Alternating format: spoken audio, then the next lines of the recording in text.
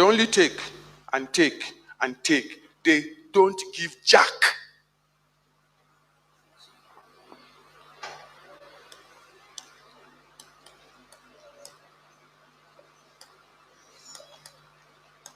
I have to skip some things. The sin of irresponsibility. When God spoke to Professor Anigbogu, he said the Nigerian church is guilty of the sin of irresponsibility. To the church in Laodicea, God says, you are blind, you are wretched, you are naked. To the church in Sardis, God says, you have a name that you live, but you are dead. To the Nigerian church, God says, you are irresponsible. What Yorubas call oniranu. We have been given so much, we have delivered so little. We only think about ourselves.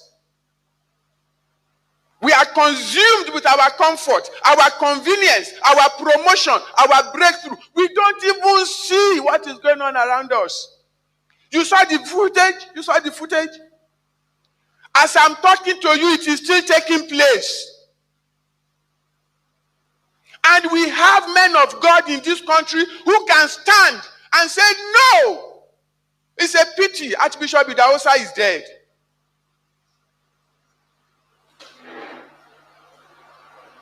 If that man was alive, maybe things would not have been like this.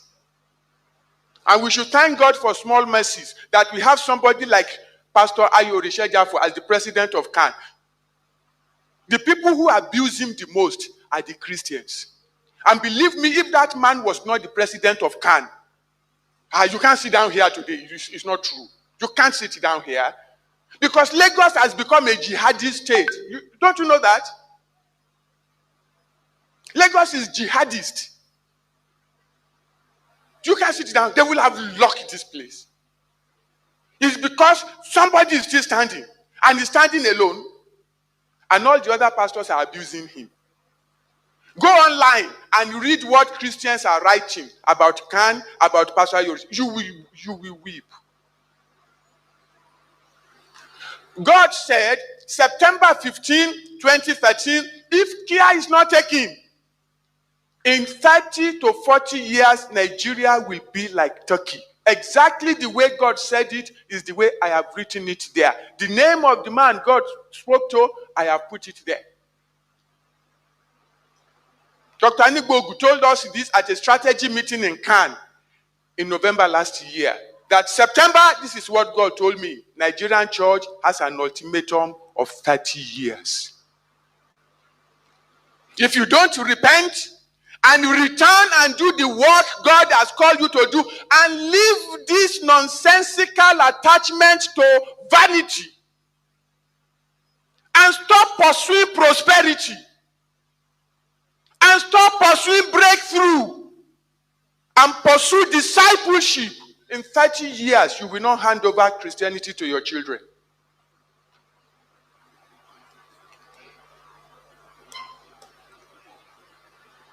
God told him to learn from Turkey.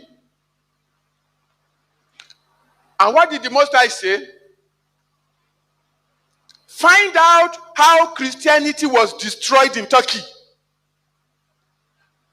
And Professor Anigbogu discovered that every mistake the Christians in Turkey made that led to the collapse of Christianity, the Nigerian church is repeating all those mistakes step by step, one by one. See, it's like we went to Turkey and asked the Christians there. We heard that you people used to be Christians here, and they said yes, but now Islam has taken over. And they said yes. Did you do something wrong? And they said we did many things wrong. So we said, okay, why don't you write for us what you did wrong? So they listed the mistakes that they made. Then the Nigerian church took the list, returned home, and started implementing it. That's what we have done. Time will not permit me to go into details. I will just run through them because there are still some things I have to share. I told you if I have to do a thorough job, I will need a minimum of 3 hours. But I will work within the 50 minutes. Number one, the church underestimated the young Ottoman ruler. The same way the Nigerian church is underestimating Islam. I have met church leaders who have argued with me. It's not possible. It's not. You mean what they are doing there? That they will do it here? No way. No way. You don't know Islam. You do not know the spirit that is behind Islam. Can you imagine, until you saw it here, can you imagine that somebody will take a cutlass and split the head of a child? When you were coming to church this morning, did it occur to you? Can you imagine somebody will burn another human being simply because he doesn't believe what he believes in? A church in Bogoro, they went to a church in Bogoro on Sunday, locked the doors, stood outside, and threw inside cans of petrol and set it on fire and refused to allow the Christians to come out. And they roasted 70 people inside church on Sunday. Deeper Life in Gombe, they were having prayer meeting in the evening. 3 of them lined up the windows with AK-47 and sprayed everybody. I was there, I saw it. I saw the place. In fact, I brought a piece of stone. I left it inside the car from Jos, from the mass grave of the 500. You can't believe it. The Nigerian church is underestimating Islam. Number 2, the Nigerian church, the church in Constantinople, which was the old name for Istanbul, which is now the commercial capital of Turkey, from where everybody in Turkey now spread out, they assumed that Constantinople was the best defended city in Europe. The Nigerian church is making the same mistake. They think they are the largest in Africa, the largest in the world. It's a mistake. It doesn't stop Islam. The leadership of the church in Turkey, within and outside, was bitterly divided. The church in Nigeria, are they united? Jesus Christ says a house that is divided, it cannot stand. Okay? On the basis of that alone, if Islam does not destroy the church, the Babalawos will do it. We are divided. We are not working as one. But thank God it is beginning to change. What makes me happy is that church leaders are now beginning to listen to us. So everything that I'm telling you this morning, I'm passing to you information. And I have to tell you the way that it is so that you can be galvanized into righteous action. I hope you are getting my point. That's why I'm telling you they are beginning to listen to us. It took a lot of time. It took a lot of work. But twice, Sister Basi attended the 2 meetings. We've been able to call them, the heads of denominations, with the president of Kanu, with the chairman of Kanu Southwest. We sat in our University of Lagos. We discussed this thing. We met again. We discussed, and they agreed at the last meeting that they will unite. Because each person, each ministry in Nigeria stands on its own. They are not connected. In fact, don't let us even go into that because we will not have time. They are divided. Global News carried this headline in December 2011, Rumble in the House of God, Nigerian pastors that hate themselves. And they put their photographs there. And they told this one hates this pastor. Why this one hates? It's a big mess. Racism and tribalism weaken the church in Turkey. Racism and tribalism is weakening the body of Christ in Nigeria. Weakening the body of Christ in Nigeria. We have the Yoruba church. Am I right? We have the Igbo church, correct? We have the Hausa church. Is that not so? Look, in the Yoruba church, if you are an Igbo man, if you carry anointing, let fire come out of your head. You are on your own. You will not reach the top because it is a Yoruba church. If it is the Igbo church, if you are a Yoruba man, possess all the revelations that you know, you are on your own. You will not get anywhere because it is an Igbo church. Only the Igbos will be that we brought our petty politics inside the church. That is the mistake they made in Turkey. That Islam is now 96%.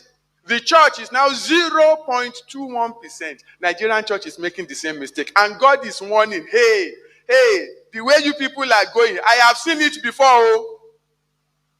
This thing that you are doing in Nigeria, I have seen it before. Oh. I saw it in 1453 before you were born. You are making the same mistake. Oh. You are going the same way. I will give you 30 years. I will hold them back for 30 years. If after 30 years you don't change, I will take my hands off your kids. Powerless church authority without people's backing and financial support. I mentioned earlier concerning CAN, the only platform we have to fight this war is CAN. You can't fight it on PFN. PFN is only 20% of the church because CAN has 5 blocks. You need CAN. All the Christians have to come together, stand as one, and say no to Islam. But see, it is Christians who are abusing CAN. And Christians refuse to fund CAN. Now, how can you execute a war on an empty treasury? It's not that the Nigerian church doesn't have money. Let me ask you a question very quickly. What is the annual revenue of the Nigerian church? Does anyone know? No, you don't. 3 trillion naira. 3 trillion. The Nigerian church combined gets an annual revenue in excess of 3 trillion naira. How much does the Nigerian church contribute to run its umbrella organization CAN? You know? You don't know? 1,250,000. Each block pays 250,000 naira. Even that 250,000 naira, there are blocks that are owing arrears for years. They refuse to pay. So CAN has no money. Islam took $21 billion. Now tell me how you are going to fight them. With a budget of 1,250,000 naira. How are you going to fight? Meanwhile, God is angry that you are not doing what he called you to do. What he called you to do. That you are now doing your own thing. So how are you going to fight Islam? No, tell me.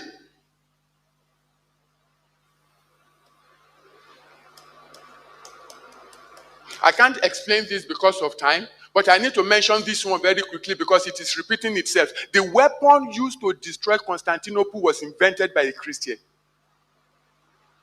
It was a Christian.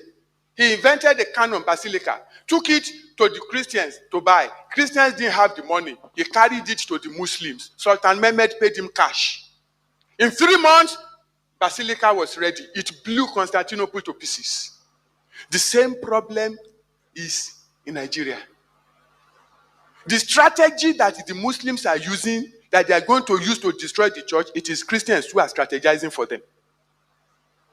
See, we've taught our people to be so sensitive to money that they've lost all sense of spirituality.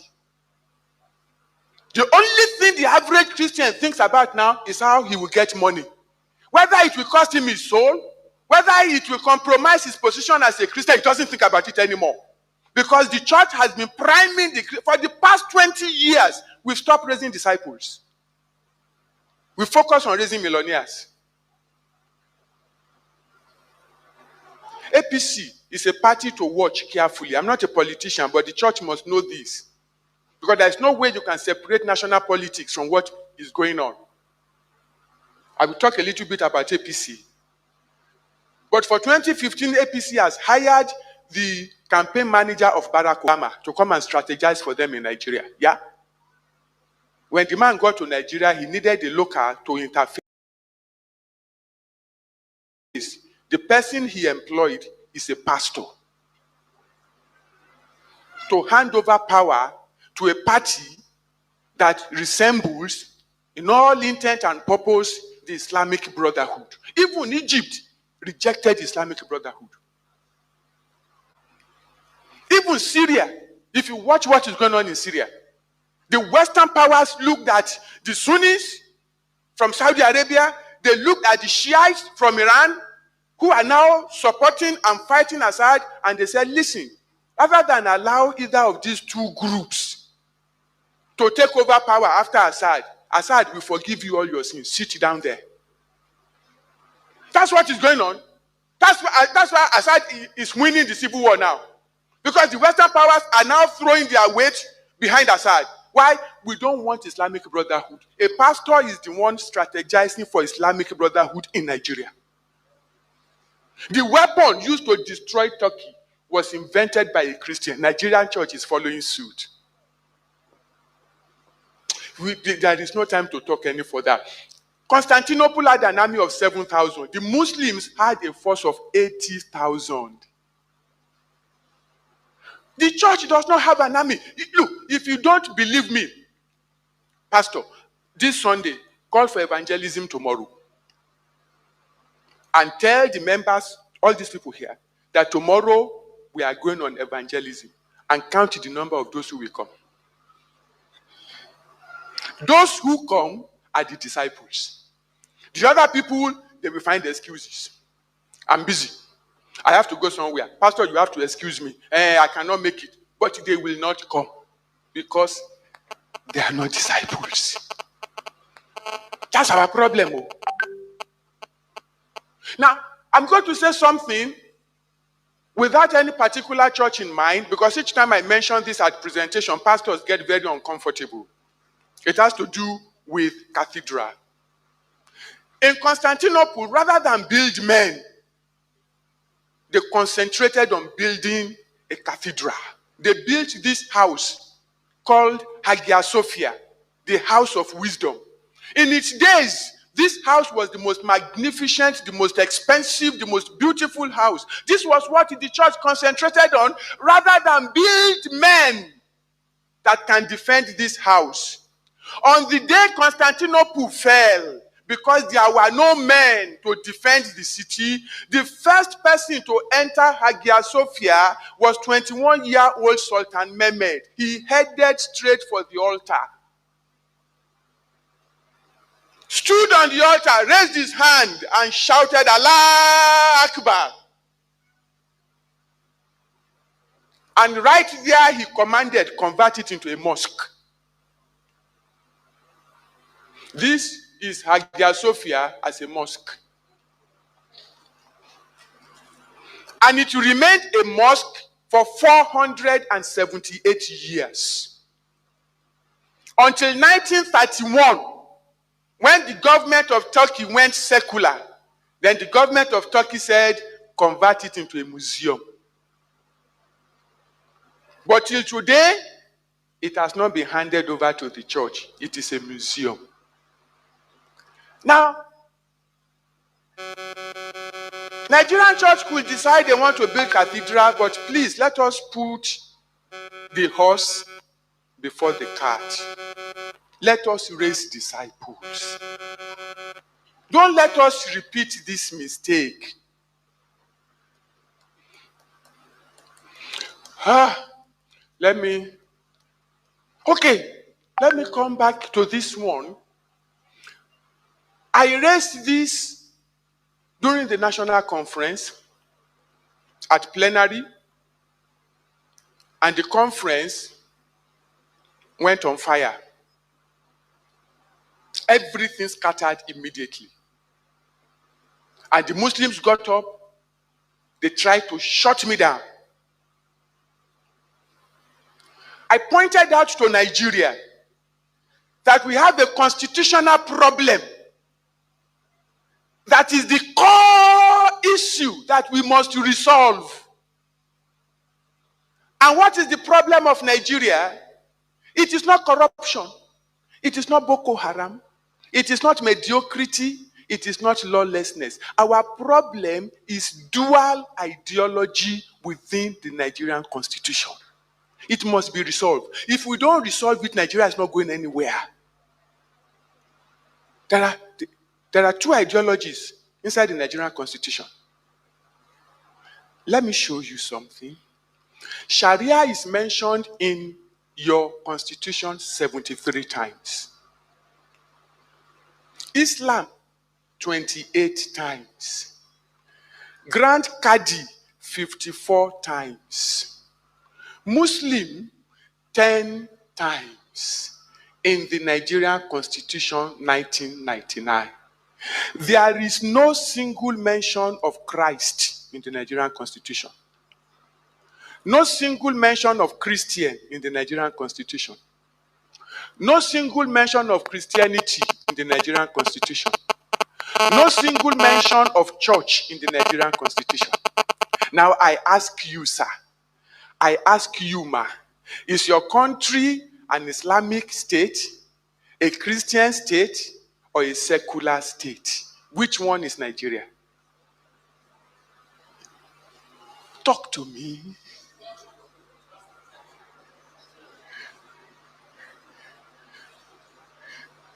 Constitutionally, Nigeria is an Islamic state.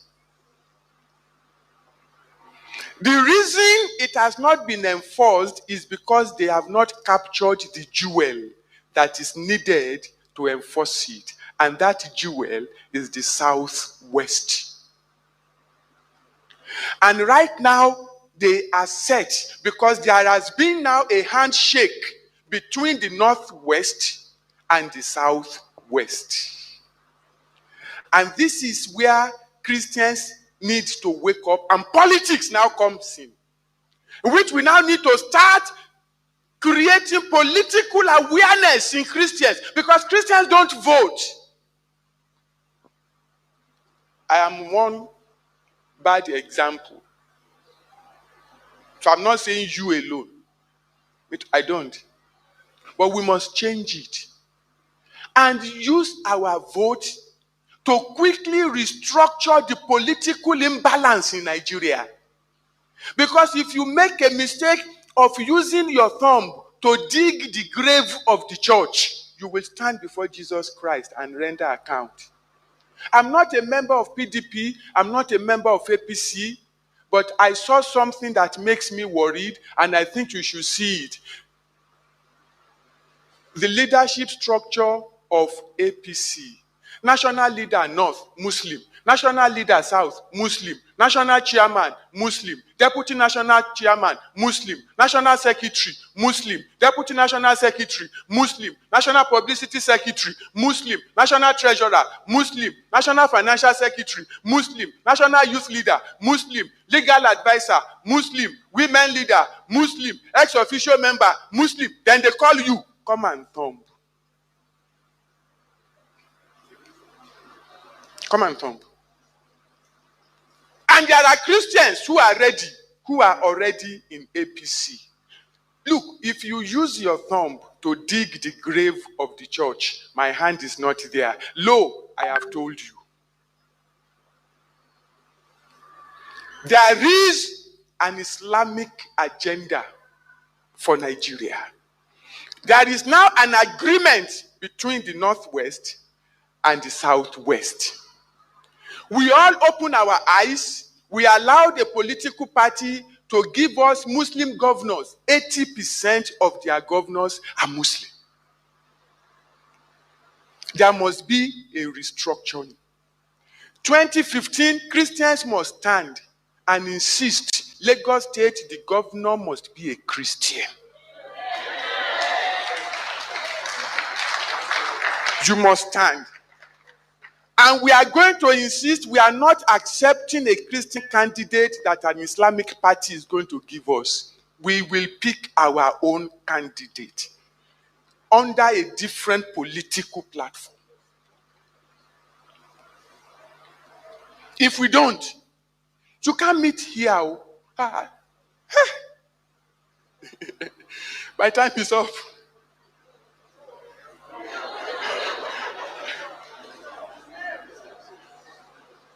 Okay. The pastor says I should continue.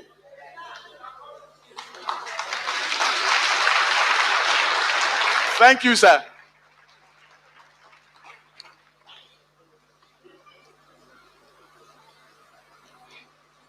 Now, let me now quickly go back and explain what I meant by dual ideology. Because I did not explain it. I was running for time. Section 1 of the Nigerian Constitution says that the Constitution of Nigeria is supreme. Read it. Say it is higher than any other law that is made in Nigeria. Abi? Section 38, paragraph 1 of the Constitution of Nigeria guarantees freedom of expression, freedom of belief, freedom of choice. You can decide which religion you want to be under the Nigerian Constitution. Then the same Constitution now has Sharia inside the Constitution. And Sharia says, if you dare change your religion from Islam to any other religion, you must die. Sharia says, if you practice any other religion apart from Islam, you must die. Both of them are inside the Constitution. So you have two captains inside the same boat. That is what is rocking Nigeria. Because the promoters of the dual ideology don't want to lose it. See, I'm in the national conference. I sit in the religion committee. I know what is going on. I can't tell you everything that is going on. We are fighting to get Sharia out of the Constitution. It is clear that if you touch Sharia, get ready for a bloodbath that you have never seen before. So we have no other option but to petition our God in heaven. That God, you have to intervene. We can't handle this. They are ready to kill to retain Sharia. That's why we need your prayers. Are you flowing along with me? I'm giving you a prayer request. Please pray that God in heaven will intervene. And that dual ideology inside the Nigerian Constitution, it will be dismantled. Because it is only when we stand on Section 38 that we can now build a society that is founded upon liberty, justice, equity, and fairness. Until then, we can't. That's why all this crisis is going on. Boko Haram is killing. Why is Boko Haram killing? They want Sharia.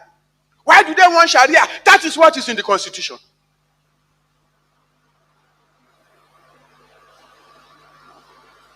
Until you remove it, you can't solve the problem. Our problem is not corruption. Corruption is the symptom. The real disease is the dual ideology. And only the church can pray it out. But right now, the church is praying other prayers. Please pray the right prayer. Now, let me quickly go. Maybe if I take 10 minutes more from Pastor Muiwa, he will forgive me. Because I need to give us the background into what we are seeing now, very, very quickly. In 1983, OIC held a strategy meeting in London. And at that meeting, they strategized how to turn the whole of Africa into an Islamic continent. The reason of OIC is that Africa is the only continent that has the largest population of Muslims in the world. Therefore, the entire continent should be Islamic. They produced a 322-page document. After that strategy session, 156 pages focused on Nigeria. They identified 7 key nations that must be captured before they can turn Africa into an Islamic continent. The 7 nations are Nigeria, Kenya, Liberia, Malawi, Cote d'Ivoire, South Africa, and Democratic Republic of Congo. OIC says these 7 nations must primarily be Islamized. And of these 7 nations, Nigeria is number 1. Once they Islamize Nigeria, then there is no problem with Islamizing Kenya. So when you hear of terrorist attack in Kenya, that they attack the mall in Kenya, it is not isolated from what Boko Haram is doing in Nigeria. It's the same. Get the connection. After they did that, OIC now zoned Nigeria. Now this is interesting. Our current geopolitical zone structure, South-South, Southeast, Northeast, Northwest, North Central. You know it was not designed by any Nigerian government. I hope you know that. Or you don't know. I hope you know that there is no Nigerian law backing it. I hope you are aware that it was not passed by any constituent assembly or by any constitutional sitting or by any national referendum. It was designed by OIC in 1983. OIC broke Nigeria into 6 zones. Not to unite us as a people, not to develop us as a nation, but to break us into little groups for the purpose of Islamization. They have taken the northwest. They have placed a stamp of Islam on it, Sharia. They have taken the northeast. They have placed the stamp of Islam on it, Sharia. They are battling furiously for the North Central, while the train at the same time has transformed into a political machinery and has moved into the Southwest. So the next battleground from 2015 is the Southwest. If the Christians in the Southwest don't wake up now and begin to pray now, because you cannot fight them the way they are going to fight. How many of you will throw bomb? How many of you will carry AK-47? You will not. But the weapons of our warfare are not carnal. They are mighty through God. So you need this information. Are you not along with me? To begin to pray now that every Islamic agenda for Yoruba land, it shall not stand. And whatever they have already put in place, Almighty God dismantle it. Whatever they have planted, Almighty God uproot it. Because if you don't get Southwest back, we shall lose the whole of Nigeria. The Southwest is the key. That is where the intellectuals are. That is where the press is. That is where the manufacturing industry is. That is where the banking industry. Once whatever you get in the Southwest, you can take it anywhere in Nigeria. It will sell. Now, there's been a handshake under the guise of a political party. Wake up. This is more than politics. This is an Islamic agenda.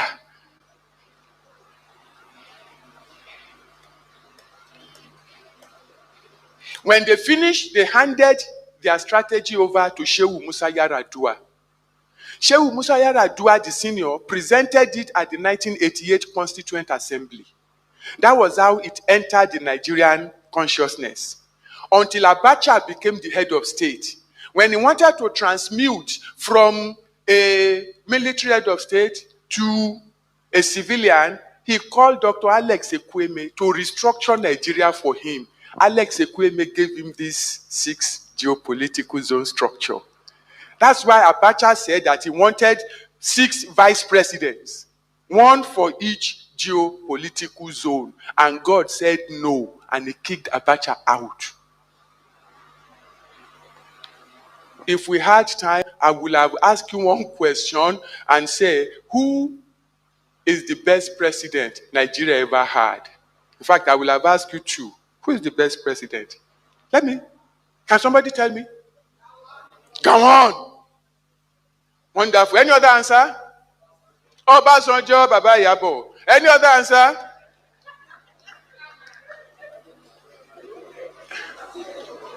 It may surprise you, sir. And you, ma. The best president, head of state you ever had was General Sani Abacha, retired and dead.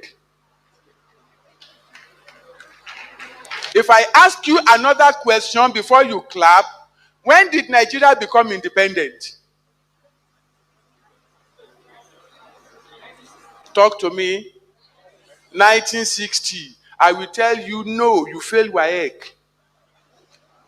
Nigeria became independent 28th of April 1996. The day General Sani Abacha was used by God to deliver Nigeria. That was the day Abacha removed Dasuki, the Sultan of Sokoto, as the Sultan, deposed him, sacked him, and appointed Mashido as the Sultan. That day, Nigeria became free. Because what the British did was that when they were going, they exchanged external colonialism for internal colonialism. You people don't have time. You are already thinking of your rice at home.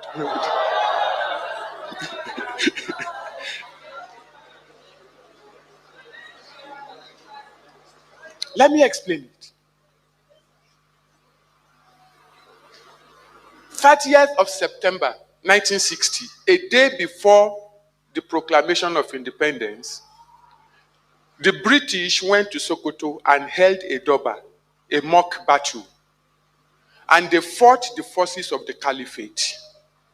And in that mock battle, the British pretended that the Caliphate defeated them, and the British surrendered. They now took the scepter of the Sultan of Sokoto, which the British had earlier captured. They handed the scepter over,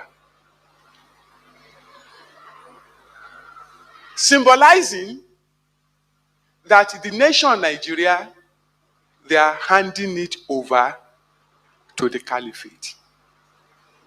The Caliphate understood what was done.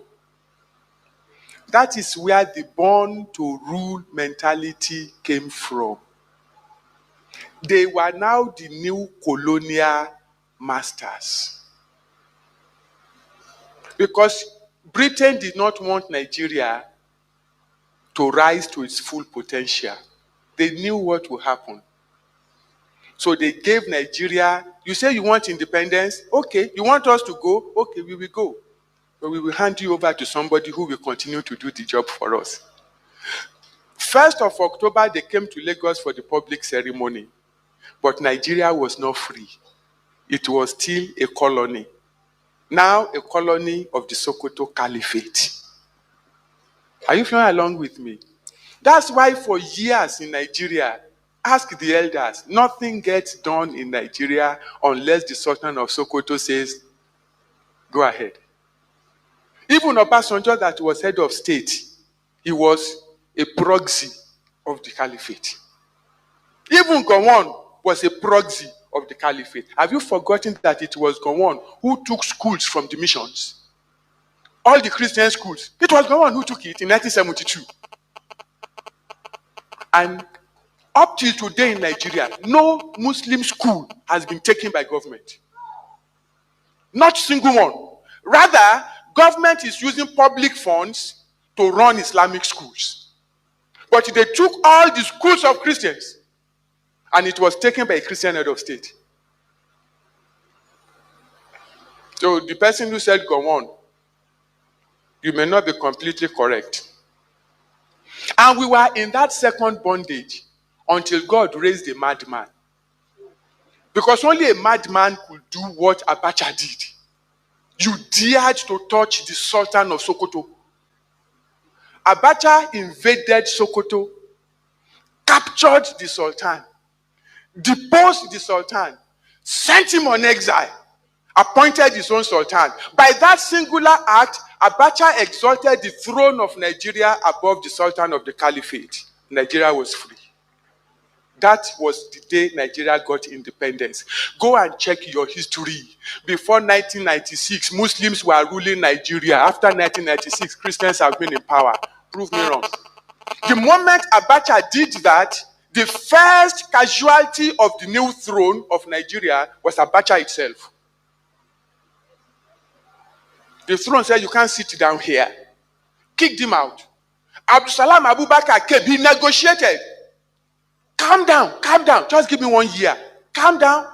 I'm leaving. I want to hand over to one of your children. So he handed over to Obasanjo. Whether he now did the right thing or he did the wrong thing does not matter. But that throne recognizes a covenant child. After Obasanjo left, he made a mistake. He handed it over to Yaradua. The throne said, what? Mine.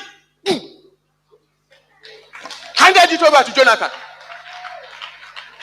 That's what is going on, church. There is a battle in the heavenlies for 2015. Now you need to understand why there is a struggle for 2015. You just read it in the newspapers. There is a struggle. Why? Because this year Nigeria entered Jubilee. 2014. Jubilee is 50 years.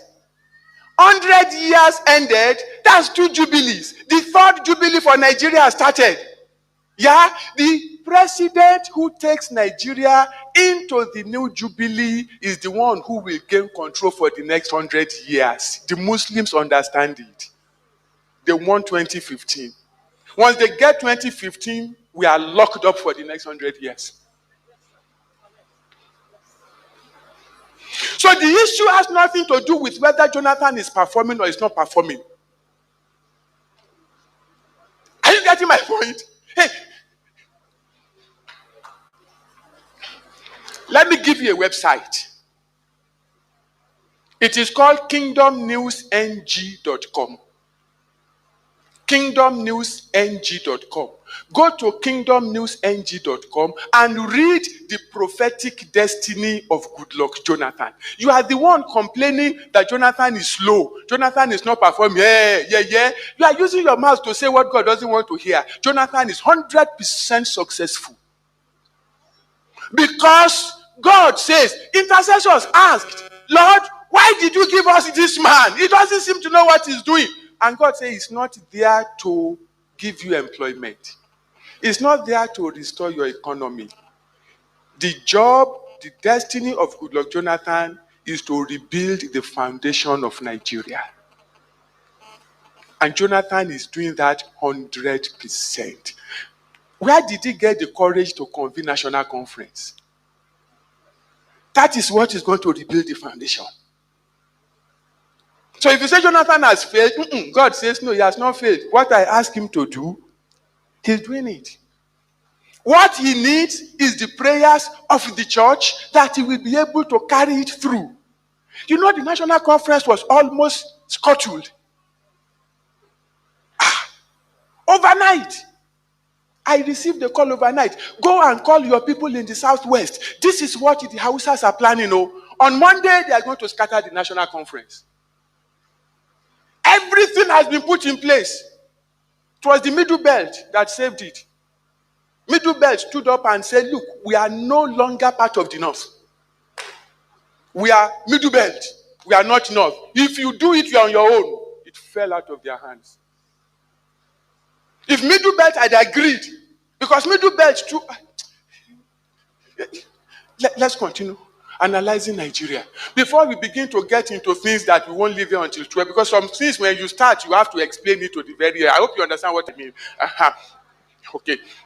Now, analyzing Nigeria. After OIC broke Nigeria into little bits and pieces, they now began to analyze. They said the southwest is.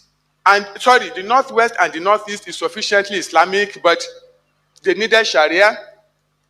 Hey, Lord, help me. I don't like using more time.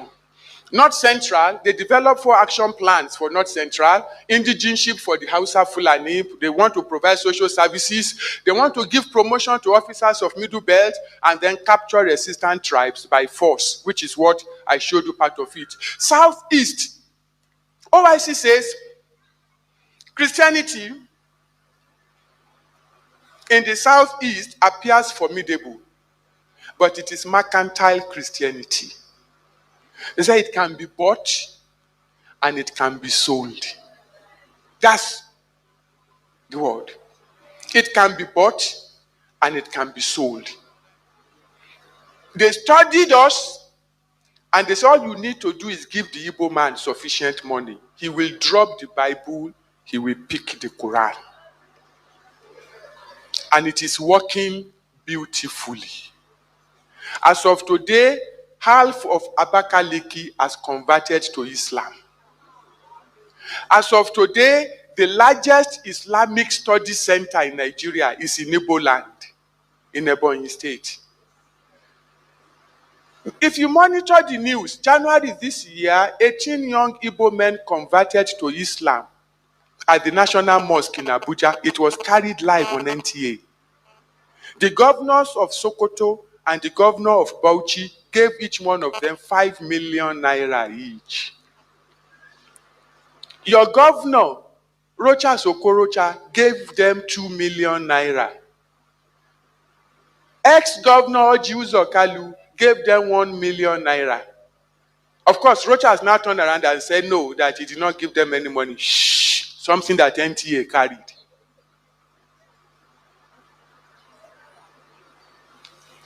I've had the privilege to go to some parts of Igbo land and do this presentation. I have told the Igbo brethren, don't expect bomb. There will be no AK-47. Expect Naira rain. They will pump money into Igbo land.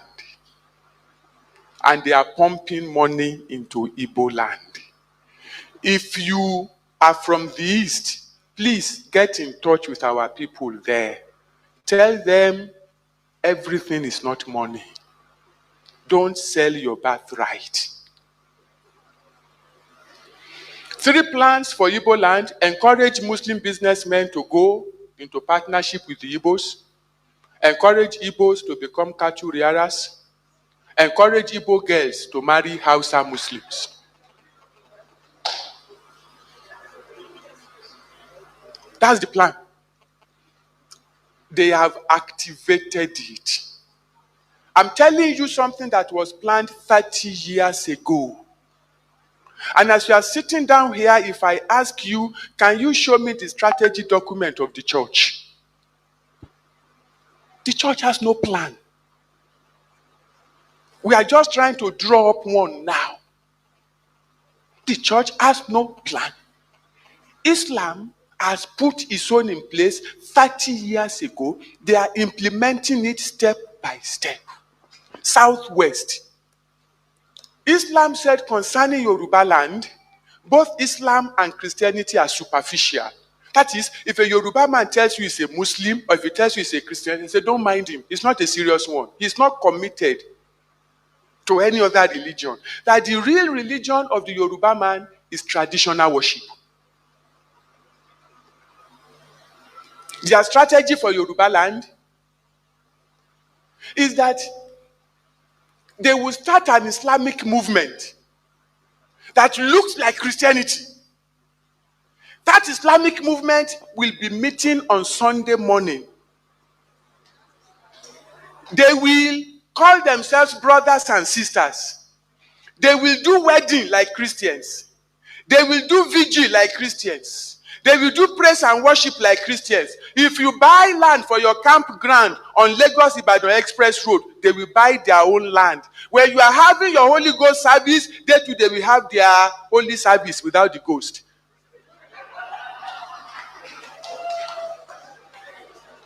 So that in the process of time, the Muslim in Yoruba land will see no difference between Christianity and Islam. When you now go out on evangelism and you are trying to convert Muslims, they will tell you, Abba, Kilode, Shebolon Kono Lansin.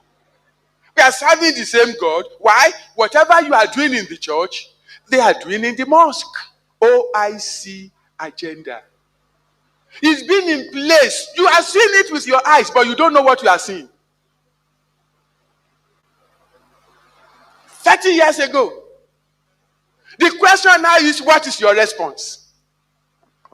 South, nothing much. All they said is, let us look for radical youths in the South. Give them scholarship in Arab nations, convert them, and send them back. Their first experiment, Asari Dokubo, it worked beautifully. They've taken hundreds of youths from Niger Delta. They are in Kuwait, they are in Dubai, they are in Iran. They are there now, and they are taking them, and they are giving them scholarship, giving them money. Those ones that come back, they will come back. They may not convert to Islam, but they will have a soft spot for Islam. Go to the south, to the north, to the Niger Delta now.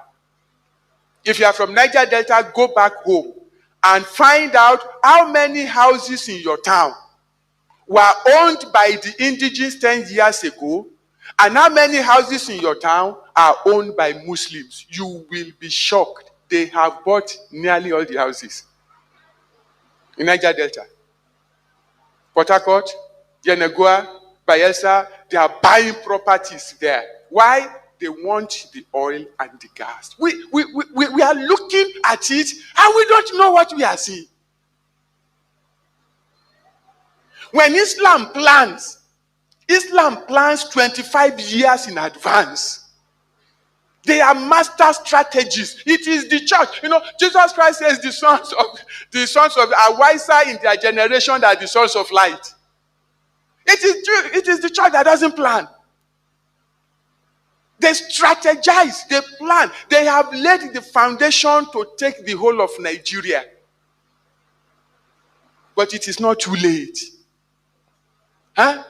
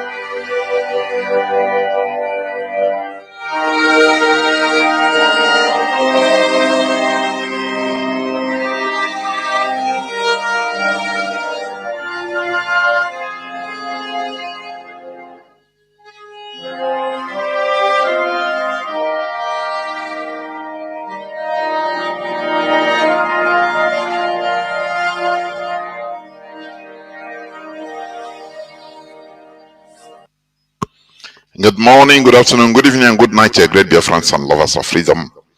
This is Radio Biafra House of Service coming to you via Radio Biafra London. My name remains Mazi Chinedu from Alo province of Biafra London. We are here live and direct. Today is the 4th day of the 12th month, being December 2025. Tata Bo Obochi Orie. Therefore, without taking time, although I have to apologize for the lateness, for coming late, it is because of some unforeseen circumstances and technical issues that we have been regulating at the background. But without taking any other time, I will hand over the microphone with the deputy, or to the deputy Directorate of States of the Indigenous People of Biafra, Mazi Nzurumike, in order to handle the microphone with other members of the DOS to address Biafrans. Mazi, please, if you can hear me, the microphone is yours. Over to you, please. Please. Yes, Jonathan, I don't know if you can also hear me. The whole world is hearing. The whole world is hearing you perfectly well. Please go on. Wonderful, wonderful, Mazi. Beautiful, Mazi, Jonathan. As usual, you are a wonderful child of Chukwuka Abiyama. You are delivering, you are doing what you are called upon to do by God Almighty. And Biafrans will always appreciate you. Of course, posterity will also be kind to you for the job you are delivering. We must have to continue a march on. Thanks, of course, for having me this evening. Also to the honorable members of the DOS who happen to be here with me on this very hallowed platform. I am also pleased that they are here tonight. Well, good evening and good afternoon or good morning, depending on your global time zone. My name is Mazi Chukwemeka Zumike. I happen to be an ordinary and humble servant of the indigenous people of Biafra in the capacity of deputy, as deputy head of the Directorate of State, deputizing Mazi Chinedu, the HOD, a very wonderful human being, one of our finest, and I'm very, very glad to have the opportunity to be serving these very great human beings, this very great set of human beings created by Chukwuka Abiyama himself. And that is why we are in a very, very, very, very holy land. The holiest land on earth is called Biafra. I am so, so glad to be one of you, all of you, globally.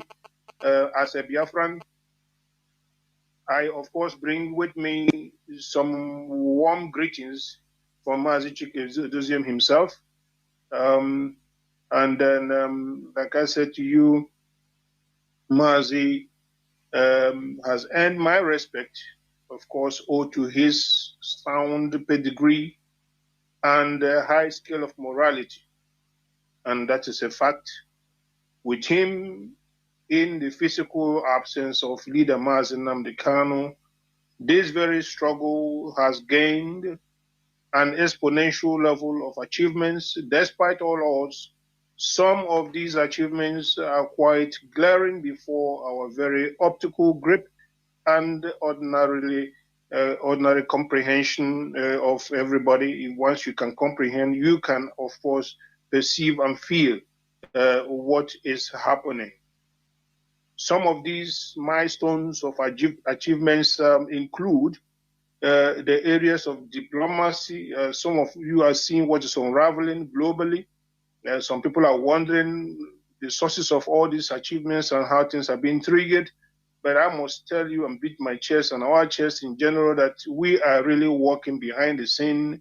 Even the zoo authority confirmed that the leadership of this very struggle is doing a fantastic job. Of course, they don't like that fantastic job we're doing, but they are echoing out there that this very, very DOS, this very, very leadership left to pilot affairs of this very hallowed movement by Mazi Nnamdi Kanu is doing a fantastic job, and that is a fact. We must continue. We must continue that. We also have things like widening the scope of our global friendship and bridges, strengthening ties with democratical and global institutions all over, maintaining a proficient legal outfit necessary for protecting the rights of the indigenous people of Biafra, and finally, ascending high to meeting the goals and the competence of our medical corps. As you all know, some of our people sporadically do fall ill, some of them in line of duty, and it is, our own responsibility. It is our own obligation to make sure that we also stand to assist those who definitely need our medical support, and we are also working assiduously in that very direction. Fellow Biafrans, today the stakes are high, and most of you probably know better than I do, and challenges quite very cumbersome. These are perilous times, quite pivotal with a caveat that questions the survival of all of us as a people, be you an Yoruba, be you an Ijaw, Efik, Igbo, or other organic Biafran citizens. These are the challenges we are facing. And in the area of security, I must mention, because I know we don't have more time, I'm trying to be as judicious as I can.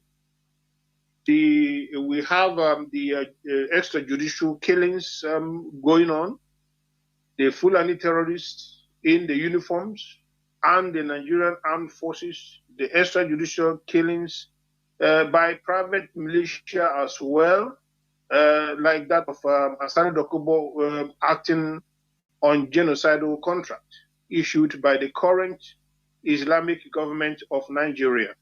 And of course, the deliberate poisoning of our source of food.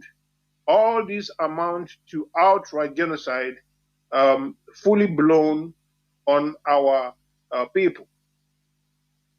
As Biafrans, we see what others don't see until it blows before their faces. We are still standing just like after the genocidal war led by the Britain against Biafrans during the 1967 to 1970 war. Like then, they still hope we would be decimated completely and our land taken over. This evil agenda for obliterating the indigenous people of Biafra from the global map and be substituted by the foreign Fulani Janjaweed Caliphate of terror will never, never happen, provided all Biafrans, both in the struggle and outside the struggle, come together, in terms of what is happening, in terms of the bigger picture, that our common survival is at stake, and that we are all duty-bound to ensuring a fierceful resistance that is delivered, or likely to be delivered, when the challenges are faced. As we all know, the challenges are now. We need to have the ability to deliver such resistances at all frontiers, wherever necessary. At this juncture, in this dire situation, I am calling on all Biafrans nationals to jettison complacency for hypervigilance, jokes for gravitas, and rebuttal for reality check. Very, very, very important because of the level of seriousness of what is happening. We are a people being plotted to be eradicated, and that we are not going to allow to happen. Biafrans in all scores of lives must take what is happening very, very seriously, for by doing so, we will become folks to be reckoned with. Because for now, some people look at us as a mere joking stuff. We need to be able to guarantee the total freedom of this generation and, of course, the generations to come.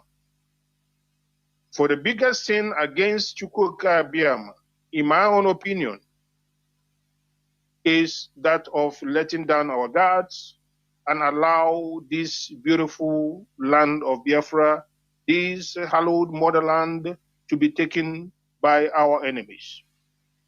And by all chronicles stated or whispered, we are who we are in our space of habitat. We are the original Ndimbo in our space, and only before us is Chukwuka Biama, and nothing more than that. Biafrans, this battle against insecurity is a battle of all.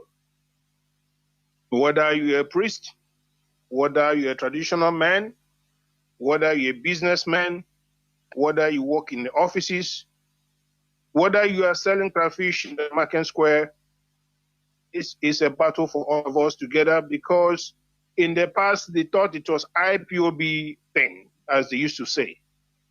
Today, The oil is touching everybody, everywhere. All Dick and Harry is being touched by that same oil that dropped out of the mouth of the bottle. Today, the reality is becoming very, very glaring. The jihadists have long declared a war of genocide against Biafrans because of who we are, because we don't worship the same God, because of our ethnicity and cultural differences. Our duty, therefore, is to fight to defend ourselves. This demand is not being echoed on Radio Biafra. This very, very demand was as well echoed by our former enemies, some of them. Example of them is Tiwa Danjuma, a man who helped to orchestrate a genocidal war against innocent Biafrans across the board. He too is calling for defense, for individuals to defend themselves. Now, as a targeted people who are facing an unprovoked and unprecedented level of atrocities, well designed and orchestrated, by the way, by both international and local enemies. No other time has been so precarious than this time of war. But as Biafrans, we are also naturally designed to take up these challenges at all fronts. None of any stone must be left unturned. On top of our list, of course, is how to ensure the release of Mazi Nnamdi Kanu, despite all heavy resistance by those quite close to him, I must say. But as Biafrans, we have always embraced mantra we all know that says, Onulube Nwenne Abanoso, and that is where we stand. We will make sure that we do what we need to do to ensure the release of Mazi Nnamdi Kanu. Some of these efforts are not being divulged on air. Some of these efforts are not being displayed anyhow in any platform. Some of them are meant to remain quiet, but quiet for a solution and for a fruitful outcome. These are being done, supposed to be done. While some people are dancing in like masquerade in the market square, all this matters. This very leadership doing what is necessary for effective results, like we have always done. When we are done, the people are only exposed to us. And we must continue in that very fashion because we know it works. Now, in view of all these developments, this movement has not, beside the issue of insecurity, the protection of our people, we have maintained, like we have said in the past, the enhancement of cultural potency become key. We begin to think about your insecurity in other areas as well. There are things we call food insecurity. So, makana ana eme no.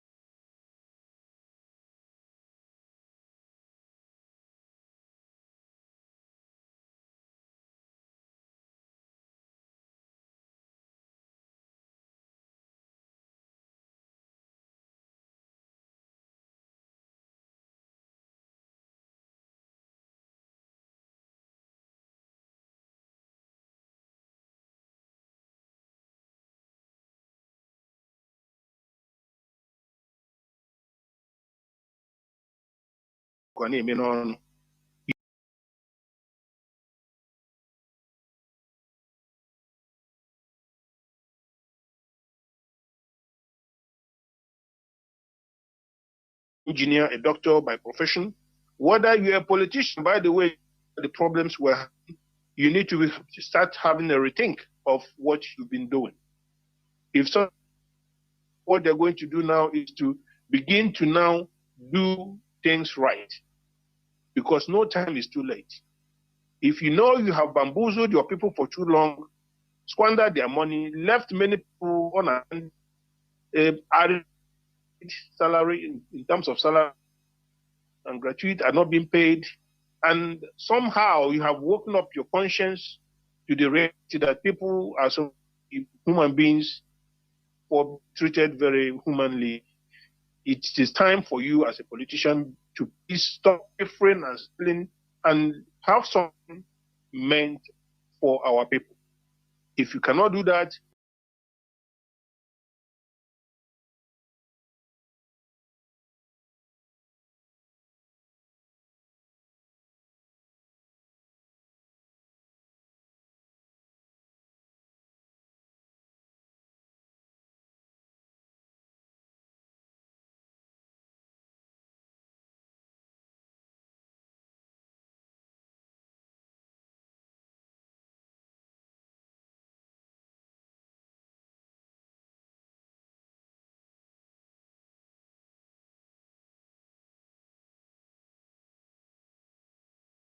work towards agricultural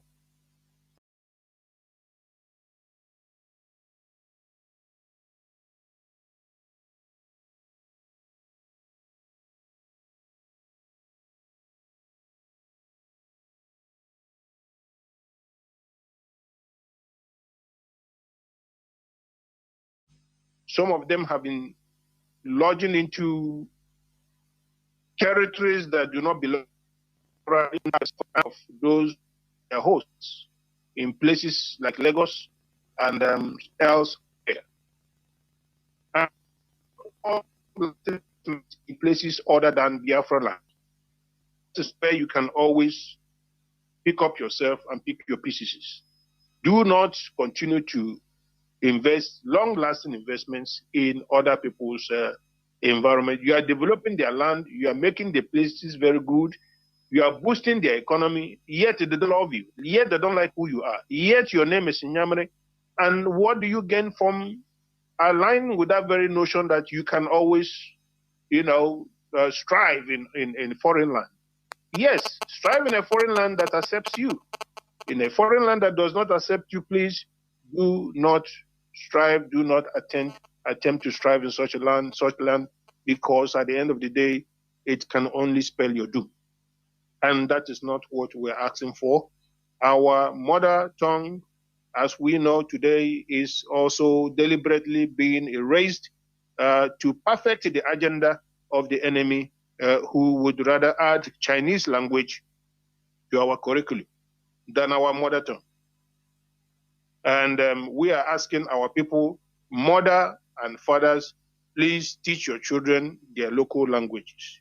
It can be Igbo language, it can be Efik, it can be Ijaw language, it can be Urobo language.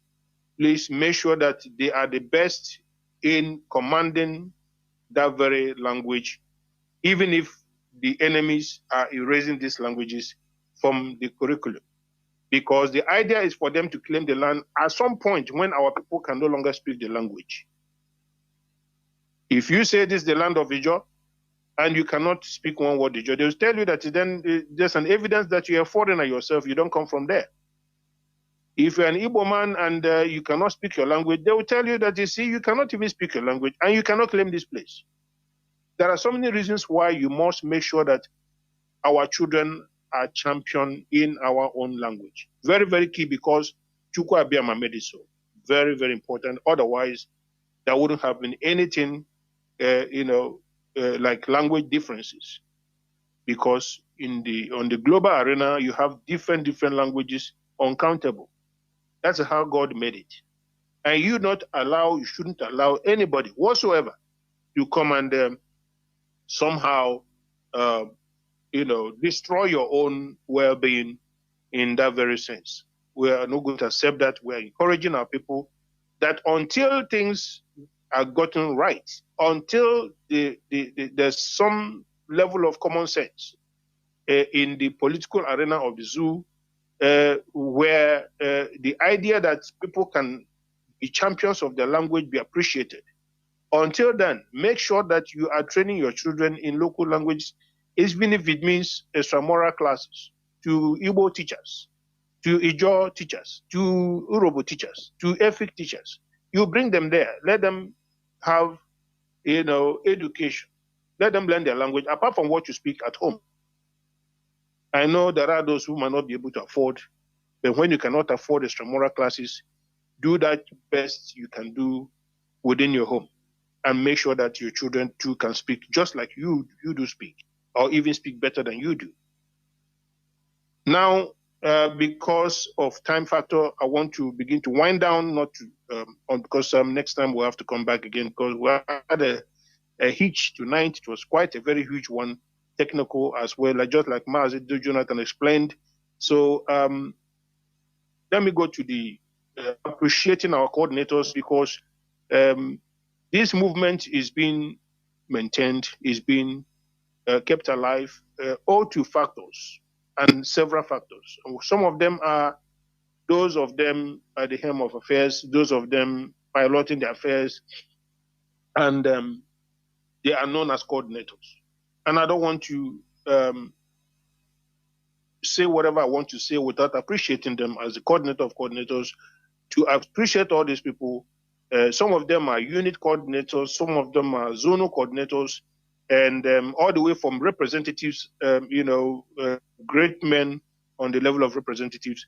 As we all know, they are doing a very fantastic job, and we all want to thank them. Biafrans in the grassroots, those of them who are making the job of their coordinators very, very, very possible, and are making them very, very successful. I want to thank you on behalf of the leadership of the very struggle for conducting the way you've been conducting yourself, with utmost discipline, and that is why we have come this far. Very, very important that we continue to maintain discipline in all we do, at all times and at all places we find ourselves. You are well appreciated by this very, very leadership. Our job, of course, is to maintain, order at all times, have each other's back. You see your brother falling, and for one reason or the other, requires some help. We are asking you to offer that help if you're in position to do so. And in so doing, we will be able to move and climb the ladder all together. Very, very important. I want to specifically thank Biafrans in South Africa to continue to do what they're doing. We know the Rep Mazi is doing a fantastic job. The South African National Coordinator is awesome. He's doing Mazi is doing a very, very, very fantastic job. And that happens to be Mazi Su. Mazi Su, thank you so much for piloting the South Africa as a country, because you are the national coordinator there, doing a fantastic job. Obiuku is our representative, and he is also in charge and doing fine. In East Africa, I want to thank Mazi Joseph Guim to say continue and maintain the decorum and the progress of our people in East African flank. In the central and northern flank, Mazi Chinemerem, you are also doing a fantastic job. We want to thank you for your service and ask you to continue to do so. Mazi Onole, very, very formidable Biafran. He is in charge of West Africa, and very soon we are going to make available a new deputy for you, so that the work will be much easier for you. Just in a very, very few space of time, we are going to make sure that you have a deputy to assist you to make sure that the work you are doing is made a little bit easier for you. Let me go to Anambra and call upon Governor Soludo and what he is doing. Governor Professor Soludo, I thought you were a professor. A professor is supposed to know a lot better than others. That is the perception. Of course, we know that that's not the case all the time. But in any case, at least an iota of knowledge should be displayed by somebody who happens to bear that title and for you to be there, and have our people killed and picked up. I'm talking about Biafrans, So do those attempts to do the bidding of the enemies, for us, is unacceptable. We are peaceful people, very, very, and our movement is anchored on peaceful approaches and nothing violent whatsoever, because we know that without violence we can achieve what we want to achieve.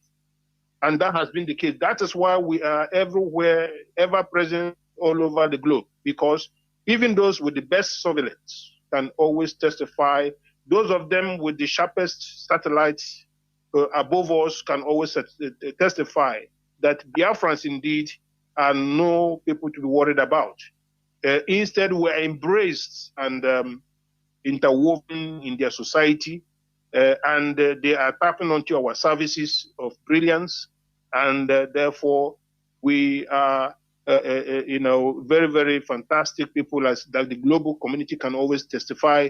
And I don't know why in our place, in our homeland, in Anambra, that people can be picked up arbitrarily and be, decimated in some cases, and scores of our brothers and comrades who are innocent and peaceful, just arbitrarily been rounded up for who they are, for being who God Almighty created them to be, and that is being Biafrans. This is unacceptable. Governor Soludo, you are being called to retrace your steps.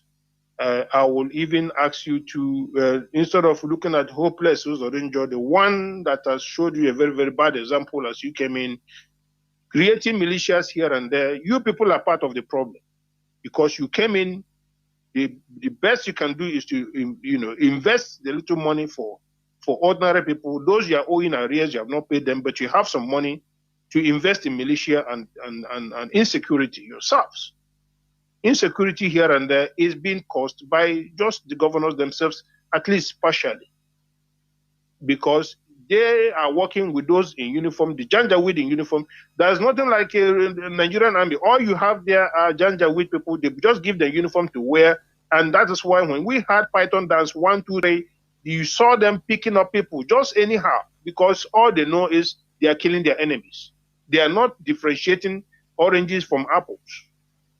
That is what is happening. And our so-called governors are supposed to know all these things.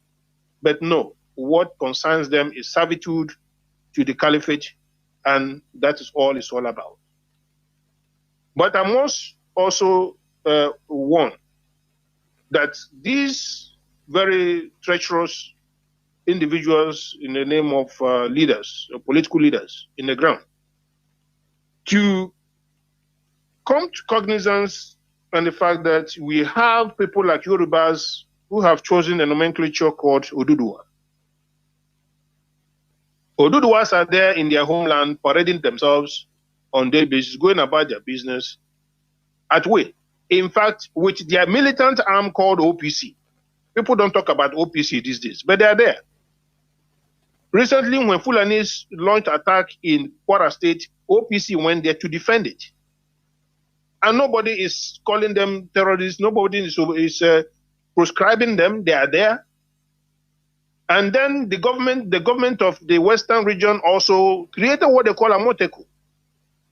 Amoteku is also well appreciated and fine, and being even sponsored officially. Yet they are embraced by their own people and well supported. When you go to the Northern Enclave, you have what you call Islamic Caliphate of the North, who have chosen their own nomenclature as well. They call themselves Arewa. In fact, decorated with world most dangerous terrorists, as we all know, recently well unraveled, and unraveled in the past by our leader, Mazi, Nnamdi Kanu. He warned the world that these people are coming, apart from the homegrown terrorists, there are also going to be more coming inside that zoo. And that is happening today. So this is to tell our so-called governors to know how to appreciate themselves, appreciate their own. The ESN never hurt anybody. They never killed nobody. They never tampered with any lives in Biafra land. When initiated initially by Nnamdi Kanu, they were all embraced and there was calm everywhere. In fact, our enemies were very, very careful coming in. Today, they are all driven by Dangote trailer. By Dangote trailer, they are driven in that Dangote trailer with their motorcycles, with their rifles and everything. It never happened initially when NSN was there, before the proscription of our movement and so on and so forth. It's only in Biafra land you find political class being so foolish. It's only in Biafra land. When are they going to copy and do the needful, like all their other their counterparts, some other places? They are there protecting them. In fact, even the Northerners are coming out boldly defending the same terrorists that America wants to now attack. They say, don't touch them, they're our people. Don't touch these, our brothers and sisters. So, we share one DNA with them because they are terrorists. It doesn't really matter. So you see the level of, you see what is happening. You see what is happening. None of these our governors are raising any alarm. None of them are raising an eyebrow to say, this, what is happening in the North, the way they're treating them. In fact, the way they're treating the non-terrorists themselves is really, unheard of. It's unheard of. You would think that people will say, okay, we know that they are our brothers, but since they are terrorists, they should be getting rid of. They should be getting rid of because we are going to be their victims as next online. No, but they are saying, no, leave them, or we share one blood with them, or don't touch them. But peaceful Biafrans either holding meetings, having discussion about freedom, talking about how they are going to, dreaming about Biafra, discussing and dreaming about how the future Biafra is going to look like. Peacefully. These are people with families, with children, people who go to churches to pray on daily basis, some of them on weekly basis. Very, very peaceful people are being targeted and destroyed by their own. Not by none other, by their own. Ojo Zakalo was boasting that he gave a law Anta as a Ruga. The video is still there. This is your own governor. He bragged that he was one of those who called in the generals to come and start killing our people. And he's there parading himself as governor. Shamelessly parading himself as governor. These people are our problems. Asaro Dokubo is boasting to everybody, I am working there in Anambra, I am working there in Enugu, I am there in Olo, in Imo State, I am there here and there. What is he there doing? He said his people are decimating our people. The idea just now on our children, invited by our own governors. Is that how to handle, even if you have some issues with some people, you don't agree with them? Is it others are holding meetings with so-called terrorists? But for you to call peaceful people who don't have any arm and sit down on a round table and have a discussion, you cannot do it. You go and invite a Asari Dokubo militia to come and kill your own people. That is all you can do. Shamelessly. And I am saying it on note that posterity will never be kind to all these wicked monsters. That's why I put it. On this note, Mazi, Jonathan, because of time factor, I would like to usher in Mazi Abanyim. The European rep is here with us. He's one of us, fantastic human being. He's going to address Biafrans at this very juncture. And then after that, we're going to have Mazi Nachi. I think he's on board. Mazi Azayoba was supposed to be here, but I'm not sure he has joined us. Mazi Abanyim, I think you can take the microphone and move ahead, because we are also at the end going to entertain some few questions from the audience. Thank you so much. Ndewo, Mazi Nzurumike, our Deputy HOD. Thank you so much for the wonderful presentation, and I believe our people have taken note of what you have just said. They say in English word that to be forewarned and to be forearmed. A stitch in time saves 9. So so thank you so much for those words, and thank you, Mas Jonathan, for anchoring this program. Biafrans all over the world, greetings from the office of the European Rep. My name is Mazi Austin Abanyim. I come from Amike. Amike is in all province of Biafra land. And by the grace of Chukwu Kabiam, I have continued to serve in just of Biafra in the capacity as European representative. So I want to thank Chukwu Kabiam for the life given to all of us and for the fact that our land has not been fully invaded by the Fulani. We have just, thanks to the IPOB, thanks for ESN, the plan of the Caliphate has been to, take over our land by now. They have just been delayed or stopped by IPOB, thanks to Mazi Nnamdi Kanu, thanks to IPOB and the ESN who are there night and day protecting our land, our people, and their farmland. I want to begin by praying for Mazi Nnamdi Kanu, our leader who has been unjustly sentenced to jail, but we know that it's not going to hold because he has committed crime known to law. He has committed any crime, he would have been jailed long before now. So all those travesty going on in Nigeria, we know that the Nigerian court is cash and carry justice, and they have met their end in the person of Mazi Nnamdi Kanu, who is uncompromisable, who is hardcore to the core, and who has established this hallowed family called IPOB.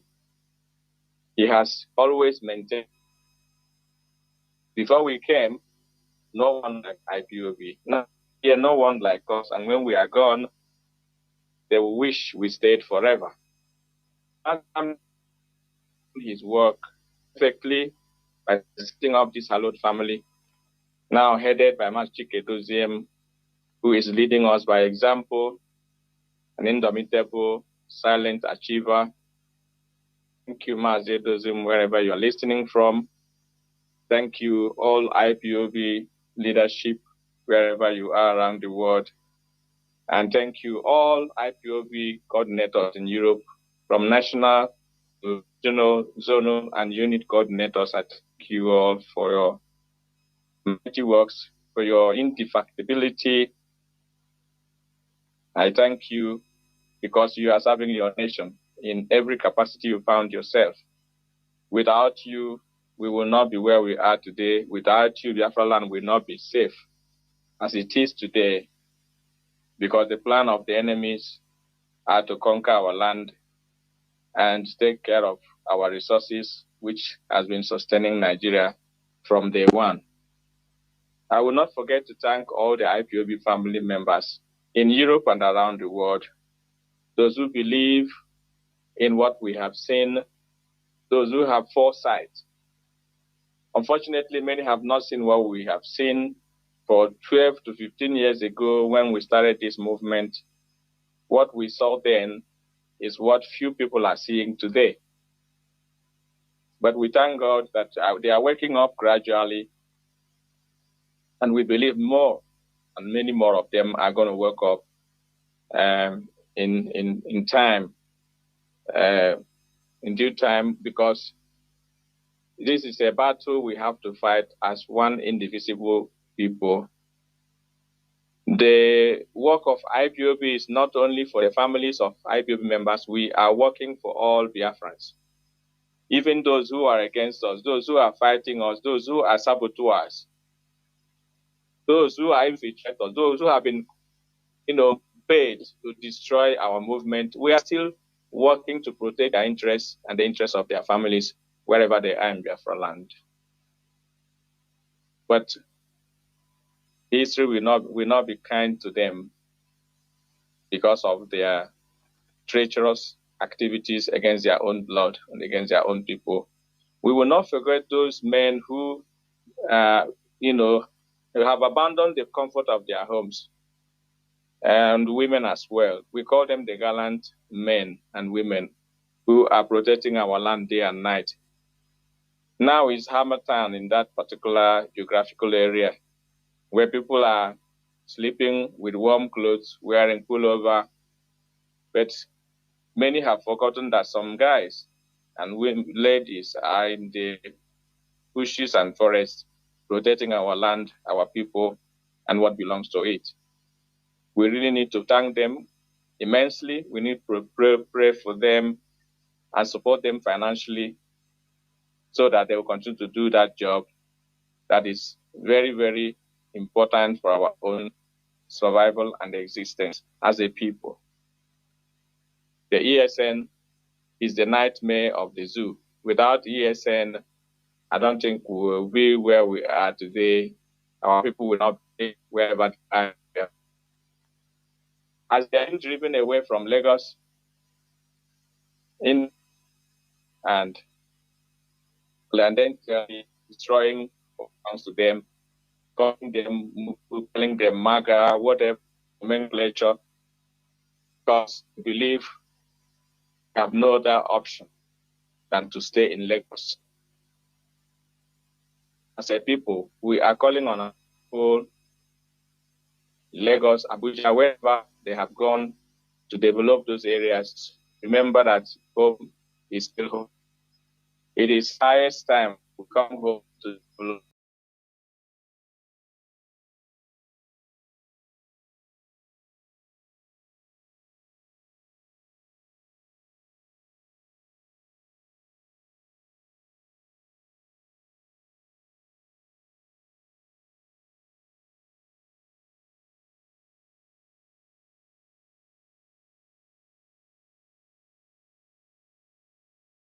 Our own part of the country.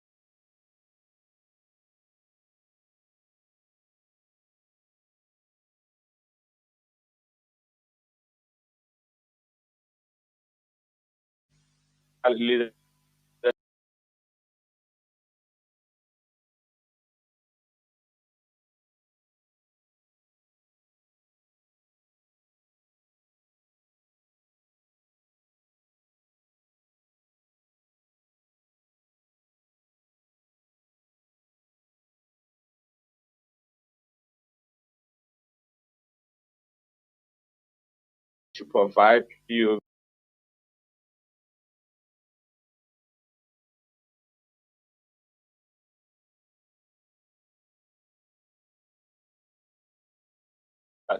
Judy has already alluded to continue cultivating their land and so that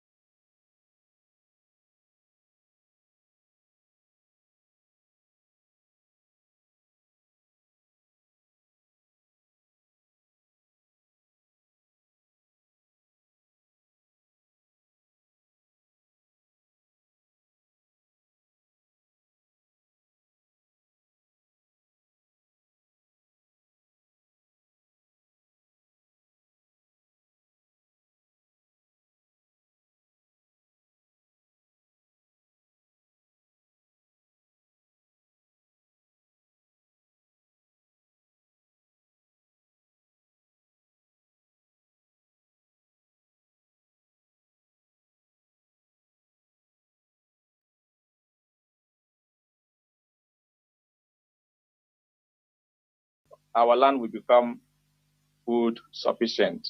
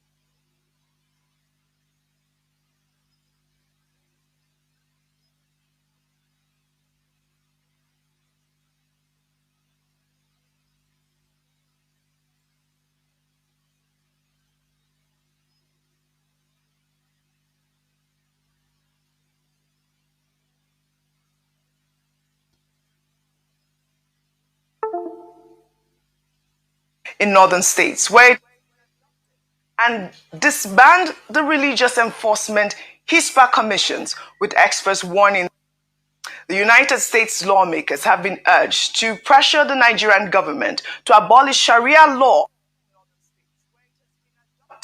and disband the religious enforcement HISPA commissions, with experts warning that these laws and groups are fueling systematic anti-Christian persecution. While during the joint House briefing on Tuesday, Council on Foreign Relations Senior Fellow Dr. Ebenezer Obadari testified that the primary drivers of violence, Boko Haram, ISWAP, and radicalized Fulani militants exploit Sharia frameworks and Hisbah officials to impose extremist ideology and operate with near total impunity. Dr. Obadari laid out a twofold strategy. First, work with the Nigerian military to neutralize Boko Haram, and second, pressure President Tinubu to make Sharia law unconstitutional in 12 northern states where it has been adopted since the year 2000, and disband the various Hizbah groups who are seeking to enforce Islamic law on all citizens regardless of their religious identity. This is another push that we are seeing, Dr. Abati. The call for the ban of Sharia law also is an uncomfortable conversation that needs to be had. Your thought? The Sharia. Yes. Now, it was Dr. Ebenezer Obadari, he used to be one of our colleagues in those early days, who recommended that two solutions to address the problem in Nigeria. Put pressure on the Nigerian government to do a lot more. Then ban Sharia in 12 northern states, and also ban the Hisbah units. Yes. Well, the thing to note is that the Sharia law is in fact in the Constitution of Nigeria.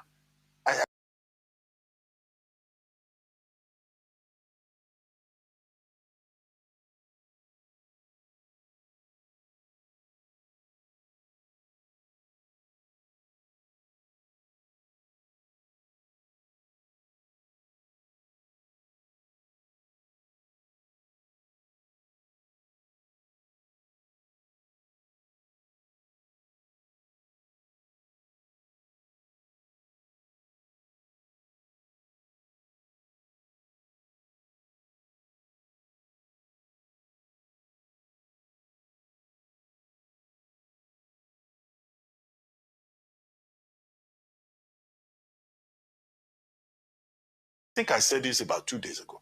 In sections 275.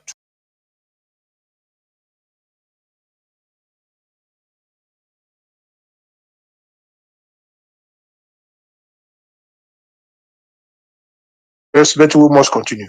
Mazi Nachi was speaking. Mazi Nachi, please, may you continue your speech? Have your microphone. Thank you so much. Thank you, Deputy HOD. Thank you for your kind ways to Biafrans, friends of Biafra, and lovers of freedom. Thank you, Mazi Abanyum. Well spoken. Thank you, our host, Mazi Jonathan Wachineke. Thank you for what you do for motherland. Of course, as we have known you over the years, you have continued to remain resolute to this very cause for freedom, for liberation, for motherland, Biafra. Fellow Biafrans, lovers of freedom all across the world, good morning, good evening, good afternoon, depending on your location. My name is Mazi, by the special grace of Elohim, I serve you all on this very movement as your South American rep and as a member of the DOS, and of course serving in other capacity as well for this very cause of motherland. I am from Africa South. Africa South is in Ebonyi State. Ebonyi State is a Biafra land. My fellow Biafrans, my lovers of freedom all across the world, we are here again to give you these very words of freedom, words of liberation, the words from heaven, the gospel of truth, the gospel that pierces through darkness and bringing light to that very damnation called the Republic of Zoo, the Nigerian state.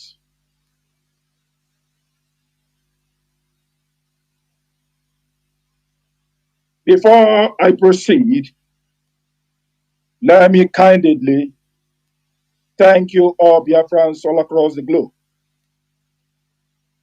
Of course, we have gone through storms, we have gone through persecution, we have gone through marginalization over the years, especially since the rendition, the extraordinary rendition of our leader Mazi Nnamdi Kanu, 2021. Of course, if I'm not mistaken, since June 2021. But you have all remained resolute. You have all remained formidable. When I see what Biafrans, ordinary Biafrans, not even IPOB members, how you defend this very cause, how you stand on your right to freedom, your right to speak up for our leader Mazi Nnamdi Kanu, defending this very movement, defending what our fathers and forefathers fought for. Of course, it gives us nothing but joy. And for us across the leadership, that very motivation to continue to champion this very cause, irrespective of the persecution we go through day by day. Your formidability are well encouraged. Your resoluteness are well encouraged. From the coordinators in Biafra land, members of this very movement in Biafra land, and of course our ESN coordinators across South America, members across South America, across Europe, across America, across Asia. We want to thank you. You are wonderful people. Once again, your formidability are key to our own motivation to keep on going, to keep on marching, knowing fully well that we represent you, the Biafran people, that are fighting day by day on the ground, in the streets. Wherever you go to, you champion this very cause. And of course, even Biafrans in Sokoto, where our leader is being kind of transferred to, all the way from Abuja. And you see Biafrans going in with joy to welcome, to pay a visit to our leader. And that reminds us to the saying of our fathers on the day one Nabal also. Thank you once again. My fellow Biafrans, I would like to recall us back to when this very movement encountered extraordinary condition of our leader. What this very leadership went through, the blackmails, the lies, the propagandas. Remember, they told you, and even when some of us who came out, we said, no, we don't know what happened to our leader. We don't know where he was. And there were some who knew or sabotage our leader at the end of the day.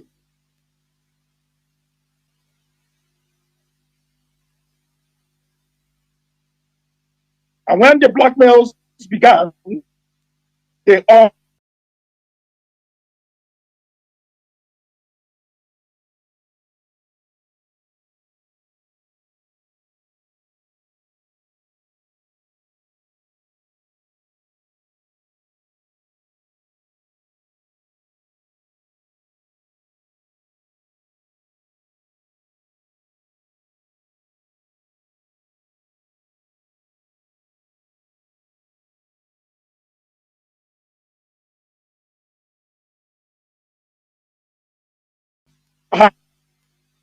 idea facing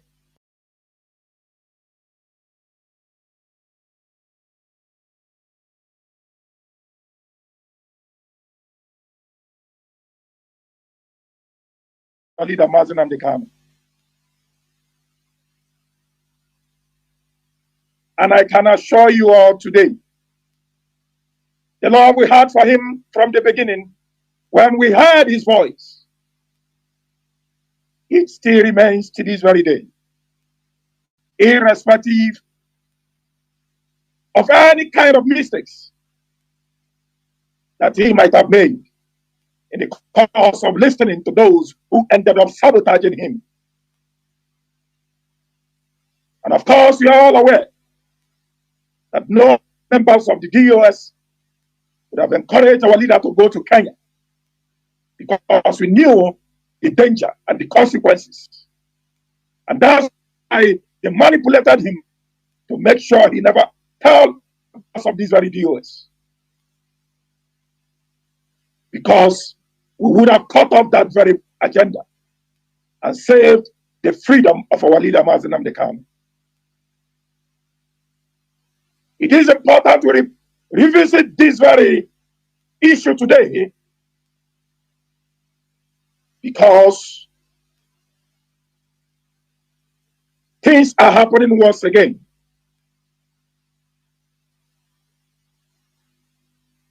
We fought off the co-pilots.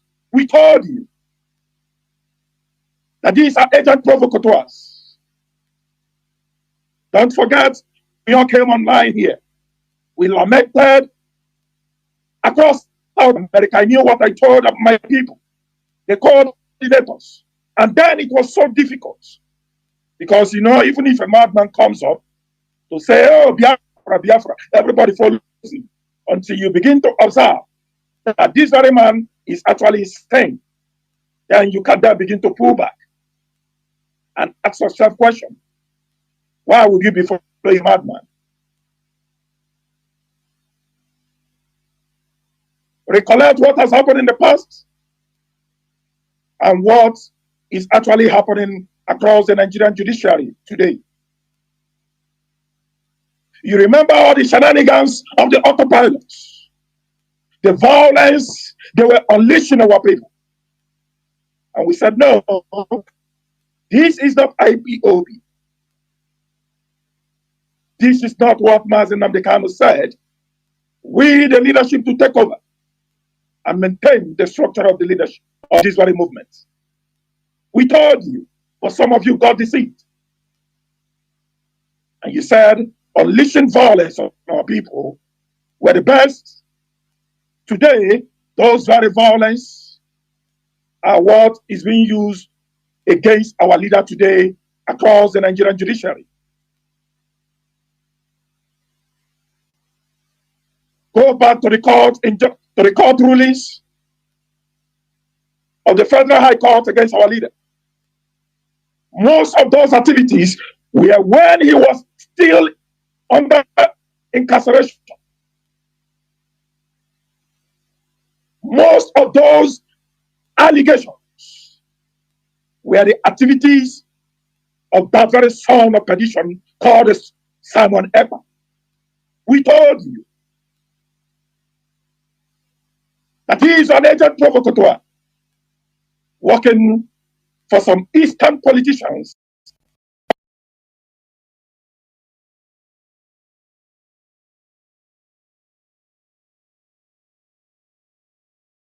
standing tall, standing strong.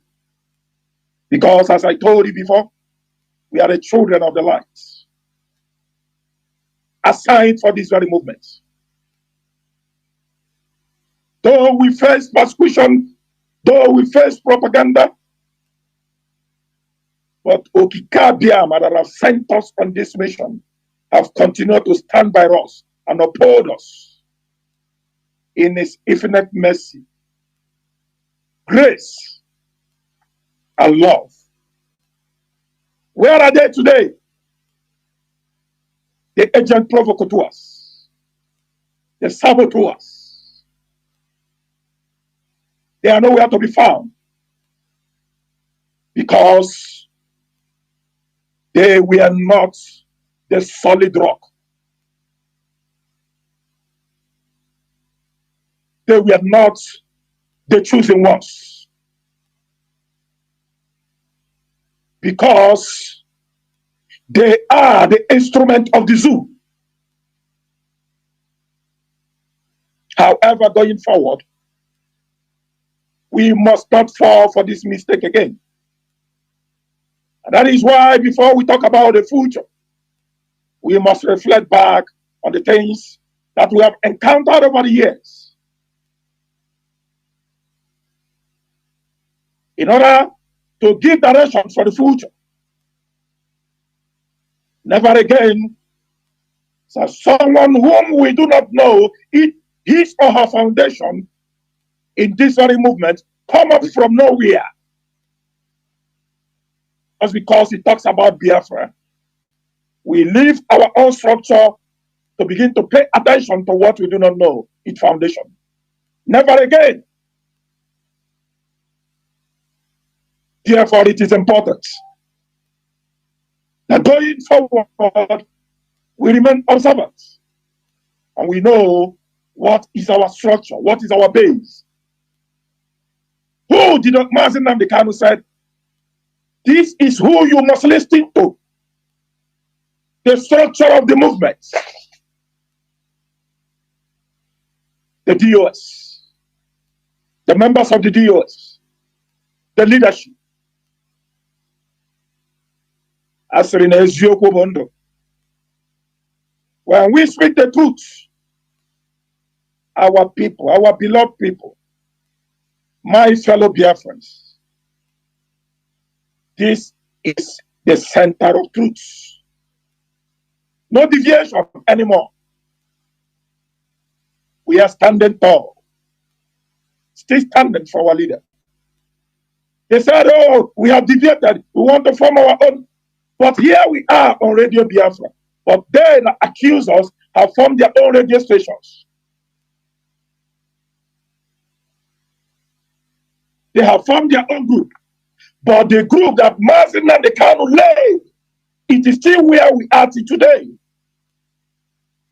waiting patiently for our leader Mazi Nnamdi Kanu. What does that tell us? It tells us one simple truth. The DOS, the members of the DOS, headed by Mazi Chinedu, the HOJD, that is where the truth centers on. Now, what are we seeing?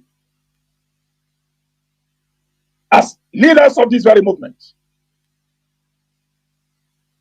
we are beginning to sense danger that we raised alarm over in the past few months. The change of Lego team. Once again, the mistake they made,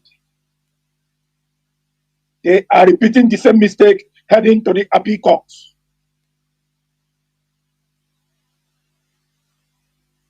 They are repeating the same mistake again. We raised alarm over the past months. We said the change of Barrister Ifeanyi Ejiofor and San Ezekome were wrong decision. We said it here. Internally, we raised objection to our leader. You do not change the goalpost at the middle of a match, especially a serious match.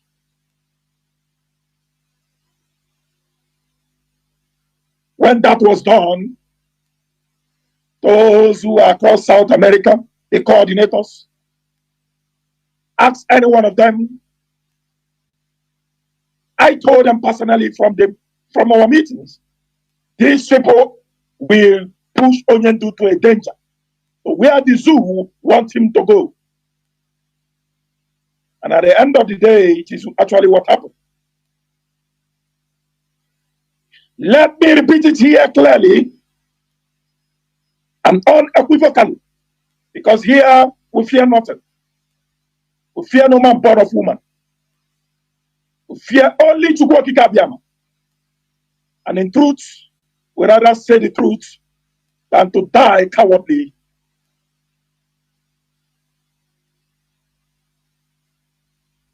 Barrister Loy, Ejumako, and Barrister Maswell, they are not capable of handling the legal proceedings of Mazi Nnamdi Kanu at the appeal courts. They are not capable. They are jeopardizing everything going on there.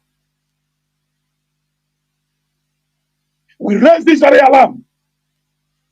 Why they were mesmerizing and playing shenanigans on the camera across the zoo, judiciary.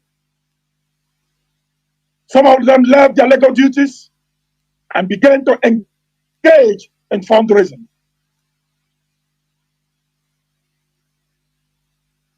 Jettisoning their own legal duties, focusing on money. And at the end, it was very clear they will advise Mazi Nnamdi Kanu wrongly. They could not defend tactically a very clear case that Mazi Nnamdi Kanu should have won at the Federal High Court. Go back to their interviews. Ask yourself a sincere question. Truly, can these people stand to defend Onyendu Mazi Nnamdi Kanu? These people that you are hearing their voice, tell ourselves the truth.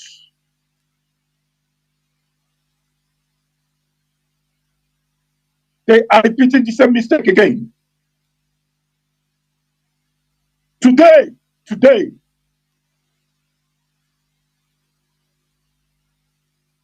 a court injunction a court ruling was made by simple legal mistakes that should not have happened.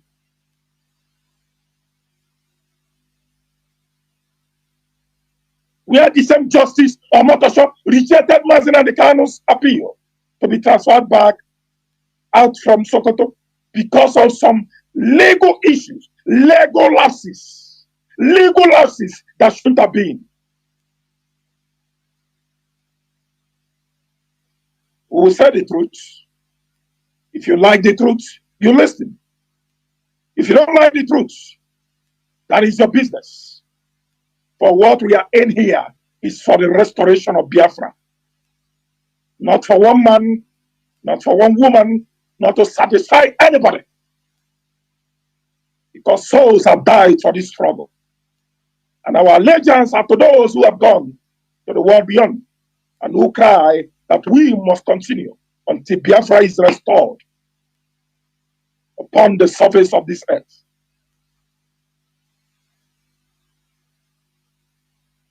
My fellow Biafrans, we are here once again to raise this very alarm again. There are legal lapses. Very, very clear that we must not continue. That Mazi and Kanu must not continue. Maswell and Barrister Lawyer Ejimako cannot handle Mazi and Kanu's case tactically and technically in that very Nigerian judiciary. They lack the very technical know-how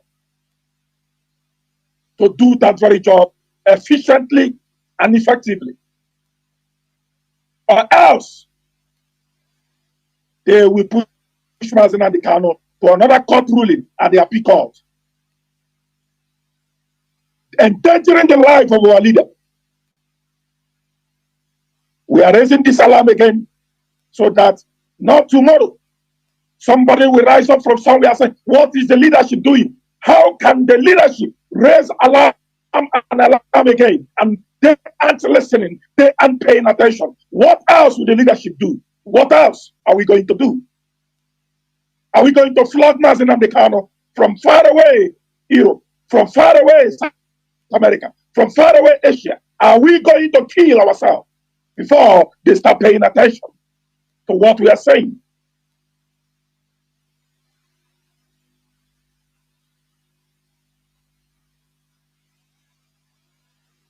I will stop it here on that very issue. But it is pertinent that it is being talked about,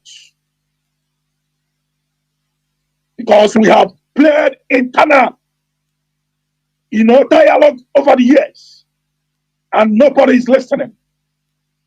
Enough is enough. The wife of our leader have raised this. Nobody is listening to her. Is she also a member of the DEC? No. But she sees what is going wrong. This is her husband. She feels the pain that any other person. And then nobody is listening.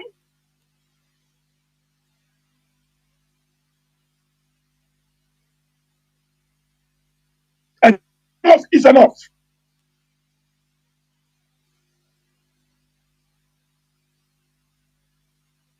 Fellow Biafrans,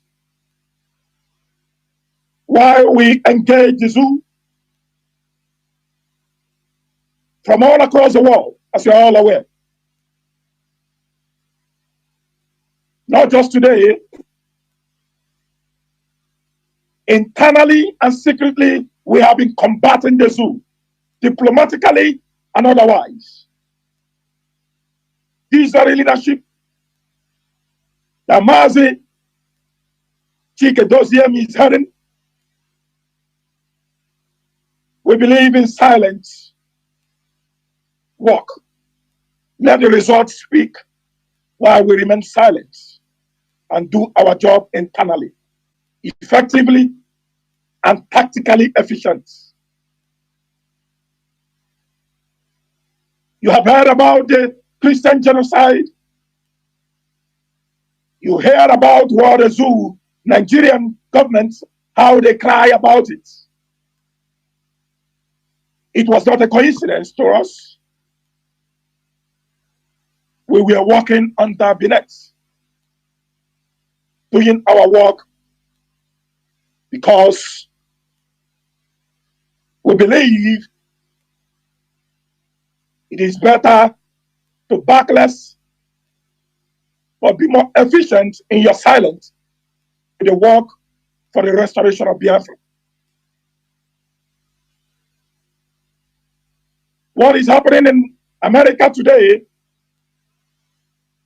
we are work well done by this very leadership. Of course, you have heard Mazi who talked about it. It is not necessarily that every member of the DOS comes out on the air. No. When you hear from Mazi Chinasa, you are hearing from the leadership as well. You are hearing from the HOD. And to some extent, you are hearing from Mazi Nnamdi Kanu. I say to some extent because there are some things that they are doing there in that very Lego team that they have, that we are not part of, that we do not approve. Because from the beginning, we knew the danger and the consequences of what they were doing.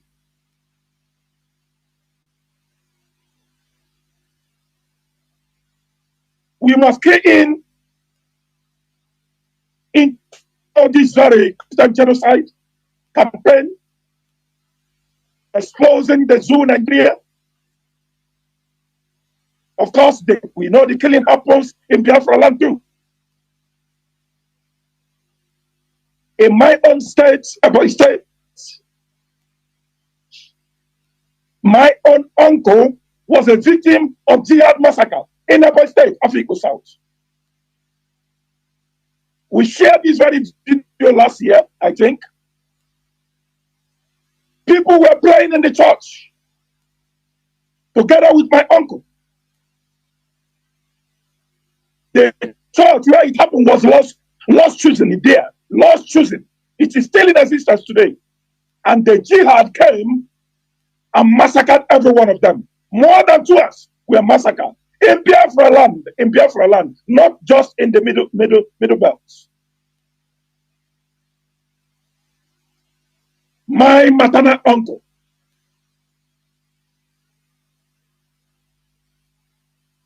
therefore, fellow Biafrans, we must continue to key into this very campaign and expose the Nigerian government. Of course, we know where it is going to end at the end of the day. We believe, by the special grace of Okikabiam, it will all come down to the disintegration of the Nigerian state. Because the foundation can no longer hold itself. As we speak to stop the Christian genocide, they are already talking about the Sharia states. Then what is that saying? That at the end of the day, what we are fighting for will come to reality.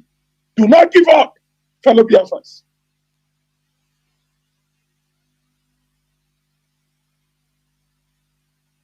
At this very critical moment, we entrust a very effective job to be done in America. And of course, we trust what Mazi Aloziem will bring about. We trust his leadership, and we know something definitely is going to happen sooner than later, greater than what they are seeing.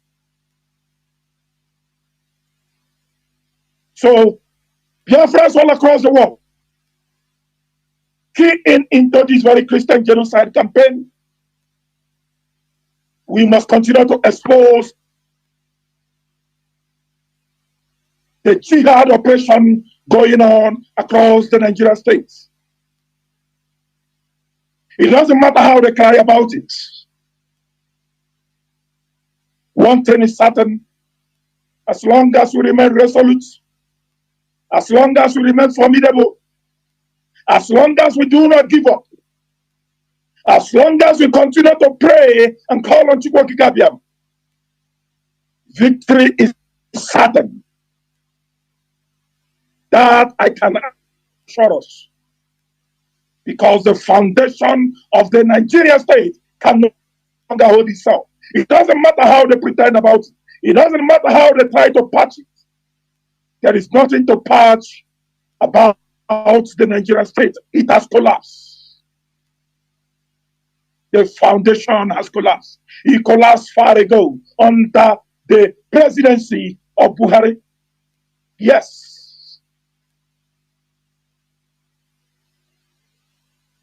They can pretend about it.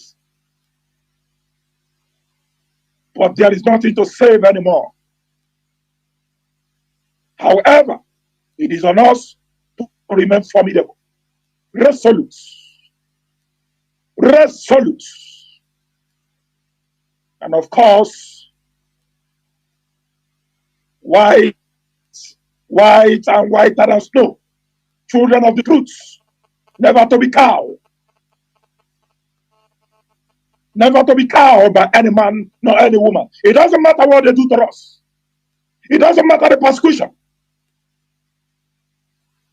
We stand on our ground as the children of the light and speak the truth to that very darkness, the damnable Republic of Nigeria.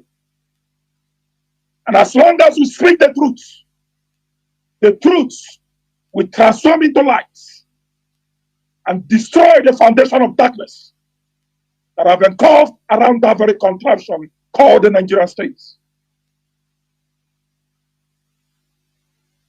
We must never give up. It doesn't matter what it to us. Remember, as long as Mazi and Kanu remains here, we are more than formidable. We are more than ready to continue to fight this very battle until victory is ascertained. Even after the freedom of Mazi and Kanu, we march on to the restoration of Biafra.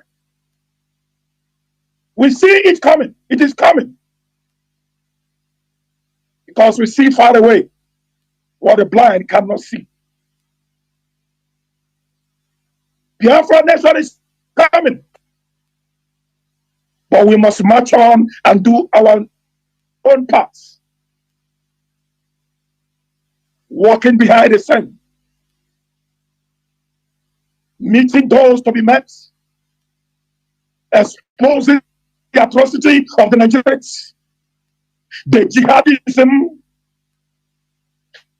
corruption that have been called very contraption. It is for this purpose you go Gabiama, scatter us all across the world, that we may speak the truth to humanity.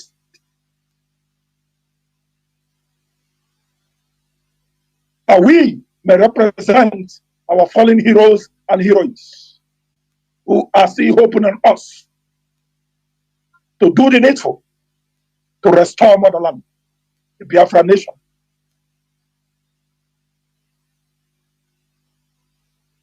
Last but not least, Biafrans, we must continue to invest in agriculture. Whatever you do across Biafra land, even across diaspora, call on those at home to engage in agriculture. While we continue to encourage and support the ESN. When last did we voluntarily raise funds for the ESN? When last did we do that across the family? The jihad they are preparing You heard it from that very pastor. The reverend that is exposing the zoo across the Middle Belt. You heard it from him. Each Fulani man, they are contributing above 100, 200,000 each. Those in Biafra, those in their country across the zoo. What are we doing to encourage, raise the fund that the leadership will use to galvanize those who will protect us while we are farming? You are a businessman. You have all the millions. You are waiting for us to come and hold you on your belts before you call on the leadership to say, I want to give this to motherland. When last have we done this? We are all aware that this very assignment is ongoing across every IPOB family. We must key into it. Call your coordinators. Make your donations. It is ongoing. Because that was an instruction from the HOD. Key into it, wherever you are as a Biafran. Even if you are not a member of the IPOB. What are you doing to support that we may defend Biafra land? It is never too late. We must find Biafra land, because sooner than later, we shall be reaping the benefit of that very farmland, those agricultural products. That hunger affected us in the 1960s during the Biafra genocide. Do not recall time any day, never again. Agriculture, farming, cows rearing, whatever you can that has to do with agriculture. Invest in motherland. Take, you have one in Lagos, have 2, 3 in Biafra land.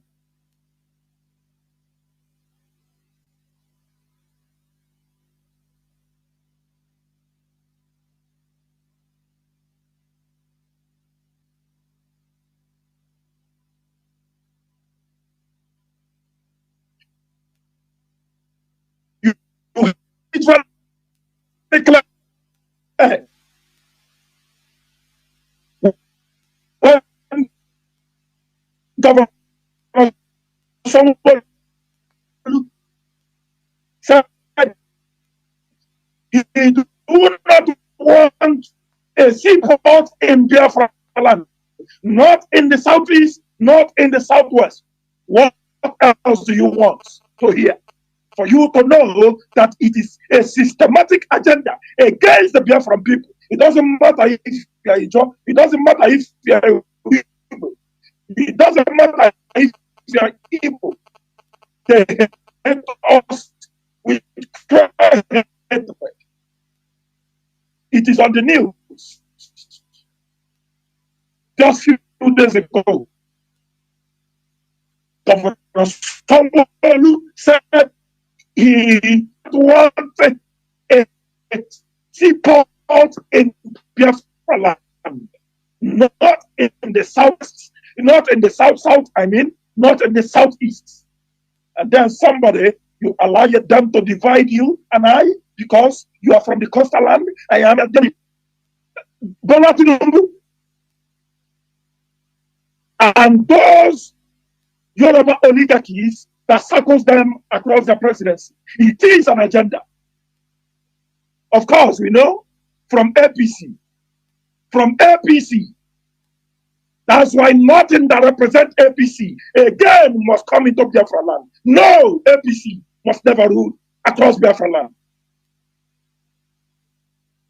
So those governors, you are manipulating and throwing into APC. At the appropriate time, you will hear from us. And we'll tell you that that land still belongs to us. And you cannot bring in an anti-Biafra, anti-Igbo into our land and watch us keep silence.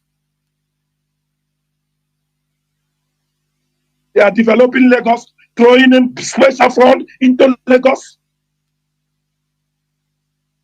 throwing in special fund across the southwest. How many is in Biafra land?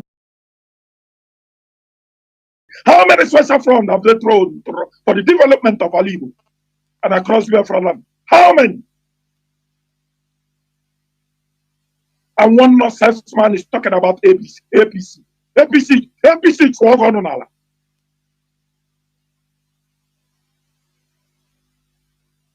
I will cut it short here so that my fellow comrade can take over from here. But we shall entertain your questions because at the end of the day, this remains interactive, where we'll answer a few of your questions and whatever concerns you might have going forward. But remember all we have said and put all these words into action. It is very, very important. Thank you, fellow Biafrans and lovers of freedom from all across the world. Mazi Jonathan, thank you. My leader, Mazi Zurumike, I hand over back to you. Ndewo Mazi. Mazi Nachi of South America, sorry. Mazi Nachi is one of us, very, very, very powerful contributor to this very, very movement. Mazi Nachi, this has been a very effective rendition that you have put out there, and it has echoed globally, and I think our listeners have picked up all you have said. Absolutely, the APC is no go. Like you said, APC Bohononala. I agree with you. Your guess is as good as mine. We are soldiering on as the zoo is imploding. And then, of course, absolutely I agree with you. All and sundry must queue into the Christian genocide campaign relentlessly. We must do that. It is strategical, very, very strategical. We must all queue in anywhere you find yourself and make sure you amplify the discussion. Make sure you are on the side of the American authority to descend on the very, very,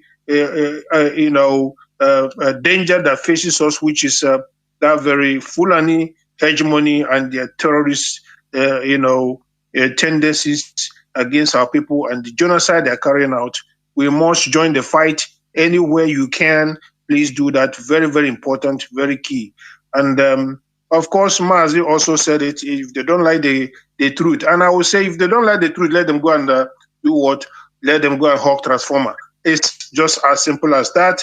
And at this juncture, I will hand over the microphone to Mazi Azayoba to do a little bit justice onto what we've discussed as brief as he can. And of course, after that, we are going into entertainment of some questions. Thank you so much. And Mazi Azayoba, can you please take up the microphone and do the justice you need to do? Thank you so much.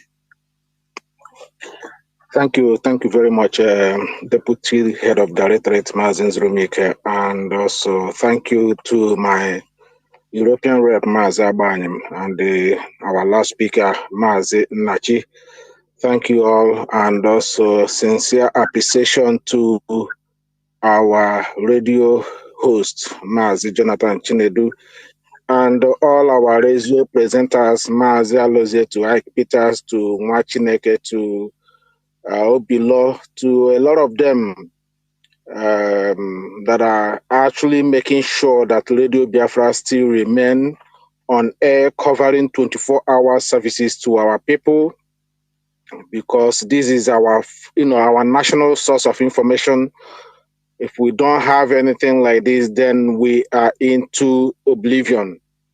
I want to thank all of them to remain very strong and resolute without hesitating or wasting time. We want to recognize our head of directorate, Mazi Chigedozim, and also principal officers across the globe, wherever they are, from zonal coordinators to national coordinators, local government coordinators, unit coordinators, including our formidable members, those genuine ones who have stayed very, very strong up until this very moment, regardless the invasion we had in the last 3-4 years, which we've never seen anything like this since after the war. They did not only invaded this movement, they also waged war against our villages, towns, and communities. And as Chukwu Kikabiama has it, they did not achieve that their mission. Of course, our leader was kidnapped from Kenya and extraordinarily renditioned to Nigeria, where they kept him for nearly 5 years without any sort of evidence of why they kept him. This is a case of nearly 10 years now. Mazi Nnamdi Kanu have been in zoo detention. And I think, Mazi Nnamdi Kanu deserve our support. And as long as this movement is concerned, we are standing shoulder to shoulder with him. We are not going to retreat. We are not going to surrender. The reason why some of us are coming this afternoon or this night, as the case may be, is to reassure our people that regardless what the enemies are doing, regardless of unjust life sentence of Mazi Nnamdi Kanu is not going to deter us from this quest for Biafra restoration. We are not going to back down. As I always say, we must remain very, very strong and resilient. Thank you, Kikabiama. This day have come that everything we have spent nearly 13 years been talking to our people, evangelizing to our people, trying to sensitize our people, trying to emancipate our people over the danger that is on the horizon. Today it has come glaring in our face. This is what we have to tell our people, that we do not need to wait until it gets to our neck before we start seeing the right hand, the right handing on the wall.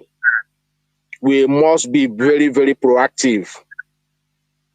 I want to remind our people that what you are seeing happening today and all the blackmailing and all the accusation against Mazi Nnamdi Kanu and the IPOB, it did not start today. This is the British orchestration. It did not start last year. It did not start 2 years ago. It did not start 4 years ago. Neither did they start 1967.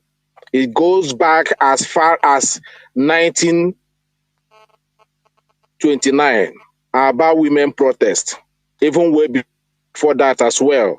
In case some of you who think that Mazi Nnamdi Kanu and the IPOB agitation is what fuel whatever that is happening back home, we are actually puncturing the whole plan and the whole plot to take our people unaware. That's what happened. If not the emergence of Mazi Nnamdi Kanu and IPOB, by now, I am telling you, we would have been overwhelmed and overrun by these Fulani Janjaweed marauders that came from Niger and Mali and Chad. We must be very, very vigilant and always go back to the history and follow the trend of things. Because I've seen people on social media, blackmailing people maybe that have collected money from the Nigerian government, people that, content creators who are seeking relevance with Mazi Nnamdi Kanu and IPOB. They will talk something that they do not know. They will like to mislead people, give misinformation about IPOB, that IPOB is violent, that IPOB is the cause of what is happening in the Southeast according to them. But none of them have ever asked, what is the thing that is fueling the killings also in the North? Is it IPO? Is it Nnamdi Kanu? What about the invasion in Kwara State of Yoruba land? Is it IPOB? Is it IPOB that fueled it, or neither Mazi Nnamdi Kanu? So when they are coming with this mantra, you see them on social media trying to blackmail Mazi Nnamdi Kanu, trying to blackmail IPOB. I appeal to Biafrans and genuine supporters of this Biafra movement to make sure you flood into their platform, flood into their comment section, make sure that you educate the people who are being misled in that platform. It's very, very important. Said the hatred of Igbo people, the Igbophobia you are seeing did not start today. It was orchestrated by the British who invaded our land, who invaded our space, turned us into what they claim that they believe. And today, there has been a whole Christian genocide in Nigeria, in Biafra land, in the north. British who brought us the Christianity never lifted up hand, never lifted up finger to condemn Christian genocide, never issued any public statement. The same thing they did in 1967. Because we know, when you want to talk about the genocide, British committed the fourth genocide against indigenous people in that political space. I keep repeating it. The record we had here of the genocide of 1967 is 7.2 million. 7.2. They are telling you it's only 3 million. It's 7.2. That is what they wanted to eradicate us. Completely wiped us out from the earth. That was the plan of the British and Nigeria. We need to go back to the history. So you don't think that it is Biafra or IPOB agitation today or Mazi Nnamdi Kanu that started the Igbophobia you're seeing in Nigeria today. Which themselves, the Nigerian state, and their Yoruba counterparts are everywhere in some West Africa and Sub-Saharan Africa championing the hatred against Igbos that are doing their legitimate businesses out of their jealousy and the envy and greedy. You have seen them on TikTok. You have seen them in all platforms spilling hatred against Ndigbo, calling for mass eradication of Ndigbo in any country they are. We are only here to guide our people. We are only here to make sure that you are aware of the danger. They bring the mantra of Igwe. And on that, our people begin to run like headless chicken, like they cannot be under one single umbrella.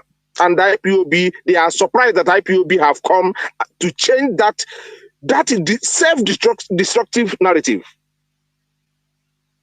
That is what they are seeing today. They never believe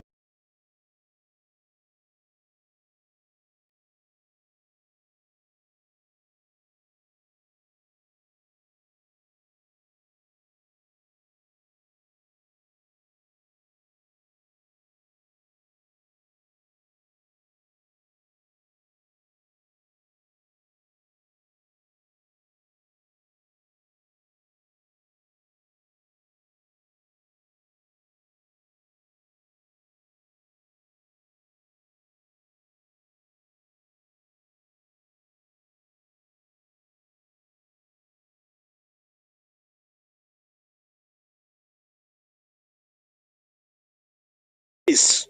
Who came to our land, who come to our geographic space, and without invitation through Royal Niger Company. Where did Britain had the agreement of amalgamating us with this northern? So Sokoto Caliphate, they are calling today the headquarters of world terrorists. It never happens before. Sokoto Caliphate. About women protest 1967, 1999. British commanded their army. They went outside and brought people that slaughtered our mothers. That did not end there. 1945 as well. British slaughtered our people. Slaughtered our people. And then 1952,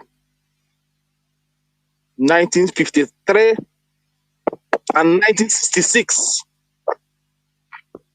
they slaughtered our people by claiming this same British a coup that was designed to deliver this Nigeria that we are still dying for today. British turn around. They are the one that engineered our people. They are the one that engineered Nzogu and others. And they turn around, go to the northerners and tell them, look, are you going to stand there and see this thing happen?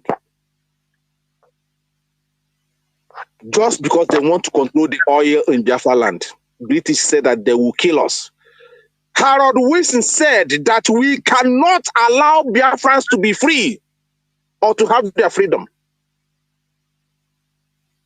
over the vast resources they have. If you allow Biafrans to have their freedom, you are not sure what they're going to become in future with their resources. That is what Harold Wilson said. Therefore, that he doesn't care 500,000 Biafrans being slaughtered in 1967. A sitting prime minister, this same Britain, they engineered the slaughtering of our people in 1966. Where in the world do you see coup and counter coup? Where in the world, if it's not orchestrated, a coup was made and you went and supported the Northerners, wind them up to do a counter coup. And the Ojukwu, who was in the north, never used his position to destroy the north. He called his people, instead of us to die here, instead of me to be a military man serving in the north and my people are being slaughtered, okay, let me go back home. Our people, let's go. The British vowed that we cannot have peace. They went to Aburi Accord. Everything agreed and signed, only for our people to return home. British called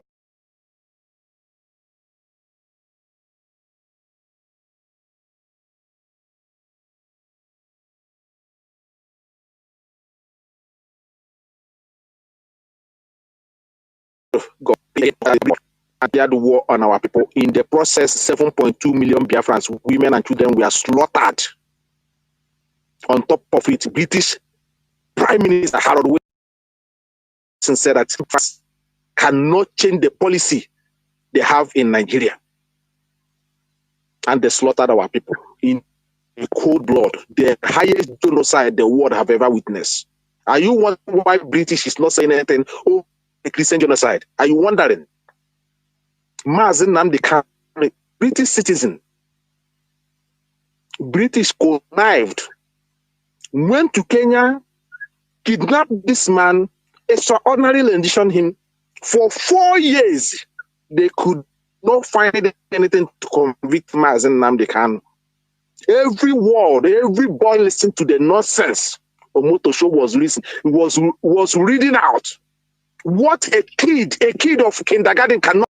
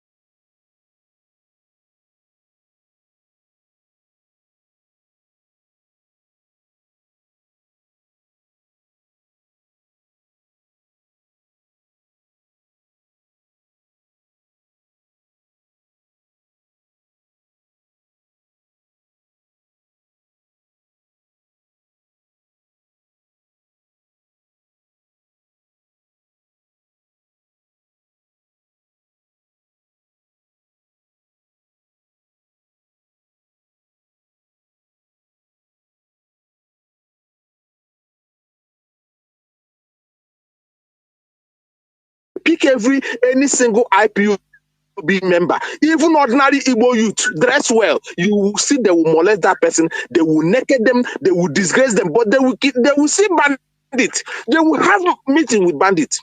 A bandit killed police high commissioner in the north, took the dress of the police high commissioner, came and meet Nigerian political officials. Can you ever believe that? A British police high commissioner, a bandit killed him, took his wear, his wear up, and come to the Nigerian executive meeting. And they didn't ask him, why are you wearing a deceased police uniform that you killed, to come to the meeting? And these things were going on, and they were blackmailing Mazi Nnamdi Kanu, bringing things that does not exist. They brought even, what do you call it, masked men to come and witness Mazi against Nnamdi Kanu. They were in the court. How can somebody, where in the world, I'm asking our people, where in the world do you see you yourself as a human being, as a Nigerian, where in the world do you see somebody wearing a mask to come and witness against you? How do you know that the person standing there, how do you explain this? Person that you don't know, you don't see his face. Where did he knows you? He covers his face, coming in the court, witnessing against you, saying things against you. And you don't even know the face of the person who is saying things against you. From one to A to B to C to D. The British were keeping quiet. As they are doing all these things, we are attacking our businesses in Lagos. They send one of their agents to go to China to make sure that they destroyed the business hub for our people in China. And our people they cannot use their numbers. Is that we are in a war that is not openly declared against Ndibo. Go and what they did in the trade fair. Go and look at what they did. Billion worth of business. They destroyed it. They used bulldozer, destroyed it. And they called you one Nigeria. And when we are agitating to go, they will say, why do you want to? Why do you want to go? Why Igbo people are troublemakers? They molested our people. They destroy our business. They send their agents to international to attack our business. The Yorubas went to anywhere African country. They will go there and blackmail our people. And instead, you do not get it. I don't know the obsession the Yorubas has against our people. I don't know where it's coming from. I don't know where it's coming from. If you look at the history of the Yorubas from the onset, you will see that even 1996 to 1966 coup, it was Ojukwu that released Awolowo. It was Ojukwu. It wasn't an Igbo man that jailed Awolowo.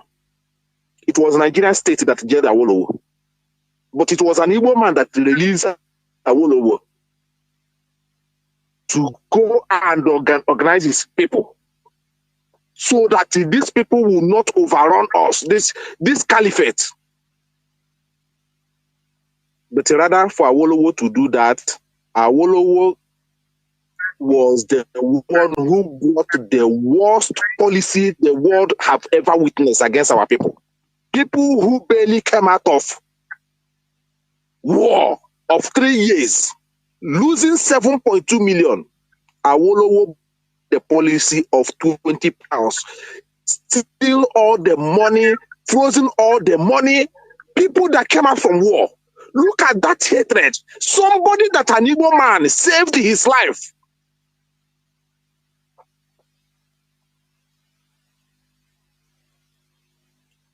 The payback he did to Ojukwu is by putting the policy of £20. It was him. It was him that also brought the idea of airland and sea blockade. Awolowo, Obasanjo and Adekunle, General Adekunle, were the one that lead the Black Scorpion that give the order, a marching order to the whole entire East to kill every Biafran child from 10 years down. That was the policy, 1967-70, because they felt that Biafrans cannot be defeated. They are not backing out. They are not backing down. They had marching order. This Obasanjo you're looking at, this Obasanjo,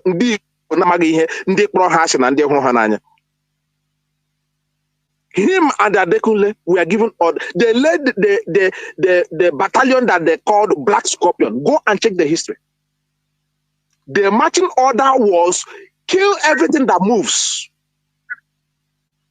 Any child, any Igbo child from 10 years old, they should cut them down. And you'll be asking, what is the offense? What did the Igbo do to these Yoruba people? What is this business? Who taught them this hatred there against Igbo? Where is it coming from?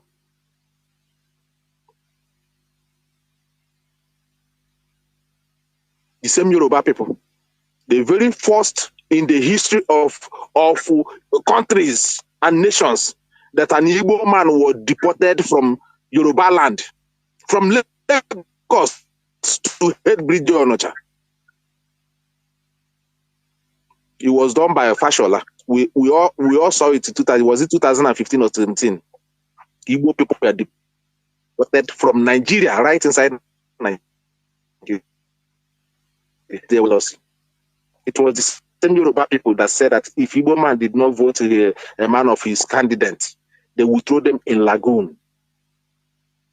But they were saying that they are convicting Mazi Nnamdi Kanu what he said. But all these open threats, all this open genocide called on the Igbo people, no one has been arrested. No one has been questioned. Why calling for genocide against particular people? Why threaten a particular race that are doing their legitimate business, contributing to the country, paying tax to Lagos State? You threaten to throw them into lagoon because of vote. P2B's election here, 2019, Ndi Igbo were prevented from voting in Lagos. They were stopped. But still, that did not stop P2B from winning on a landslide Lagos. But what happened? The same Yoruba people, they make sure that the P2B never get into, whether they are political or general or few of them, I don't know. But this is a consistent hatred against Ndi Igbo for no reason. Our people should know that why am I touching some of these things? It's for us to know the history. It's not about IPOB. It's not about Mazi Nnamdi Kanu. The hatred is so deep that we have no other choice than to seek for self-determination so that we can protect our land, so we can protect a future for our children, so that we cannot be extinguished out of this world. Our race should not be decimated. Isn't it ironic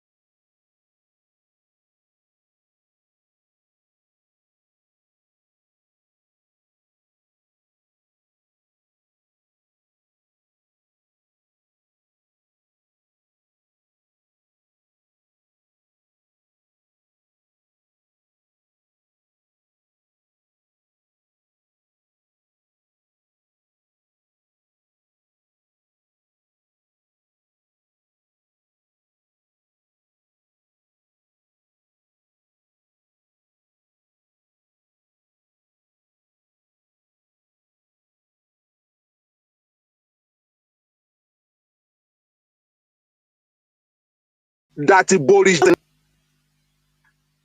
Mazi, your voice is no more coming out. came to him State and the Imo State were him. And this thing is still fresh to it's still fresh just today. Mazi Nnamdi Kanu. I don't know what the broadcast itself is not well in function. But it's of not course, that. in a short time, we're going into picking up calls. So, Mazi, if you are going to round up, I don't know if Mazi Jonathan has connected the system properly. Mazi Jonathan, Yes, how yes, yes, is it yes, going, yes. please? Of course, yes, yes. All right. Thank you very much. Thank you very much. Thank you for the hiccup there. Please, in summary, please, we need to understand that our agitation is legitimate. There is no other time we need the support of each other than this time. I keep saying this and I have said it a number of times. We've been hated. We are not wanted in Nigeria. You can see it yourself. Mazi Nnamdi Kanu have preached about this, telling you that these people are coming. Like I said, the former British Prime Minister that came to Imo State today, yapping and talking goof all over the place, don't even know what to say. This is the man on Mazi Nnamdi Kanu was kidnapped in Kenya. He made mention of it. He mocked Mazi Nnamdi Kanu. And today he came to Igbo land after they use frivolous, fake accusation to sentence Mazi Nnamdi Kanu. He came to Igbo land and some Igbo people will come this bullying former prime minister, a whole bully himself. Our people need to learn how to resist people like this. Once people hate you, you don't have any, as long as you're not the one that initiated the hate, you hate back. You hate back. Somebody don't like you. You don't need to like the person. You don't need to run before the face of the person.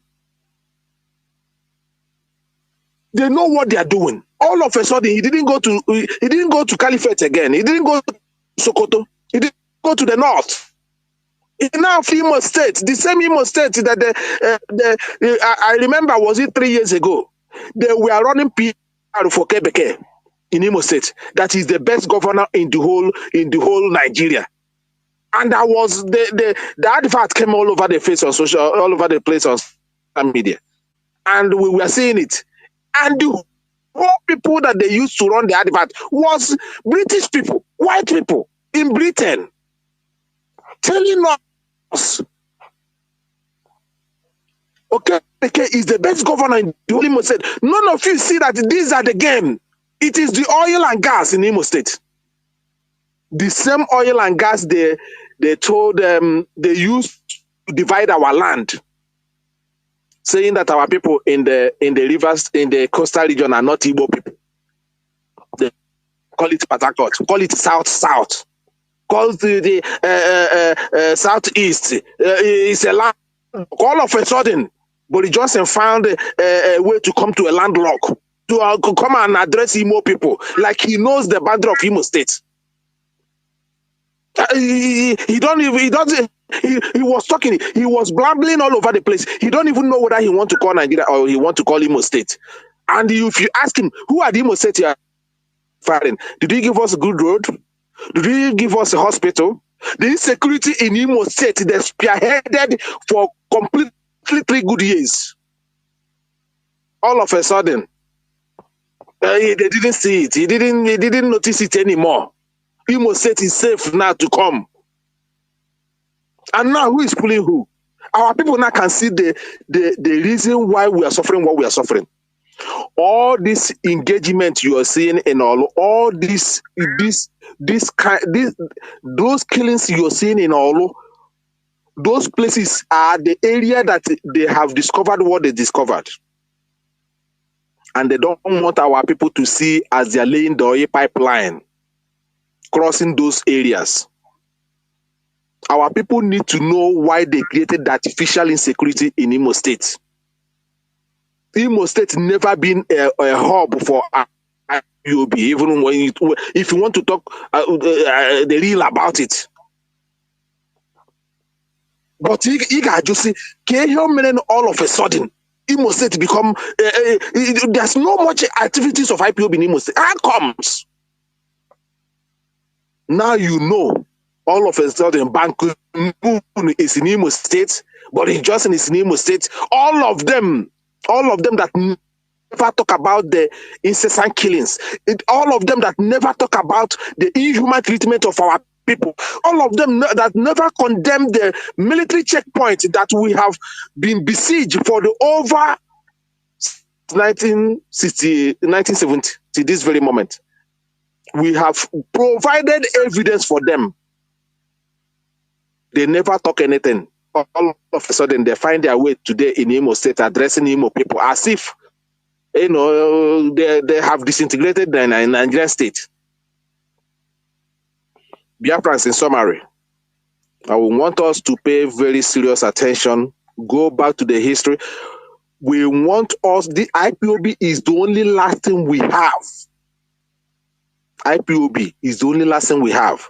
Mazi, Nnamdi, Kanu, and IPOB, they have done their worst now to see whether that trap they set for nearly 4 years, if IPOB is going to on it, so that they will provide evidence to the international community. Now you see it, the IPOB it's in Nnamdi Kanu and the IPOB, they are the one now. You see it, it's not the North, it's not the North. They want to balance the ravaging of the North from the Fulani Janjaweed. They want to balance it, that the same thing is happening everywhere. It's not a Christian genocide. But we know it's a Christian genocide. We know that they are in agenda to take over the whole Nigeria. The Igbo people also know.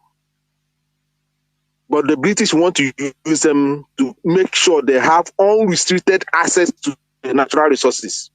They have been taken for nearly 120 years till now. We're not going to be a sacrificial lamb to be used to keep Nigeria one. Our people, you must remain united. You must know that you have IPOB here. This is the only formidable force you have on ground now that have challenged the status quo of the zoo. And also, even to Africa. If you look at what Ibrahim Traore is doing today, you will know that that man has been listening to Radio Biafra. And you can see now the campaign the zoo government is doing. Radio Biafra now. The only thing, the only national source of information we have as a race, because Nigerian media will never give you accurate information on what is happening in Nigeria. Talk less of what they will be doing to the east. So we must support our own. If you are a member of IPOB before, return back to the zonal meetings, support financially, support also by ideas and views and suggestions, so we can match together. The reason why they kept Mazi Nnamdi Kanu there and they kept him for 4 years is to see whether they would destroy IPOB and their leadership. And they know now that they cannot destroy them. They know now they cannot destroy them. And they have made the worst mistake by sentencing Mazi Nnamdi Kanu unjustly. And they have made Mazi Nnamdi Kanu hero. The hero. They have made the IPOB movement now, and the whole world is talking about it. Anybody that doesn't know about IPOB and Mazi Nnamdi Kanu now have it. And there is only one outcome in all this, is going to be Biafra restoration. Once again, I want to also encourage you to remain very strong. We want to reiterate that this Biafra restoration, we are not back down, regardless the injustice against Mazi Nnamdi Kanu. We are not going to quit. We are not going to surrender. We are going to restore this Biafra, and nothing is good. So remain very strong. Like Ndigo, this is everything you have now. You have seen everything. The other day, you see Obi Kubana come and testify what he himself, with all his money, is going through in Nigerian states. If he had not come out and say it, would you know? But he said that he's just putting up smiling face as if things are normal. But you don't know. I don't want any Biafran to be distracted by the content creators on social media. We must focus on what is going on and make sure that the case of the injustice against Mazi Nnamdi Kanu did not die after 2-3 weeks. We must keep the light burning. We must keep the name of Mazi Nnamdi Kanu and the Biafra restoration and the injustice against Mazi Nnamdi Kanu and our people on social media. No distraction of any sort of the brouhaha of content creators. They're going to come up with it so that you will leave what is happening and follow the content creator. Remain very strong. Remain resolute. This Biafra, we are going to rest. We have passed the hardest part of this. They have done their worst, nothing else. They have done their worst. And we must remain very strong. It's the time Ndigo must unite and support this movement. Support it in any way you can. Reach out to the IPOB leadership. It's not about Mazo. It's not Mazi. It's not about Mazi Chinedu. It's not about Mazi Nzurumike. Neither Mazi Abanyim or Mazi Nnachino here or Mazi Chinasanworu or any member of the. It's not about us. As I said, we are comfortable here. But it's the suffering for our people, injustice about our people is what is keeping us sleepless night here. When we look at it, we feel like doing something, and we need your support. If there's no other time an Igbo man should understand the hatred against Igbo, this is the time now. And we have something to hold on to, which is IPOB. If the world is not banding us here, you will know that what we are doing is legitimate. And of course, we are doing legitimate too. You see our videos, you see us everywhere. Nigerian government, they confronted them here with all the insecurities and all the genocide going on in Nigeria. Then they never said it's IPOB now. Trump said that he want to come and attack bandits and criminals and killers and terrorists in Nigeria. IPOB said that we welcomed it, and they are protesting against it. But they call IPOB terrorists. Do you see what we're saying? On this note, we must remain very strong and focused. And I promise you and I assure you, this Biafra, we are going to restore it in truth and honesty, and nothing anybody is going to do to stop it. Mazi Nnamdi Kanu must be released.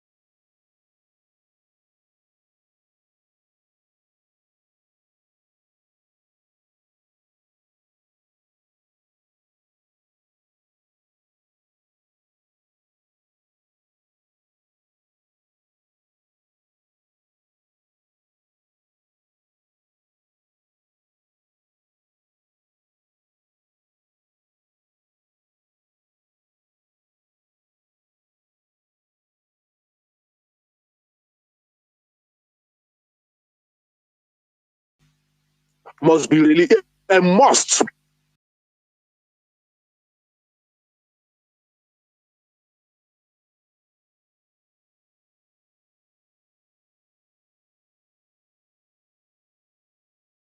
Azayoba, our very, very formidable deputy. He is also one of our finest. Mazi Azayoba is known for his bluntness and outspokenness. We thank you very much for that very rendition.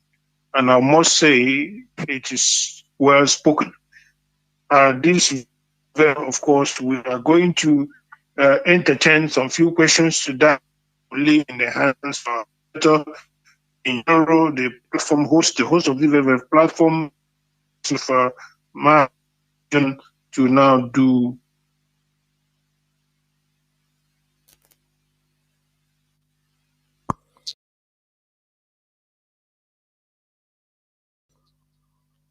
Okay, Mazi, I think we're going to just directly to entertaining questions. Is that?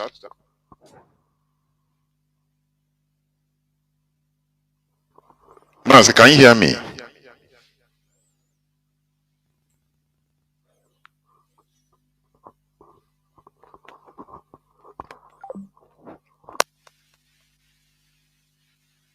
I think we're going to just few minutes break so that when we come back, just few minutes, we'll take entertain questions exclusive.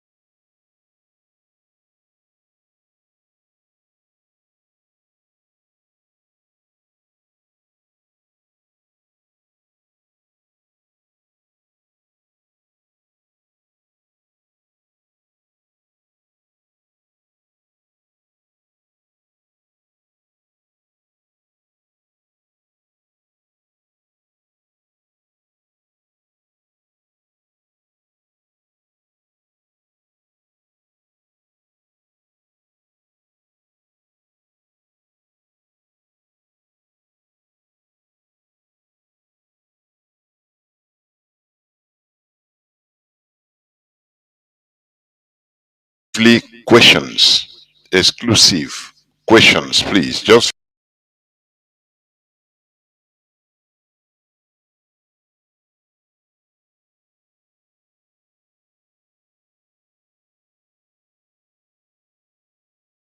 that needs to be had. Your thought? The Sharia. Yes. Now it was Dr. Ebenezer Obadare, he used to be one of our colleagues in those early days, who recommended that two solutions to address the problem in Nigeria. Put pressure on the yes, I was speaking, but then ban Sharia just hold on. in 12 northern states. I was talking, but all of a sudden, I don't know whether is something connection. Can you hear me, Mazi? Can you hear me?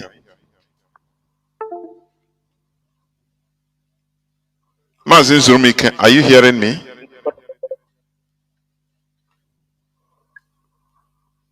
Are we now on air? Yes, of course, of course.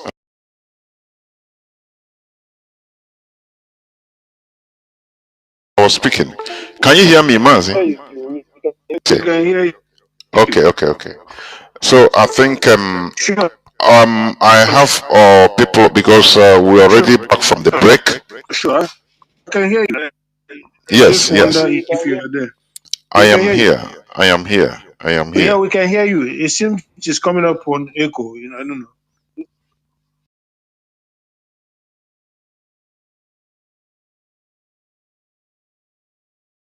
No.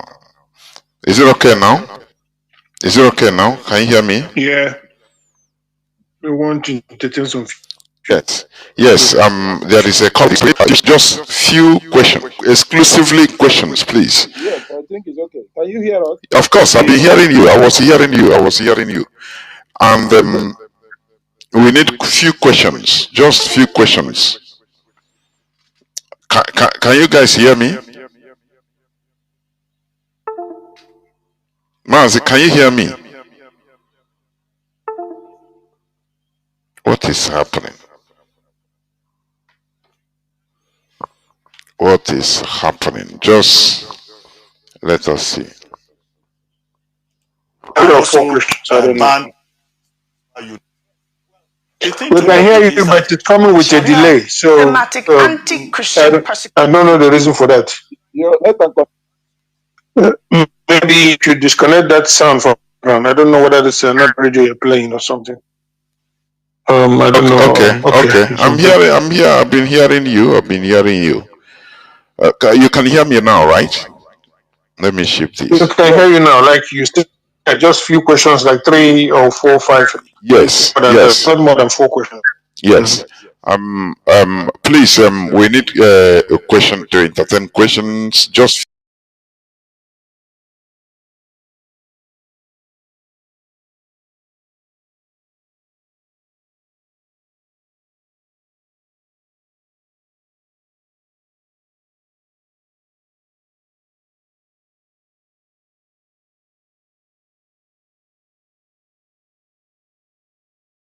few questions exclusively.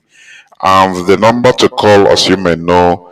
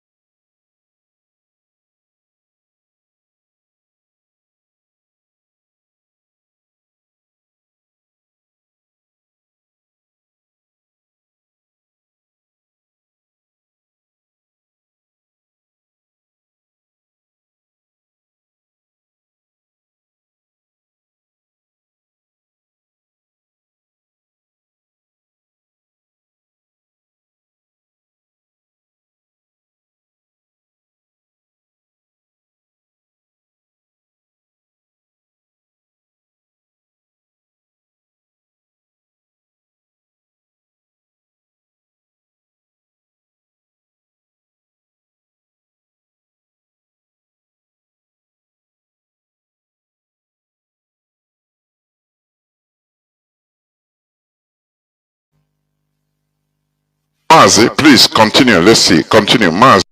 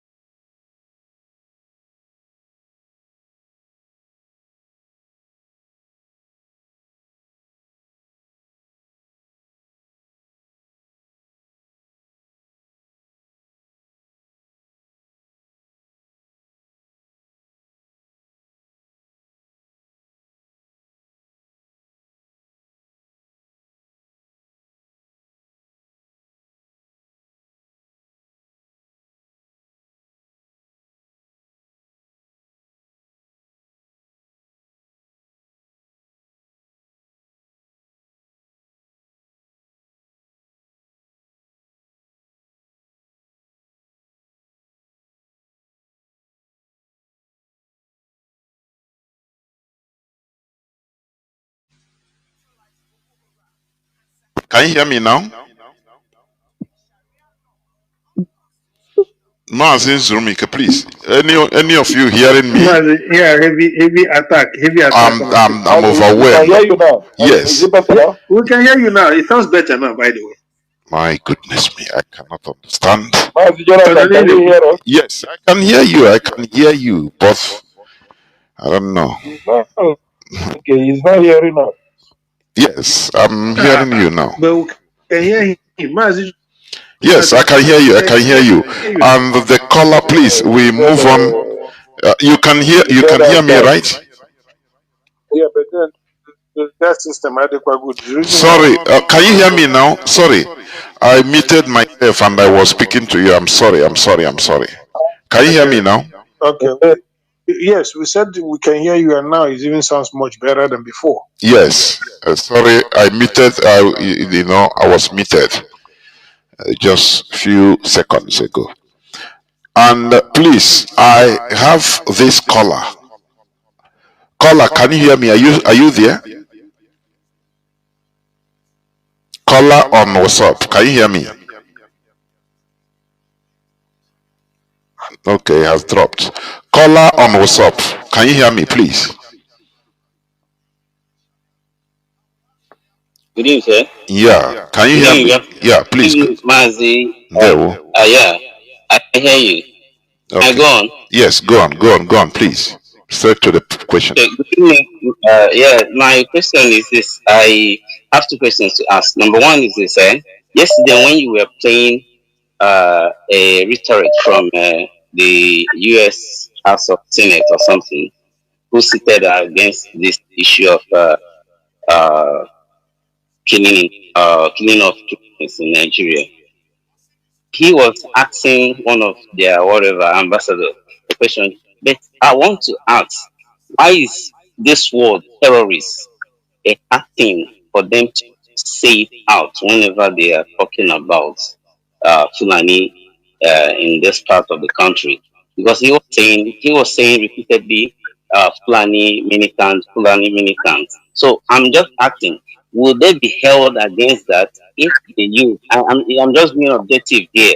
So I know it's not rightful to bring in this conversation or maybe today's topic, but I just want to know, why is it hard for people to accept that these people are terrorists? No, no, Nancy, do you hear him? I know him, but then Yes, I can hello, hear sir. you. Yes. Okay, Mazi let's Onyemuche. take that one very. Yes. Let's take that one real quick. It's very simple. Okay.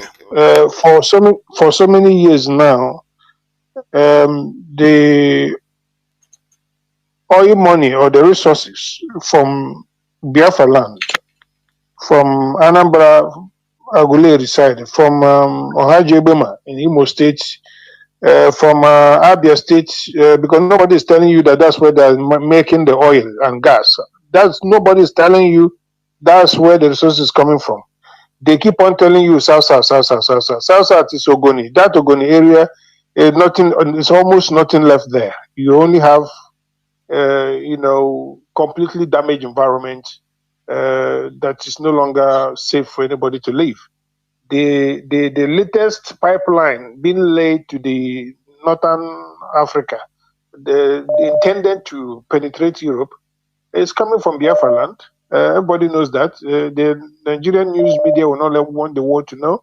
They don't want even the so-called Nigerians to know that is where the resources are coming from. Those pipelines are not from Ogoni anymore. They are being laid in Imo State, in the heartland of Igbo land, and also our the Igbo land in the River State, in the riverine areas. We also have Eche area. We have Opobo. We have Ikwere land. All these places, all these Igbo communities are also being siphoned. But the point I want to make is the funds from these areas are what's being used to propagate lies over the years. The zoo media apparatus has been designed to suppress the truth and to ensure that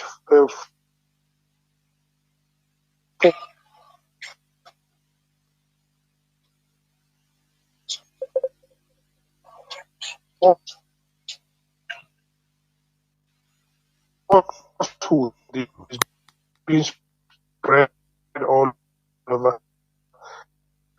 So it also boils down to nomenclature, how you use it. You can imagine peaceful Biafrans being proscribed or being named terrorists. You know, how can you name peaceful people in their life? People who have not been able to do other human beings. You cannot, label them. But you see the real terrorists parading themselves in military gear, drone. They used to target the military. We saw recently how they beheaded. You see them everywhere, wreaking havoc, after in Syria by American forces. So these guys are more deadly. You understand? So these guys can behead at will. They can destroy lives and properties at will without any questioning. They are worst terrorists you have ever known on earth, but nobody wants to label. It's because they're using the funds raised from our resources to, kind of oppress the truth that is out there. Just to manipulate and give them a pet name. I call it pet name because what is banditry? The typical banditry are like drug barons, drug cartel, mafia. These are people we can say banditry. No, we are talking about people who really go down to ransack villages, decimate lives and properties, and take over land and properties of people. And then making sure that scores of people who were preoccupying the land before they came are completely decimated. These are terrorists by definition, and nothing less than that. They are not bandits. They are not petty criminals. There is nothing like a header, farmer crisis of anything. And I think the Americans know the truth. Maybe the person he's referring to was being judicious, was in somehow what I said, so being, a bit economical with the truth. And but it's just about an individual. But I think most of them have identified these elements for what they are, and that is terrorists. Thank you very much, and I think we can take another call. Yes, thank you. Let me just Mazi Jonathan. Yes. The second question. All right. And I ask the second question? No, hold on. Mazi Machi wants to say something. Wants to add Okay. something. Mazi, you can ask yourself why the U.S. Congress, why are they pushing for the Christian genocide? Much better than the media. Ask yourself about that.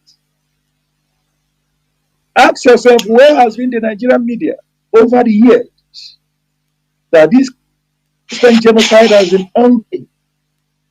Ask yourself. So if you can ask yourself this critical question, then you know that it is a systemic agenda. Tag those who are not terrorists, while those who are the terrorists, you just call them bandits or call them criminals, so that they won't be looked on a negative aspects. So these are the things we must continue to expose. It is a systemic. It goes across the media. It goes across the judiciary. It goes across the politics, the political system. It is systemic.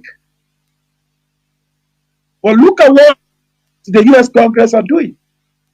Look at how they are holding the Nigerian states accountable. So when you note these things, you know that it is an agenda, a systemic agenda, historic in the Nigerian states, far long ago. And they control the media. So call it whatever name you call it across the Nigerian states, whatever media house you call them, they are being controlled.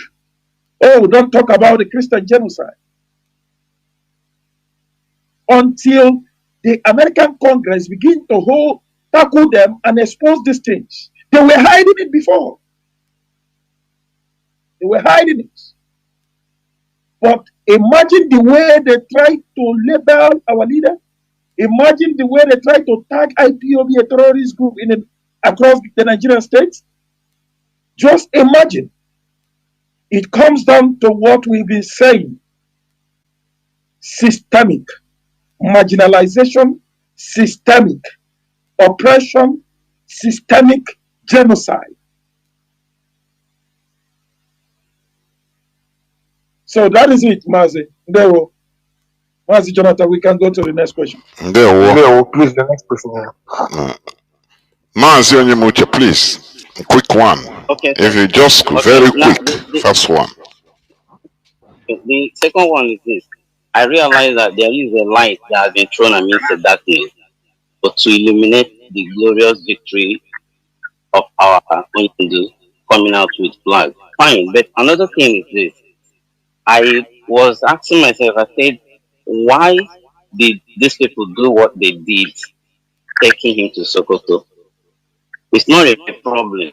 Now, looking at it, I think we are dancing down to the tune of, accept them engaging us for referendum. Fine, whoever that will want to engage us. But my question on this contest is that, do this requires us going through referendum, going to way that the verdict was not really a good one, and also that they never had a clear picture of what they have done to take somebody who have been justified, from a kidnapping, whatever they did in Kenya, to Nigeria, who the whole world has said is him and pay him damages. Now they have also come down to convict him of no reason in their own constitution or law. Now I'm asking, can we also welcome at this juncture referendum from any person that will engage in the secret to accept referendum? Can we also do that? That's my question. Thank you so much. I remember Mazi, do you understand what he said? Mazi, I did not get it smoothly. I think I heard of referendum. Yes. And the issue of how they took him to Kenya and everything, and then sent our leader to Sokoto, and then, but then the connection between his argument was not clear to me. I don't know if you understood him. Can you? I wanted to ask because what I understood is people that did this thing to Onyendu, did the secret rendition to Onyendu. How can we accept the referendum from them? I wanted to ask him for clarification, but he just switched off. So I don't know. Okay. Okay, I think I can sense where he's going. Is he just trying to say is like if the same people can take our leader to Sokoto and manhandle him and maltreat him, probably how can we expect them to give us referendum? The point is that we are not working towards the zoo itself, giving it to us. Nobody, we have learned in life that nobody serves you your freedom on a platter of gold. It is never done. You fight for it, but the IPOB methodology is not that of violence. It is that of peaceful approach and tactful approach. That means application of your common sense and your high gravity of brain work, and finally ensuring that all your tentacles are touching all the nerves they're supposed to touch to bring you the right result. And that is example of that is what is unraveling right now, having a world power demonstrating to the zoo, which is a light feather power actually, because when we talk of America, zoo is just a mere feather weight. It is not even up to a feather weight. So we have now a heavyweight telling them the right thing, telling them what is happening, and telling them what they expect them to do. Otherwise, it is the question. Otherwise, probably they will come after the terrorists. They are not even threatening the zoo. They are not threatening the existence of the zoo itself, but we know what that means, because if the United States can come after the terrorists that be in the zoo that are very destructive, they are doing so because of their own national security interests as well. Because we can recall, recently, not quite far away from now, in the past, that a Yoruba boy was picked up on a flight. I've forgotten the name, that was very name attached to that is description. There's a way Abdul the United Muttalab, the States, shoe I bomb. think they Is it call the it shoe bomber? diaper. The guy that hit bomb in his diaper, if you remember. Abdul Muttalab, something like that. Yes. Exactly. If you remember, he's from Yoruba land. He's a zoo guy. We also have a Yoruba guy who, on the street of London, was used knife. I mean, the guy used knife to slit the throat of a soldier, an unarmed soldier in the street of United Kingdom. And with his bloody knife, he was there demonstrating why he did so in the name of his God. And we know that we do ask God to fight for us, while we also practically do the needful. But these people believe that they fight for their God. And we know that America don't take it easily. America have seen the danger, because people are saying, why is America taking this upon themselves and all that? Why are they taking Panadol on somebody? Said no, they are doing it because they have tested it before. Somebody from Nigeria, Yoruba, a guy, a terrorist of Yoruba extraction, had a bomb hidden in his diaper, headed to United States of America. And you think the CIA doesn't remember? You think that FBI has forgotten? You think that the ministry or the Secretary of State and their ministry, they have forgotten? You think the American intelligence have forgotten all these things? They know that the zoo is a country of concern. And it's not about Tinubu or whatever. They know that this thing can spread like fire to their own shores. And what they're doing is to prevent that from happening. They say a stitch in time saves nine. That's what is happening as we speak. But we, as Biafrans, are also, in the same vein, um, um, kind of having the advantage of that. I thank God because of the strategy from this very leadership on time earlier before on, which I'm not at liberty to expose on air. The effort being made in general to make sure that at least Americans begin to see this very, very threat as it is. It is not just a threat against our own people, but they have realized that this thing is also a threat to their own national security interests. So, my brother, I think that is why what is happening is happening. So, Mazi, I don't know whether our brother understands or whether that answers his question. I don't know. If Yes, not, He has logged off. I think Deputy, it's in okay. You've addition, done. Yes. okay. Mazi Jonathan, Yes. can you hear me? In addition to what Deputy have already said, what I got from his question, let me just add there. Referendum goes beyond the zoo Nigeria. Referendum goes beyond even England itself, Britain itself. Referendum, as you keep pushing it to international community, it get them to the table of the United Nations. That is why the creation of the United Nations was done. Self-determination. At that very juncture, when United Nations get to approve your self-determination, it goes alongside with referendum. A call for referendum comes from the international community designed by the United Nations. And then they call on the country in particular, this very section of your people, a group of your people, a region of your people, their demand for referendum is legalized. Yeah. So not even the Nigerian state can stop it. Exactly. Not Britain can stop it. And that's why you hear Britain resisting that very tag of Christian genocide, because they know that from there something can be born, something can happen across the Nigerian states. Yeah. So what I would like our brother to understand, following what you are saying, is that what is happening now is the first stage.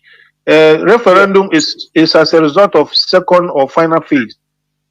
By the time we're talking about that, probably the international community is now fully into the whole business, including the United Nations you mentioned, probably who will participate in the conduction of something of that very magnitude.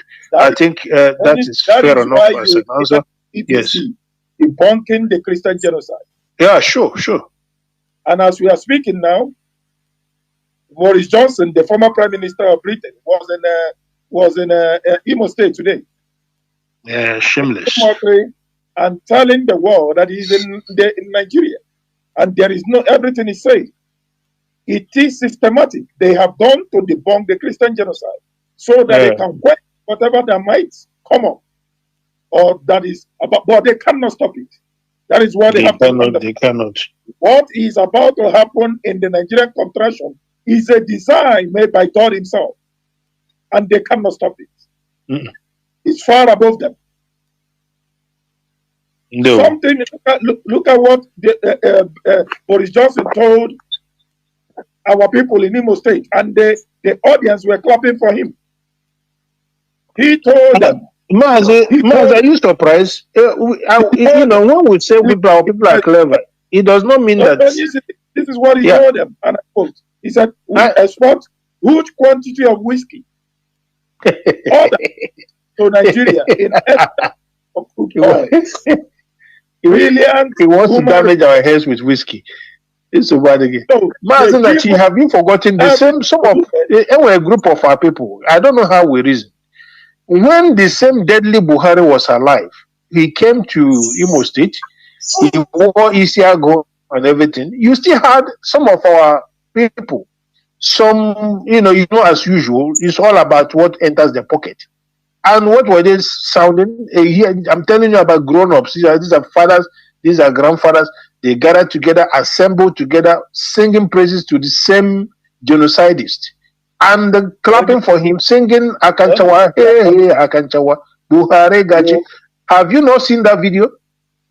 You are talking about that very one. It hasn't been replicated by Soludo. Oh, definitely. Absolutely. So, replicated by Governor Ifanyo. Mazi, it's unfortunate. It's unfortunate. What will happen is let's see who else is online now. Yes, Mazi, somebody is online. Let's see who else is online. Yes, caller on WhatsApp, please go on. Can you hear me? Call on WhatsApp. I can hear you. Mazi, okay, you are the person that called before. Are you? Yes. Oh, okay. Sorry. Go on now, please. Sorry for the. I was asking No, that's okay. I was asking a question initially, but the line was a bit disruptive. And my question is, there's this set of group of people I have noticed on social media, more especially on TikTok. I can give them a name. The first set, I call them emergency lovers of Mazi Nnamdi Kanu. This set of people, maybe because they seen Onyendu was illegally rendition and they illegally, reduced their force judgment. So they did not understand from the beginning. Then the second set of people are those ones, either they have been expelled, those are fallen heroes, and who still attach themselves claiming to be IPOP members. And this set of emergency lovers go on that platform getting fed with false information, narrative. And the issue I have seen there is Onyendu backbone is IPOP, and IPOP backbone is the leadership. And this set of people always target the core backbone of IPOP, knowing fully well if they designate the backbone of IPOP, Onyendu has no backbone. So, and I have want to bring it to the notice, if the leadership is aware of this, is there something like what they replicate in the S platform that can be done on TikTok? I know some of our IPOP member on that TikTok as well, trying to, educate these people so that they can not be fed with, false narrative, trying to make them to turn against people who are there to save them as if they are the problem.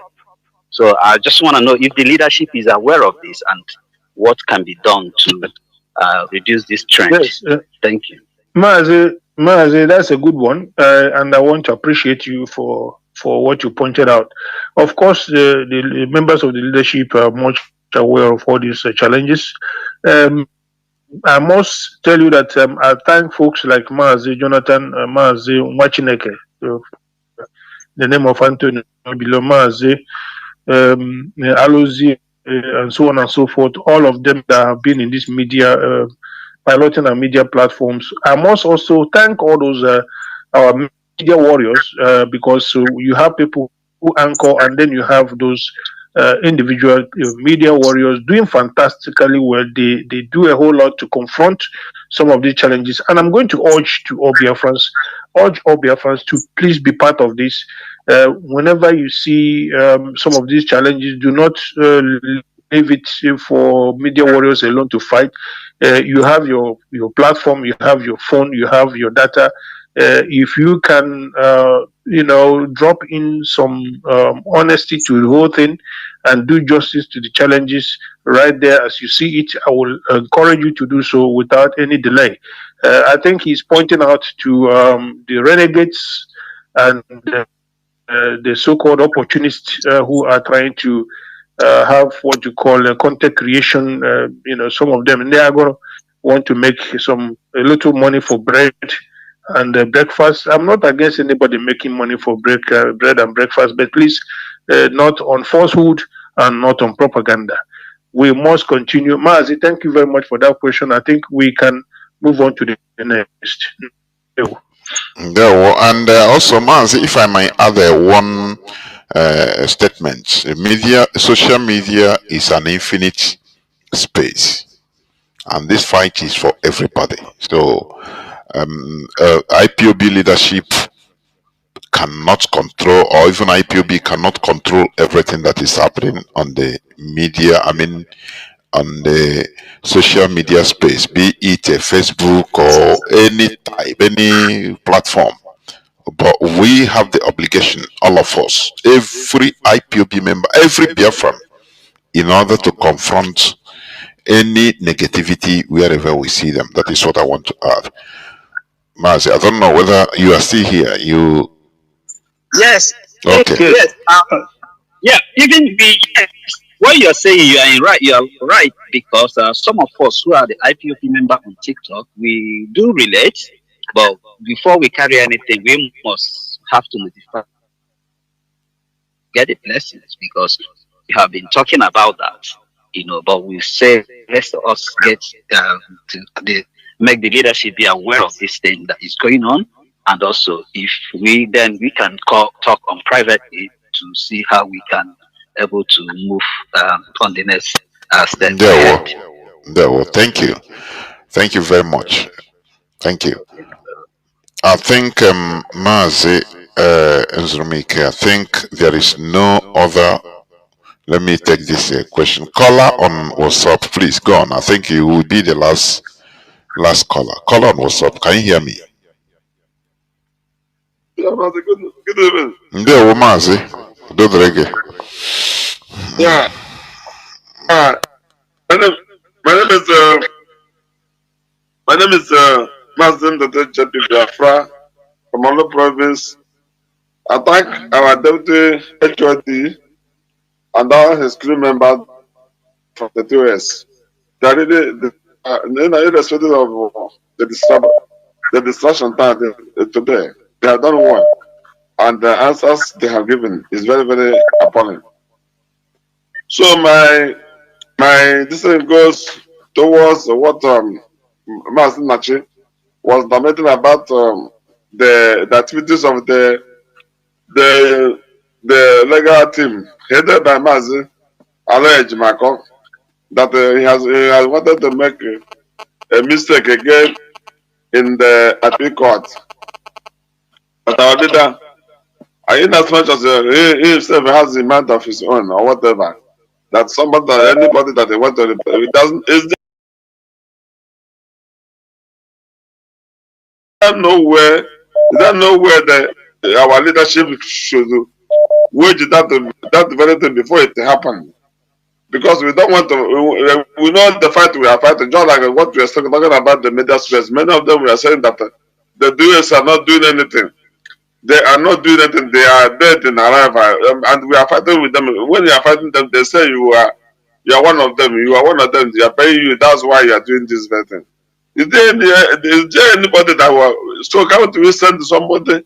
Maybe through Mazi, the other man, Nnamdi, to reach Mazi Nnamdi that allege my and the Maxwell of course should step off.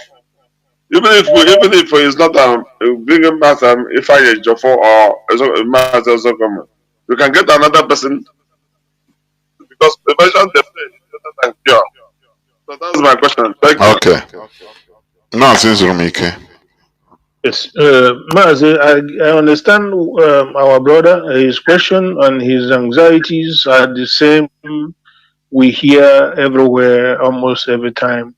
And I must assure you that surely you're on point, and that question is very, very valid. But you see, our leader is not as imbalanced as people may think or suggest. Mazi Nnamdi Kanu is sound, right? He is sound in the head. Some people want to suggest that he is somehow confused and all that. See, at some point, of course, he's stressed up. You can't be in that condition and somehow be 100% all right. But of course, there are limits to what you can define as not being balanced. We believe he's balanced, and but I think his decision leading to what has transpired was influenced heavily by those who had opportunity to be around him 247. When I mean 247, I mean those who almost visited him almost on daily basis. They went there, they traded with falsehood, they deceived, they were slicing and dicing and all that, trying to portray some narrative quite very, very wrong. And the weakness of the DOS or the leadership when it comes to that is not being able to physically be available there to have a meeting with Onyendu, knowing fully well what that could mean. So, we had to work with lawyers and legal, individuals. And then at some point, this treachery led to the disconnection of a son known as Barrister Ozekome, and then of course Barrister Ifani Ejiofor, a very, very good man for that matter. After their disconnection from the platform, we became almost disconnected as well. Of course, you mentioned Barrister Ejiofor Nemeka.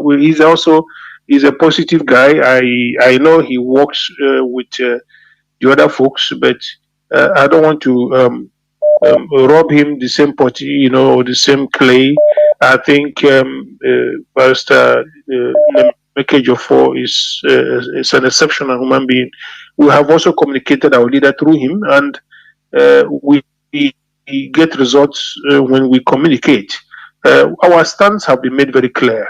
and that is we stand on that. Discharged and acquitted before they went into this very very final blunder. But we were making it clear, leading to the judgment, to the kangaroo judgment. We made it clear that we stood on that, and that was where everybody should have stood, including the so-called very very failures operating in a monkey shadow of law. These individuals are not lawyers. These people are not qualified. I don't know where they got the certificate from, because they lack the basic common sense of law. And for them to be parading themselves as Onyendu's lawyer, for us as an embarrassment, a monumental embarrassment for that matter. And I must assure you that we keep on pushing ahead to make sure that our leader accepts what could be a reasonable legal advice. But you see, he is a free moral agent, and just the way Chukwuka treated all of us, we to make choices, and for whatever reason he made those choices he made.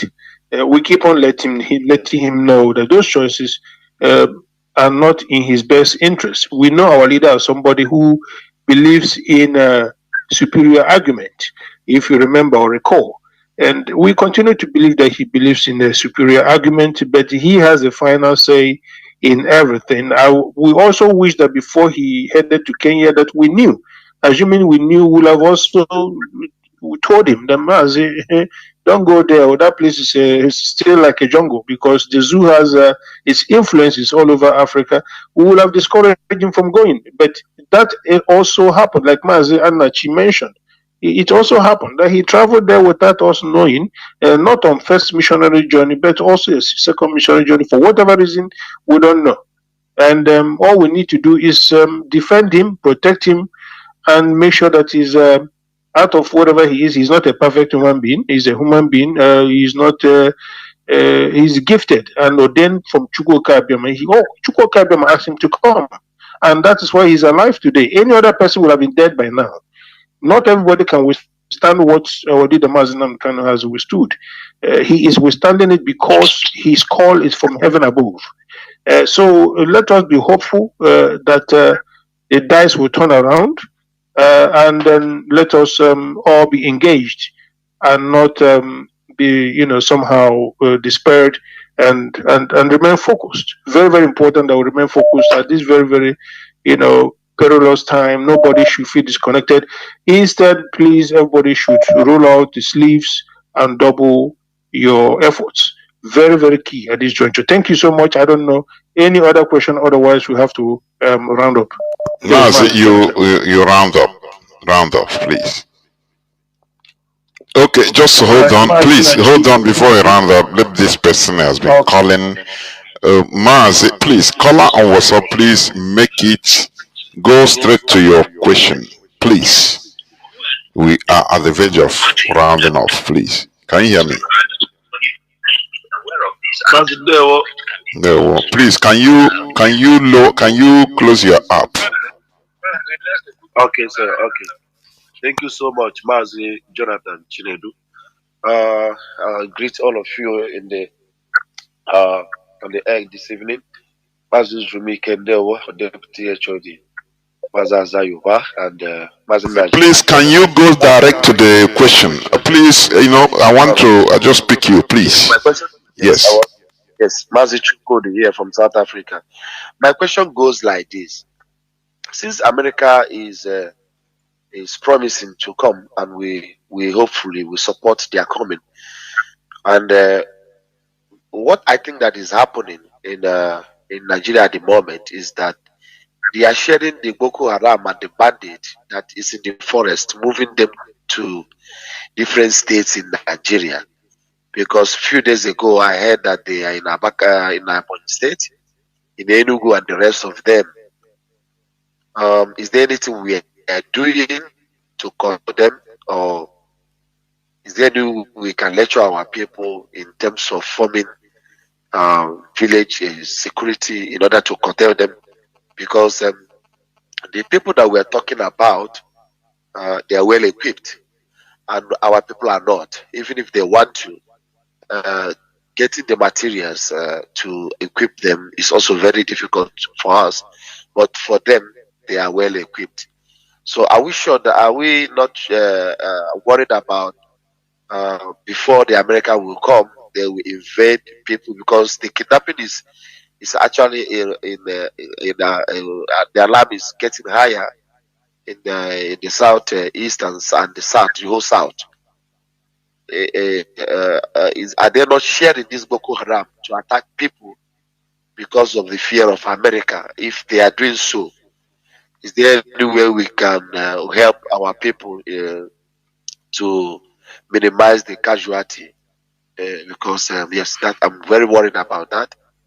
And Okay. also, I know that the last question is. Let's take only this question, Mazi, please. We are All right, at the verge of Mazi, closing. Please, real Mazi quick, Chukwudi. real quick.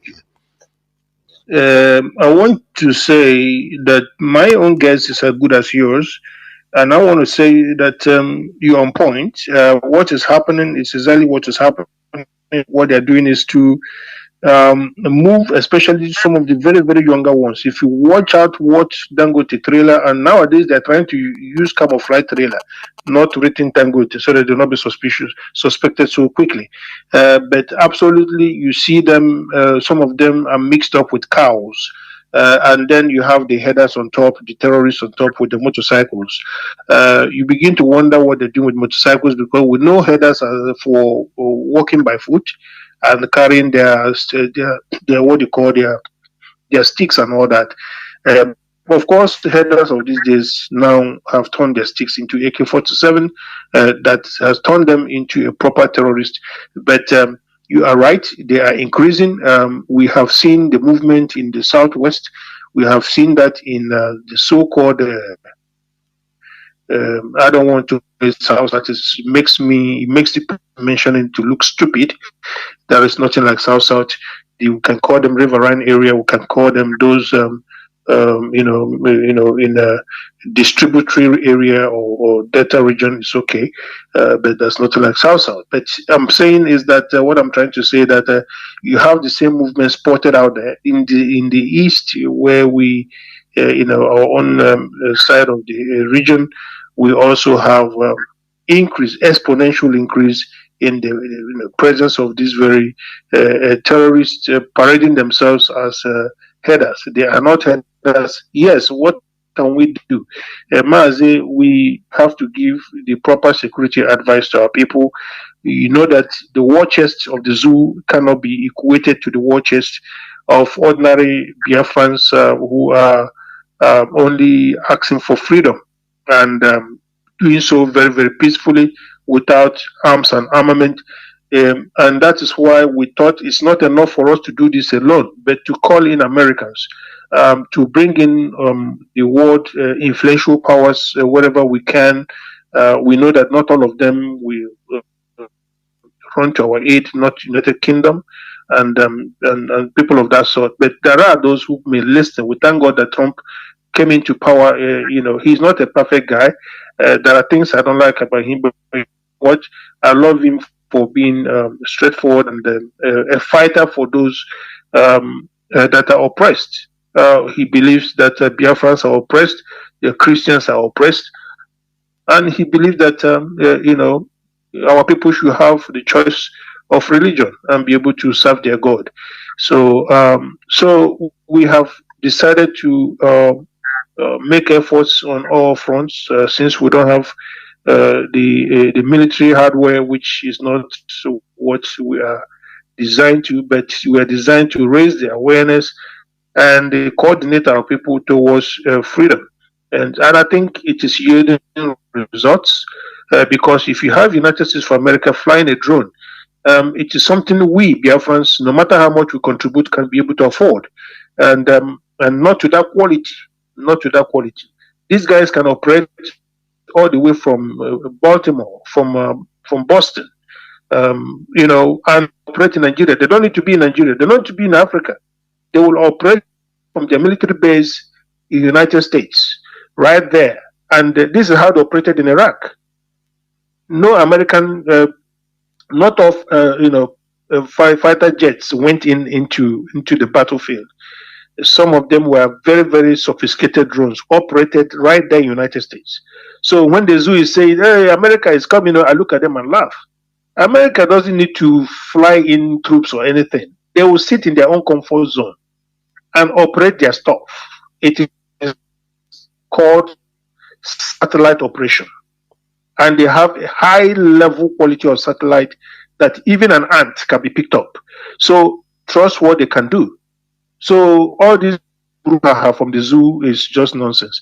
They will do the needful. We Biafrans will do our needful. All we need to do is that we have to advise our people to be cautious. And the little we have, of course, we cannot just say we relax only to wait for Americans to do what they can do. No, the little we have, my brother, we have to all channel everything we have towards protecting ourselves, our lives and properties. And sometimes don't forget how Biafrans fought the war. 1967 to 1970, we did not have surplus weapons or imported weapons. We had a blockade, don't forget. So we were manufacturing on our own. We survived it for good 3 years, and that was a World War III. That was a World War III. Nobody wants to mention it. Nobody wants to call it World War III. Do you know how many republics you have in the former Soviet Union? And Soviet Union was part of that war. How many republics? I don't want to start counting. Kazakhstan, Uzbekistan, Tajikistan, Georgia, Ukraine, the proper Russia, and so many republics. They were part of this very war on behalf of the zoo. Then you have United Kingdom. Harold Smith said he wanted to supply fivefold of weaponry he initially, contributed, just to make sure that we're completely decimated. He said it is in document. So it was a world war.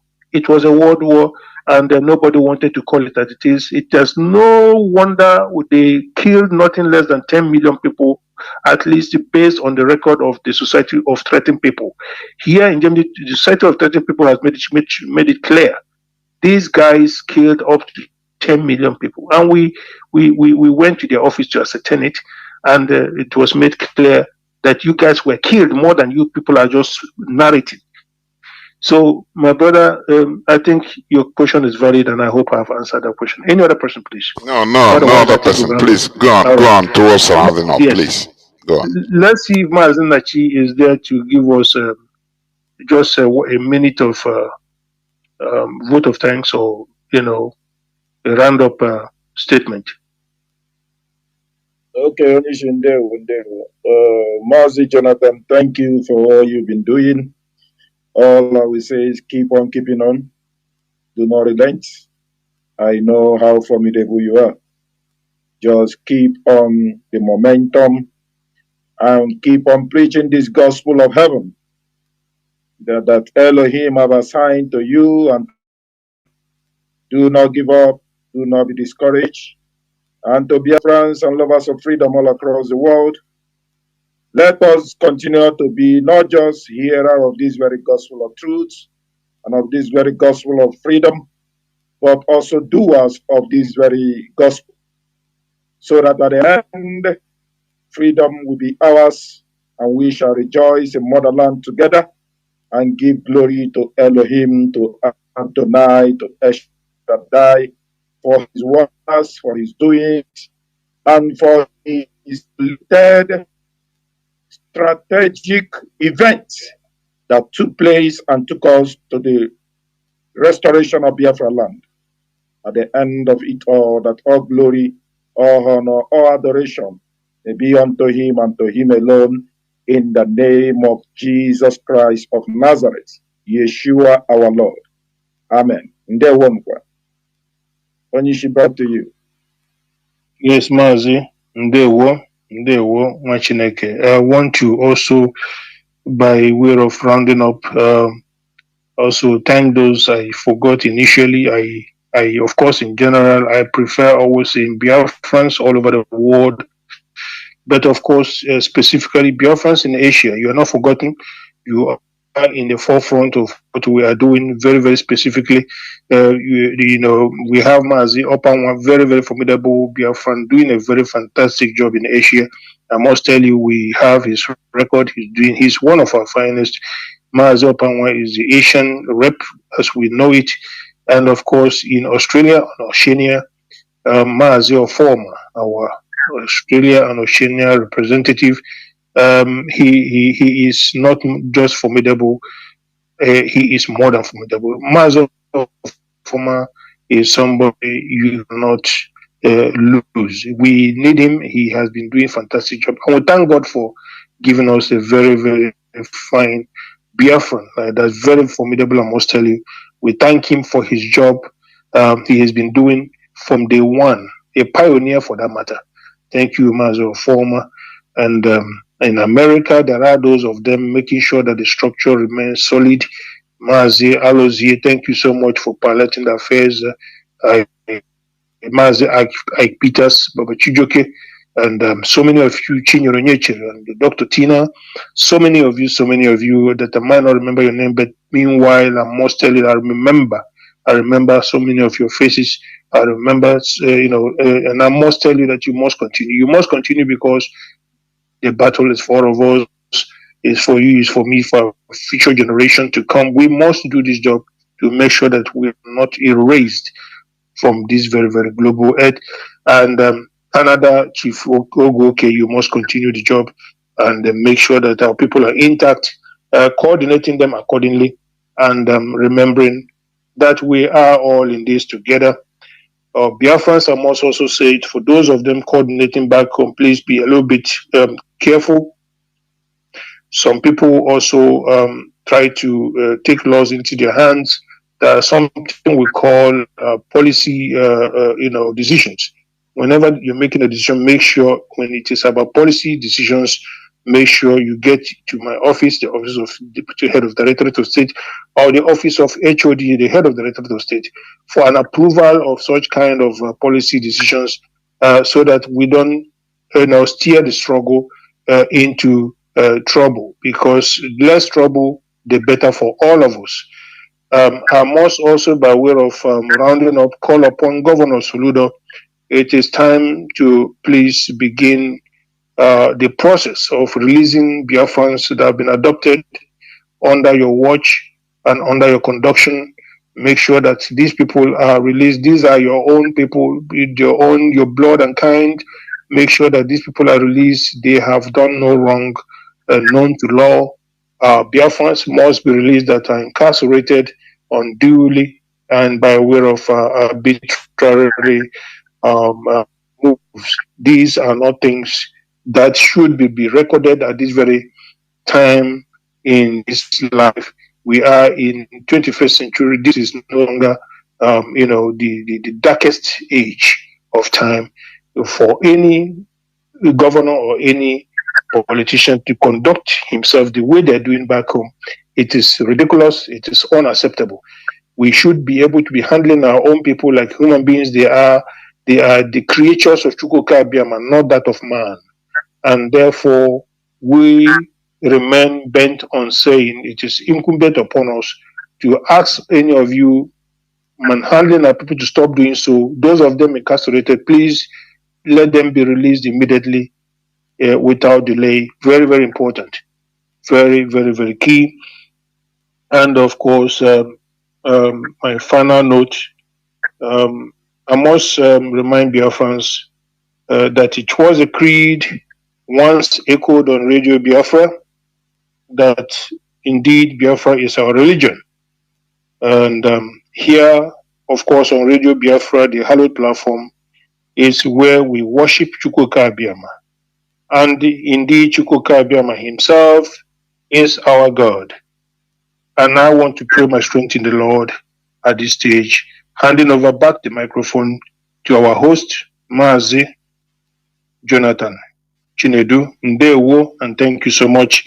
We will be back on this very platform anytime soon. I think we're going to start doing this thing maybe twice in a month to engage Biafrans worldwide as time goes on. Thank you, Mazi. There were Mazi Nzurumike and Biafrans and lovers of freedom. Notwithstanding the challenges in this broadcast today, which was overwhelming, but we persevered. Therefore, it is our duty to protect this struggle. For people that have asked questions about the social media space and all the rest, it is our duty in order to do the needful. You don't need the order or the leadership's order in order to do the right thing, to defend our cause. No, you engage, and that is it. So, Biafra remains our tradition, Biafra remains our ideology, Biafra remains our religion, and we must continue pushing on. The world, Nigeria will not give us a referendum, we will take it. It is above Nigeria, just as our deputy has said. Therefore, thank you for listening. From me, Mazi Jonathan Chinedu from here, it is simply good evening.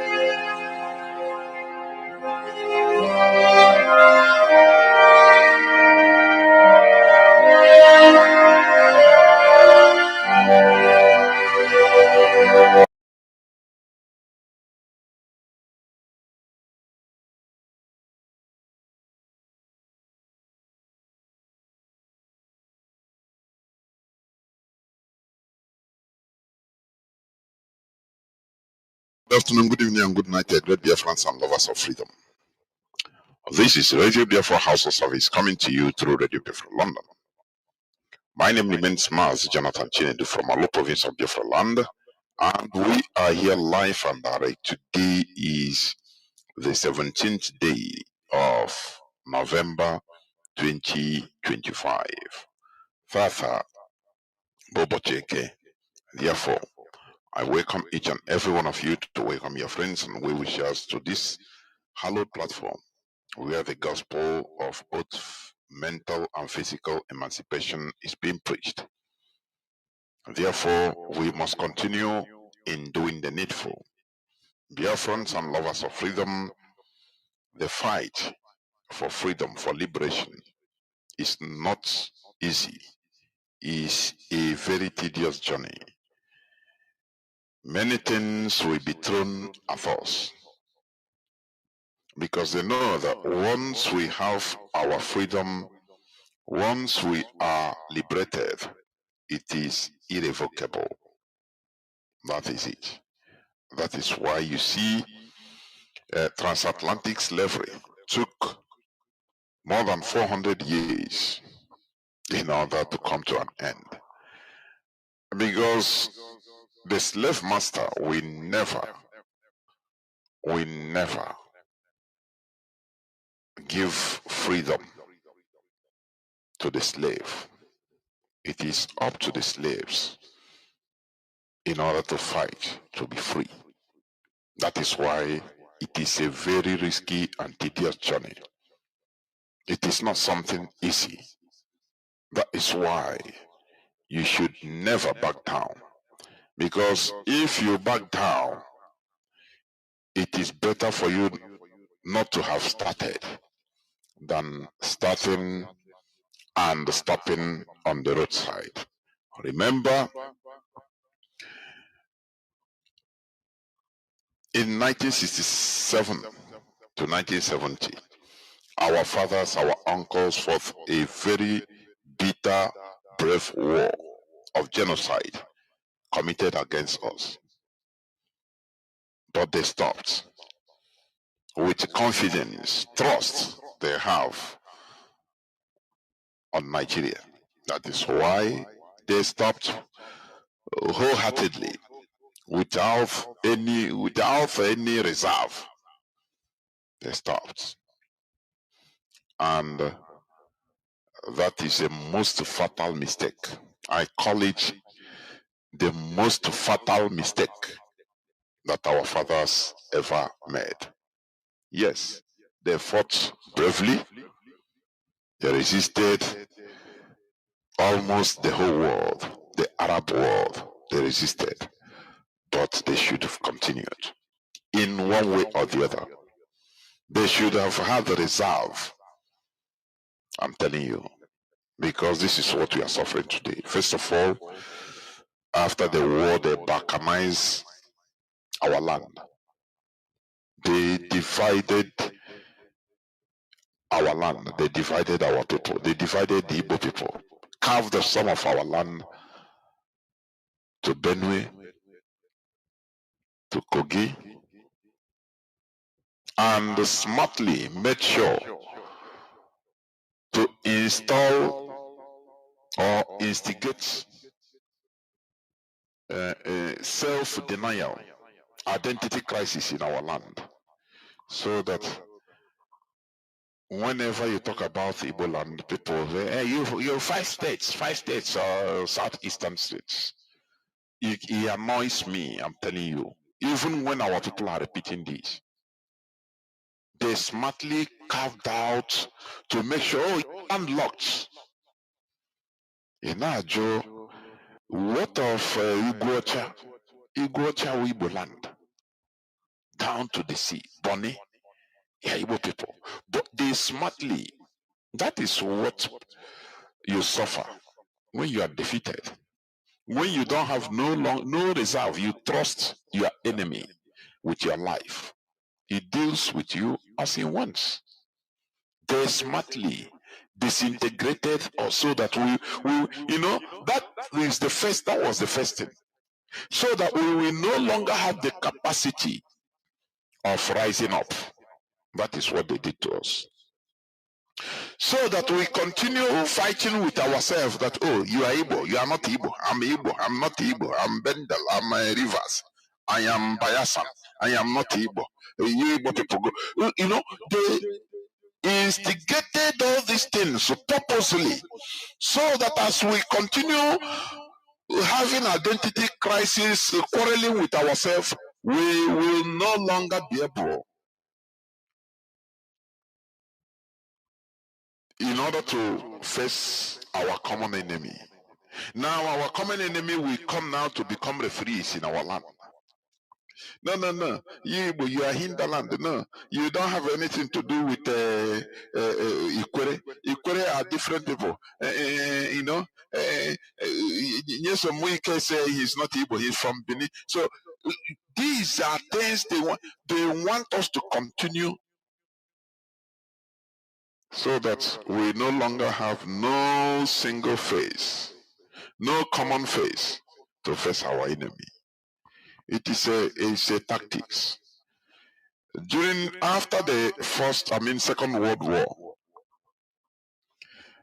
when Berlin was overtaken, remember, Soviet Union was the first country to reach Berlin before the other Allied forces, America and France and others Britain came. Remember, yes, they were allies to conquer, to defeat Germany, but they still have their interests. They divided Germany into pieces. Some part was for Soviet Union. You've heard about the Berlin Wall. You've heard about it, which was built to separate East and West Germany. Remember, even in the West Germany, they have some sites occupied by France, some Canada. They divided from Britain and America. So they divided them because that's it. And they considered splintering or annexing Germans, destroying Germany completely, so that there will be no person will be called a German any longer. This was on the table for the Allied forces, for the people, Soviet Union and America and their allies. They considered it to annex Germany, to Poland, Yugoslavia, Soviet Union. They divided among themselves so that they destroy Germany as a country, even as a language. No more German. But they considered something. You know, these people, they are wise. You call them Illuminati, illuminated souls. That is why you don't demonize Illuminati, please. I continue saying it. These are wise people. Why do you demonize Illuminati? But you, in your religion also, sorry for the perturbation, I don't know. My voice just ceased, or I don't know what happened. But we must continue. So, as I was saying,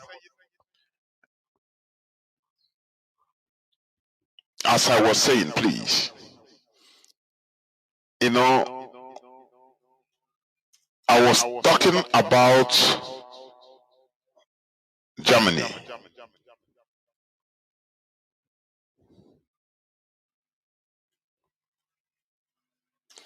I was talking about Germany. And after the First World War, as I was saying, the Allied forces, including Soviet Union, they considered splitting Russia, splitting Germany, even to the extent of destruction of Germany, annexing Germany to other countries, neighboring countries, and destruction to destroy German language so that there will no longer be German citizen. If the side that is annexed to Poland, they will become Polish. They will be speaking Polish. They will be banned from speaking their language. The side that is annexed to maybe Soviet Union will become Russians, and they will be banned from speaking Germany or German, Dutch. The side annexed to America will be banned from speaking German. They become Americans, just like that.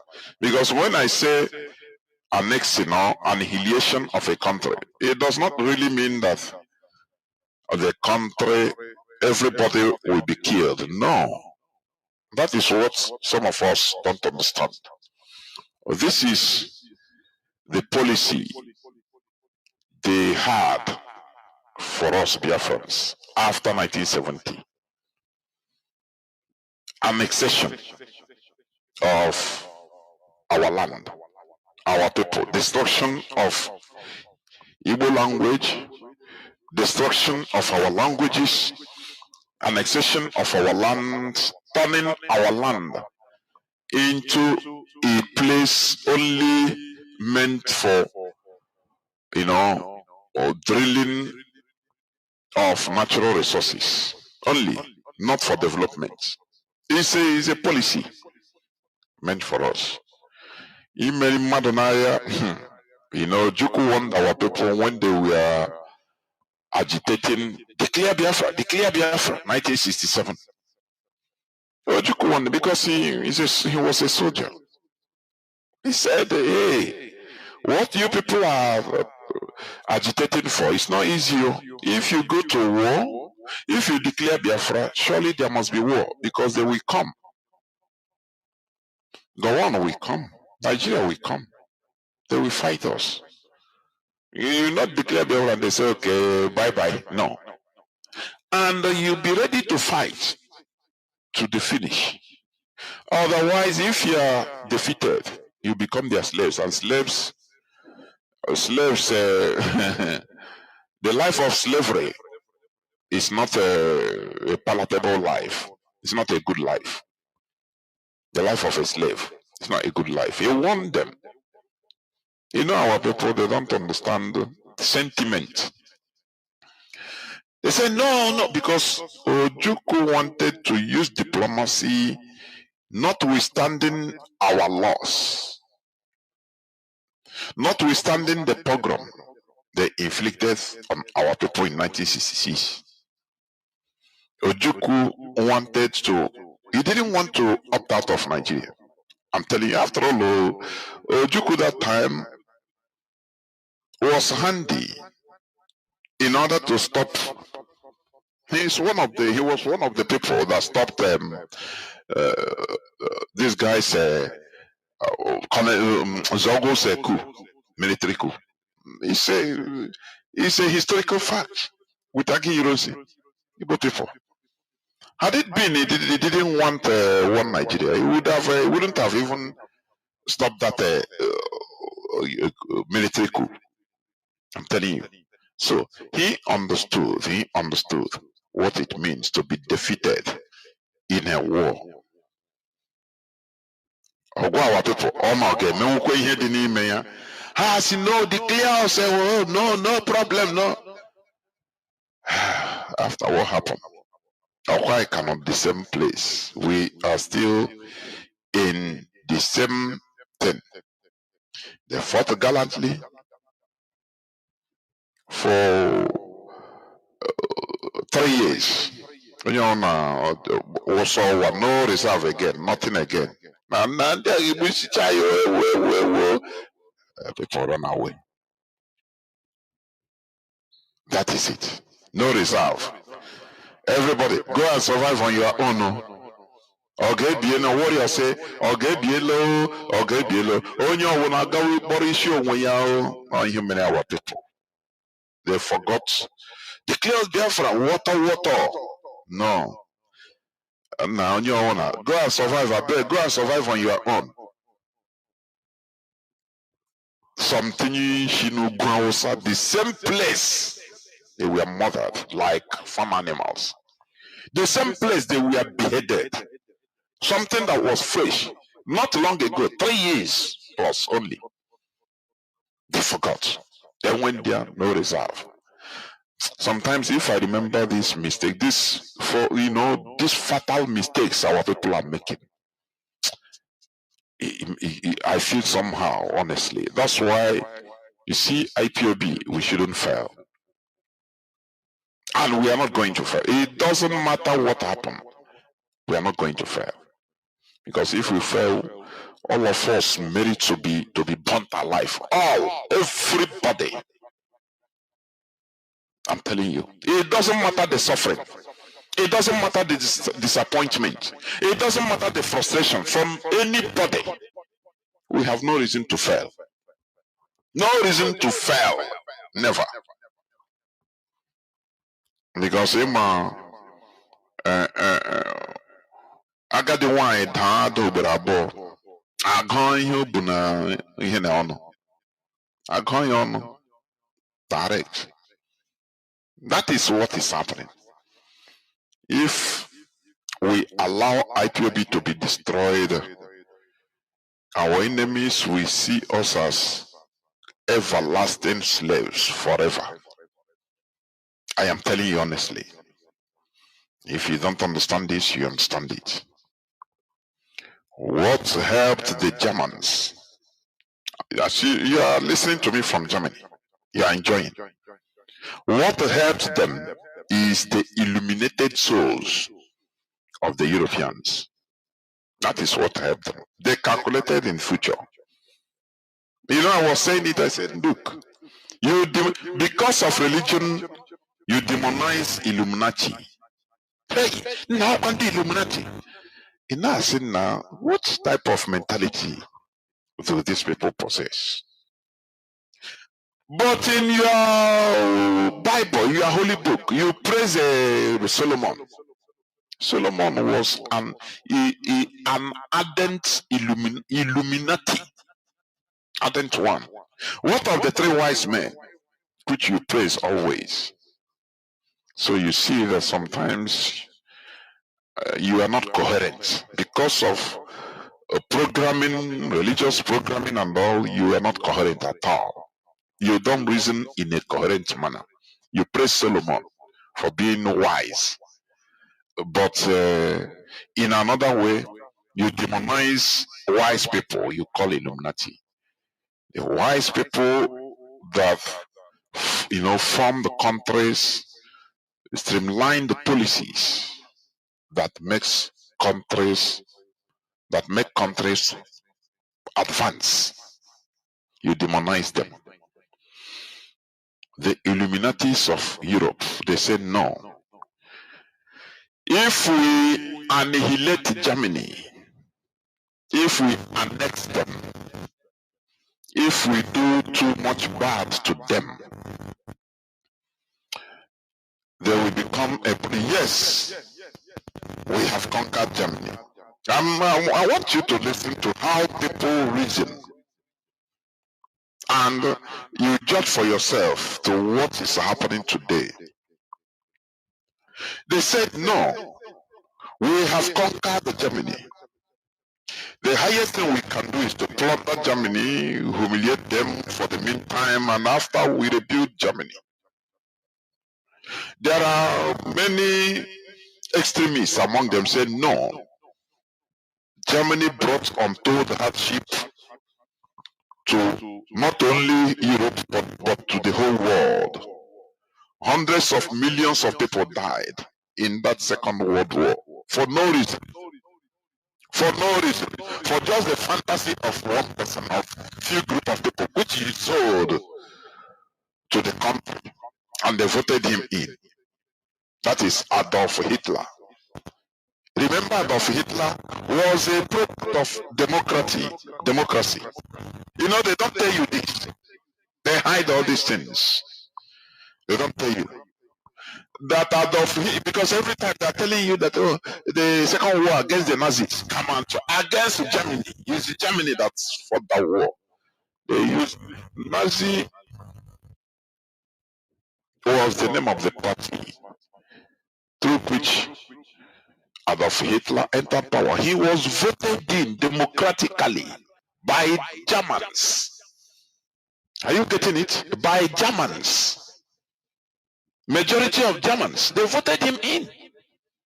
Which means they applauded his ideology. So, let me continue what I was saying. As they defeated Germany, Hitler was gone, he killed himself, burned to ashes. They arrested many of his lieutenants. Now they were considering what to do with Germany. Remember, even that time, the Volkswagen company, which was one of the largest, if not the largest that time, car producing company, which they even converted in manufacturing, weapons. It was there. It was there. They were contemplating what to do, whether to destroy it, because of the anger in them. But the illuminated souls calm everything, that they say no. If we destroy Germany and forcefully annihilate, assimilate Germans, stop them from speaking their languages, force them to be Americans, to be French, to be English, to be Russians, to be Polish, to be Czechs by force. In future, they will be murmuring this story. They will be telling their children their story. And in future, their children or children, next other generation will rise up, and it will become highly catastrophic to the whole of Europe. They will rise up. And do you see that? Do you see where they are wiser than black race? Are you getting it? In the case of Biafra, they use, I don't know, they impose pogrom on us, killed us, committed genocide even before the war. And when our fathers came back in order to nurse our wounds and say, okay, the only place we'll be safe is in our land. So let us get out of Nigeria and be safe. They said, no, you are going nowhere. You must be part of Nigeria. And they imposed a genocidal war against us. And after everything, they still left us disintegrated. As you see, they said, no, these people, we will finish up with them. And they didn't know that it is that anger that is fueling what we are doing. Because we are not treated well. We have never been treated well since 1970. The 3R, rehabilitation, reconstruction, and reintegration, was never respected. And our last president of Biafra, Philip Effiong, General Philip Effiong, he told them, while signing the armistice, no victor, no vanquish, that he told Nigeria, he told Gowon, if Nigeria did not treat their children well in Nigeria, they will rise up again. I don't know why even our so-called intelligentsia, they don't ask of all these documents. It is there. He made his remark. He said, this is my stand. Before handing over, say, okay, no victor, no vanquished. But if Nigeria fail to treat Biafran children well, they will rise up. They will rise up again, and that is what we are doing. And this time around, there is no going back. It does. I say it doesn't. I am happy that the taproots of IPOP is in the diaspora. That is the highest thing Nnamdi Kanu did. The highest. Owazirike tried his best. I don't blame him, honestly. He tried his best. He was rounded up. And before you know, he was infiltrated. Masab was infiltrated. And before you know, his commanders were also rounded up. And they met him in jail. Look at people that are supposed to be fighting for your freedom. Oh, we were rounded up to you. Well, if it is you, what will you do? No, let us be fair. Let us be fair, practically fair. If it is you, what will you do? You bow down and say, now let me negotiate for my life. I beg. But this time around is a very different thing altogether. It's a very different thing. IPOB is a very different thing altogether. How will you round us up from every corner of this world? Is practically impossible. I say it is practically impossible.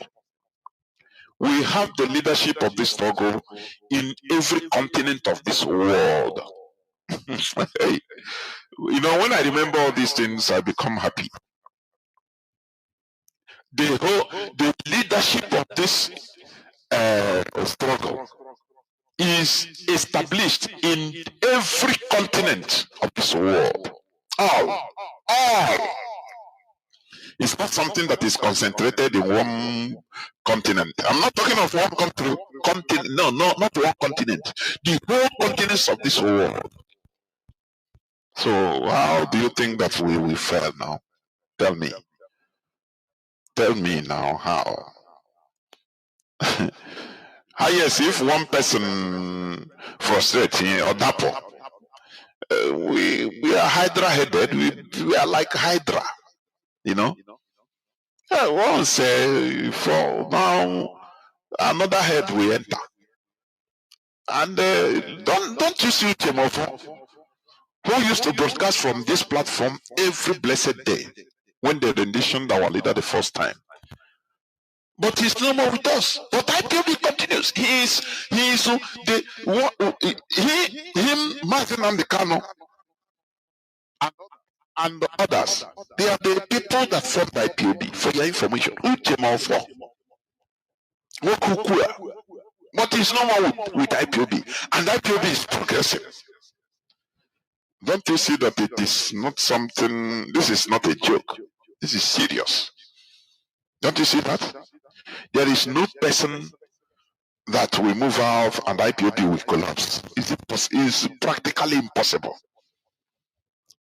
It's not like Masob. Masob was concentrated in Nigeria, and it became a problem because the whole genocide they committed against Biafrans during Masob time, no outcry, because that was not the time of social media.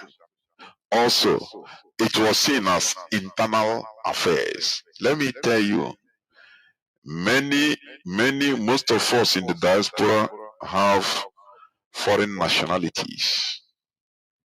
Are you seeing it? So it is not, that is very hard to combat. Nigeria know that. That is why when I look at people, when I listen to people naively, ignorantly talking against IPOV that they are referrals, I laugh. I say anyway, it is only what you don't know is what that is above you. What you don't know is bigger than you. It's not what you know. What you don't know is bigger than you. So there is no need of answering them. So when they call us referrals, you answer, I'm a referral, don't worry. But I used to challenge them. I say, go and ask Nigerian government. They know who IPOB is. They know what IPOB is doing. They know. It's not you individual that out of your maybe jealousy or your envy or your hatred of one person or Mazi Nnamdi Kanu or one person in IPOB or the other, or the IPOB in general. You hate IPOB where we speak. Now, where because of it, you think that you bring us low to anything. You don't know. You are ignorant. You're completely ignorant. The people that know what IPOB is doing is the Nigerian government. If you have a very high-ranking Nigerian government official, you ask him, he knows. Ask Tinubu what IPOB is doing. He knows very well. Ask Nuhuri Badu. Ask DSS, NIA top officials. They know. It's not you. It's not for you to know. So that's why when I look at people talking against IPOB, I look down on them. I say, they are ignorant. Finish. I look down on them. They are ignorant. They don't know. IPOB is undefeatable, indestructible, and we must continue.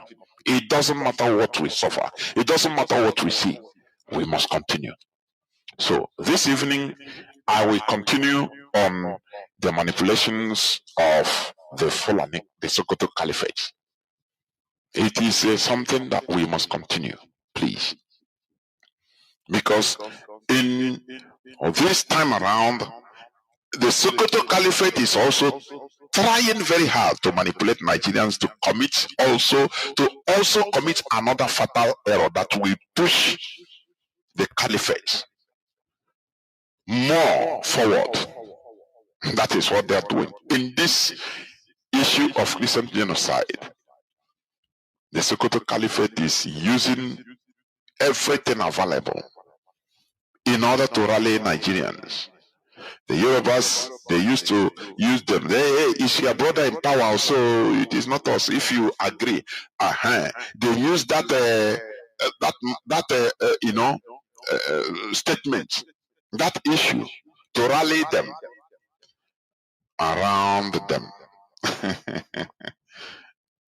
Now, ordinary Nigeria, they say, if America come for your natural resources, anyway America enter.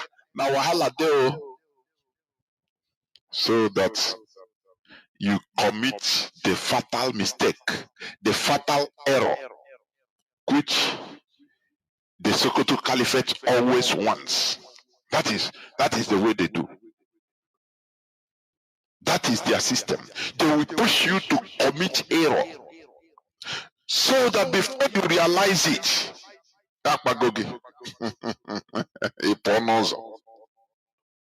no, there is no Christian genocide. No. It is a farce. It is a this and that. Everybody is being killed. It's not a Christian. They want you. Look at when they want you to continue that narrative. Look at Sheikh Gumi wanting you that narrative. He use Islam. No, Muslims, defend yourself.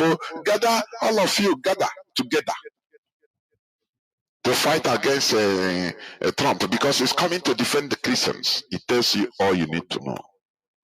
When people are saying no, Muslims are being killed, I want us to first of all, who is killing who? Let me ask. Is a question. Is there any non-Islamic group that is terrorizing others? The answer is no. Who are committing this genocide? Even if they say Muslims are inside, are among, okay. Which group is killing? Which religion? They are using the name of Islam. Now, Boko Haram, you see, is a Hausa language, which means westernization is sacred. It's not even Western education. Westernization, Western education is only part of westernization. Are you getting me? Wearing a suit is westernization. There are different things. So Western education is only part of it, but they purposely misinterpret Boko Haram. But it is not their real name. Because Boko Haram is just what the local Hausas call them. Their real name is Arabic, is Jamaat al-Sunnah, Jamaat al-Sunnah, Dawawal Jihad, Dawawal Jihad. That is the Arabic. Are you getting it? It means people committed to the propagation of the Prophet's teachings and the jihad. Group of Sunni people for the calling and the jihad. And what is jihad? Have you ever seen where in Islamic jihadism they romance with Christians, with other religions? No, tell me. Have you ever had it or seen it? Maybe the Talibans that are jihadis, or that we are jihadis. Now, they allow the establishment of churches, Christian churches. They allow Christian communities, maybe in Afghanistan, to continue existing. No, it doesn't happen. So these are the things Nigerians should know. But many of them close their ears because of one profit of the other, one thing or the other, or ignorance, or mischief, outright mischief that they don't want to understand. People that call themselves group of Sunni people, Sunni Islam people, for the calling and the jihad. Calling. Remember, if you see somebody say, God called me as a Christian, what does it mean? Oh, he's a man of God. Which means he leave everything and start preaching, preaching the gospel of Christ, as you may take it. These people, this Boko Haram, God called them, Allah called them. They say they are called by Allah to fight jihad. Who are they fighting jihad against? Infidels. That is the Boko Haram you are seeing, you are hearing.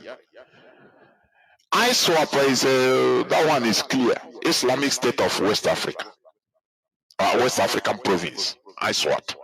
Is a branch of ISIS. So they are trying to establish the Emirates, Islamic Emirates, and it is coming through the Sokoto Caliphate. They established Sokoto Caliphate that was not destroyed by Britain, that was left in order to do the dirty job which we are seeing today. Are you getting the gist now? So, when people say no, they don't target Christians, there is no Christian genocide, you ask them, what is the action of the reason of the formation of Boko Haram, what we call Boko Haram? Jamaat al-Sunnah lil Dawa wal Jihad in Arabic. That is, people committed to the propagation of the Prophet's teachings and the jihad. And when you look at it, it is the continuation of the Sokoto Caliphate. Because the Sokoto Caliphate was formed, established by Ottoman Dan Fodio for exactly the same thing. For the propagation of the Prophet's teachings and jihad. That is exactly the same thing. So I don't know why Nigerians are they have blockade in their brains to understand what is going on in Nigeria. The Sokoto Caliphate is using their brains, mesmerizing with their brains, coupled with words of cash. Now they continue speaking, talking from both sides of their mouth. Ask them, what is ISIS then? Or ISWAP? What is Boko Haram? Okay, Boko Haram, those that are fighting jihad, as we know. Okay, they will romance with Christian communities, right? They will romance with them. Don't you see during Obama regime, during the time of ISIS, or the emancipation of ISIS in the Levante, did they romance with Christians and other religion, Druze, and other religious groups in the Middle East? Did they romance them? No.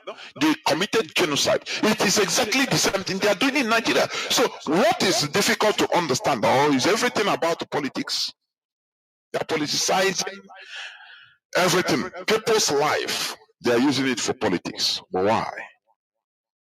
People that they give you exactly their name tells you everything you need to know about them. Their names. These people they call bandits, they are all the same thing. Lakurawa, they are the same thing. They are focused, they are going towards the same goal of conquest, continuous establishment, propagation of the caliphate of Allah. That is why Sokoto Caliphate is at the forefront, and it must be dismantled. You see, Sokoto Caliphate, it must be dismantled. Do you see the Sultan of Sokoto? He is the leader. I am telling you. So when they say there is no Christian genocide, you ask them, what do you have there? No, Muslims are being killed. Yes, during the ISIS time in the Levant, in the Middle East, ISIS also killed Muslims. That is true. But they targeted Christians. They targeted other religious groups. They committed genocide in wholesale. That is their primary. Now, after targeting these people, now they will come to the Muslims that they call moderate Muslims. Those that are condoning the infidels. They turn against them. It's just like during Rwandan genocide. Hutus were targeted. Do you see that? But there were also many, Tutsis were targeted. But there were also many Hutus. They call them moderate Hutus that were killed. But the target was Tutsi tribe in Rwanda. for your information. But it does not hide the fact that there are many Tutsi Hutus, Hutu tribes that were killed also. But the target, the original target, were the Tutsis. So when they see somebody that is condoning, maybe you are hiding, you are a Hutu, hiding a Tutsi or Tutsis in your house, or trying to protect them, they will take all of you as the same. Do you see that? If they come, somebody said if they come to, they wanted to burn their houses because the house there, the house is for a Muslim. But because there are Christians living in the house, so they mix up with Muslims and Christians. So they don't care. They want to burn all. They want to kill everybody because they see the Muslims there as collateral damage. But the main targets are the other people, the infidels, the Christians. That is it. So you see that what Sokoto Caliphate couldn't complete before the amalgamation of Nigeria, before the British took over Nigeria, or the entity called Nigeria, by joining southern and northern side, they call protectorates, into what you call Nigeria today. It is what the Sokoto Caliphate is trying to achieve today, using Boko Haram, using this Islamic terrorism or terrorists to achieve under Nigeria, using Nigerian government state apparatus. Today you see the headline. Let me just read the headline.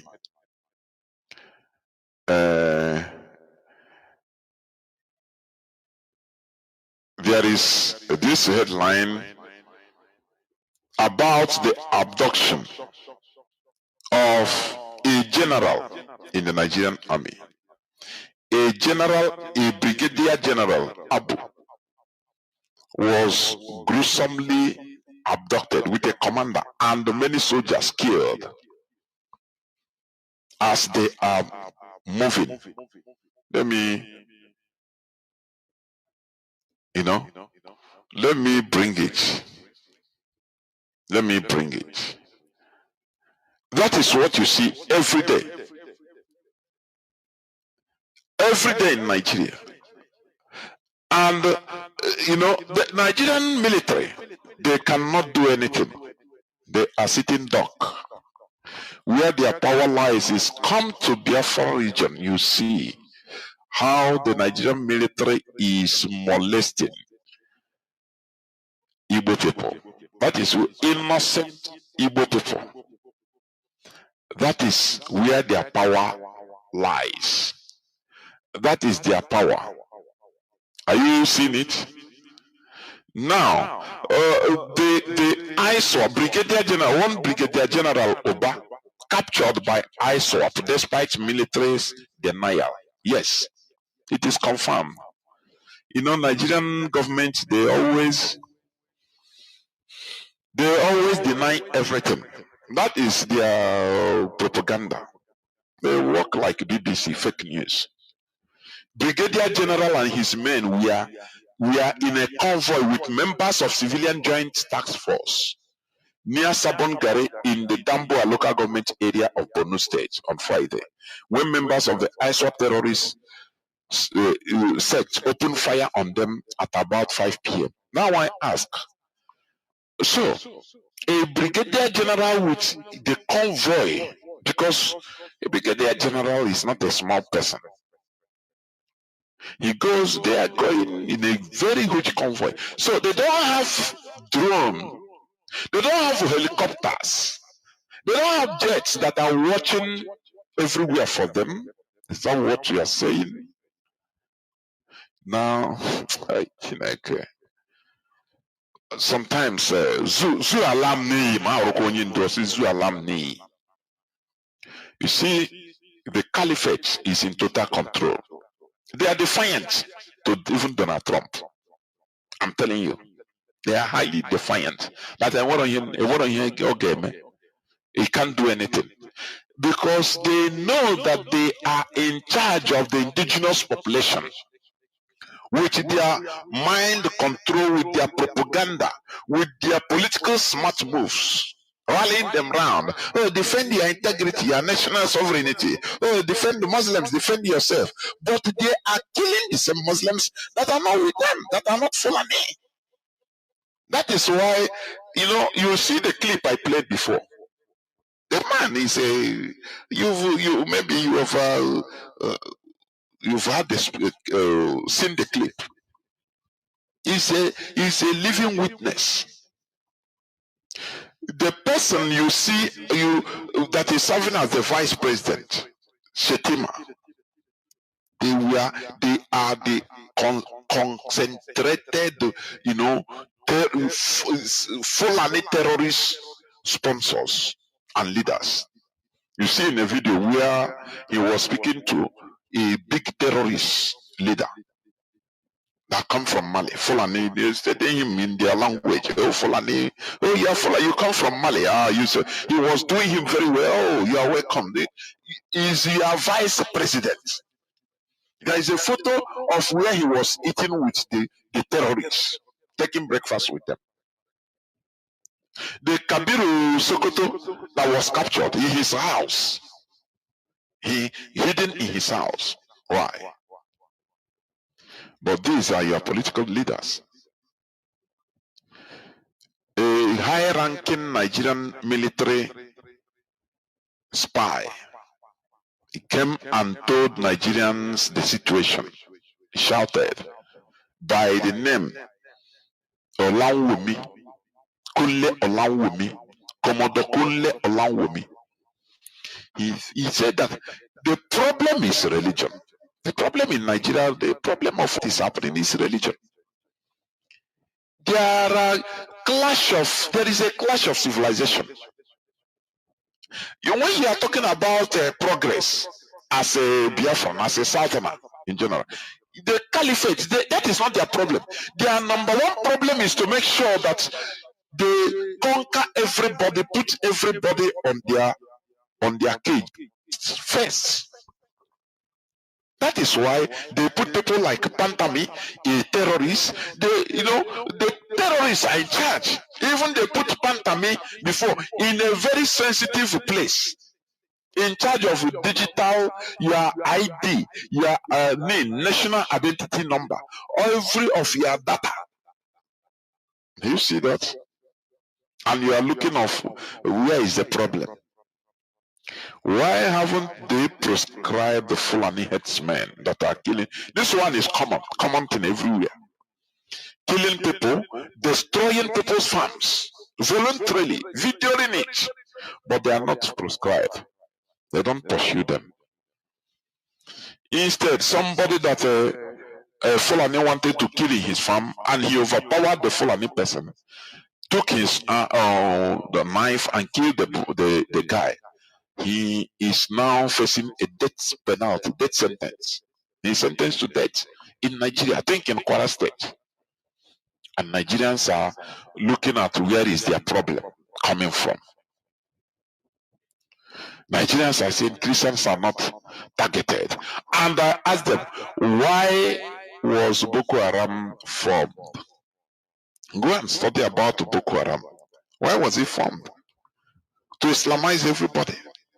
To turn everywhere into an Islamic state. It's the same thing with ISWAP, where everybody will be, subservient to the Fulani. Are you getting it? Now they take over your land, because that is it. You see, it's another colonization.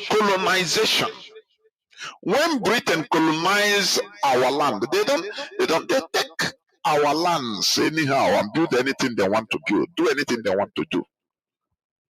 You don't ask question. You ask question as a community. They deal with you. You remember the 1929 Aba women protest, which they termed riot. They killed more than 50 of our mothers that time for protesting their right. against taxes being levied to them, or even women, even the goats, their animals, home animals. They protested and they killed them because they were under colonization. That is the same thing the Fulani is trying to do all over Nigeria. Which one is worst, please? Is it IPOB? We say no. Instead of us being under the colonization of the Sokoto Caliphate, we better go back to where we were before 1914. Now, the Fulani Caliphate, the Sokoto Caliphate said no. They are using Boko Haram, using ISWAP, Lakurawa, Mahmuda, Wolu Wolu. All of the terrorist groups, Fulani headsmen, bandits, all, they are using it to subjugate, to colonize your land and pursue you from your land as a non-Fulani and say you must take Islam in their own way and they will control you. Which one is better? I am talking to Nigerians, please. Which one is better for you? Okay, you want the Sokoto Caliphate to use their terrorist arms to subjugate and take over your ancestral lands as they have done in many parts of the northern Nigeria, taking over Christian communities. The Christian communities, those that are lucky, that we are lucky to escape alive, are now living in refugee camps. Is it what you want? No. That is why we open X space. If you cannot come to call on Radio Biafra to challenge us, to at least have a robust debate, to disagree, to tell us what you think, that thing you are saying as gossip, come here, say it, criticize us, tell us why IPOB is getting it wrong. You cannot come. Now we open our X space, Biafra Regional Affairs, every Sunday by 5 p.m. Biafra time. Come there. You don't want to come. Now, what do you want now? Only gossip. Because you are an animal. That is why you are afraid. Why are you afraid? I am asking again, which one do you prefer? For every indigenous people in that Nigeria to be free, or for all this terrorism or terrorists? We want to be free. We say no. Instead of us to be subjugated to the type of tradition we don't know, we are being marginalized. They don't want our land to be developed. Instead of Nigeria being a big for nothing space, we want to separate and be where we are, or where we were before 1914. We'll be like Arrow Confederacy, that is Biafra. We don't want your problem and we are not going to give you problem. Or what Nigerians want, is it the Boko Haram, ISWAP, bandits that are going around killing people, committing genocide in Christian communities, killing pregnant women, wiping out communities, that you must accept Islam in their own Salafist Wahhabism manner. And Nigeria will remain one, but under their control. Is that what you want? Why not be reasonable, please? We urge you to be reasonable as you are listening to me, as you're a Nigerianist castigating IPOB. Please be reasonable. Just think, reason, please. We are in a country that is in the hand of the Sokoto Caliphate. And what is Sokoto Caliphate? Sokoto Caliphate it was established in order to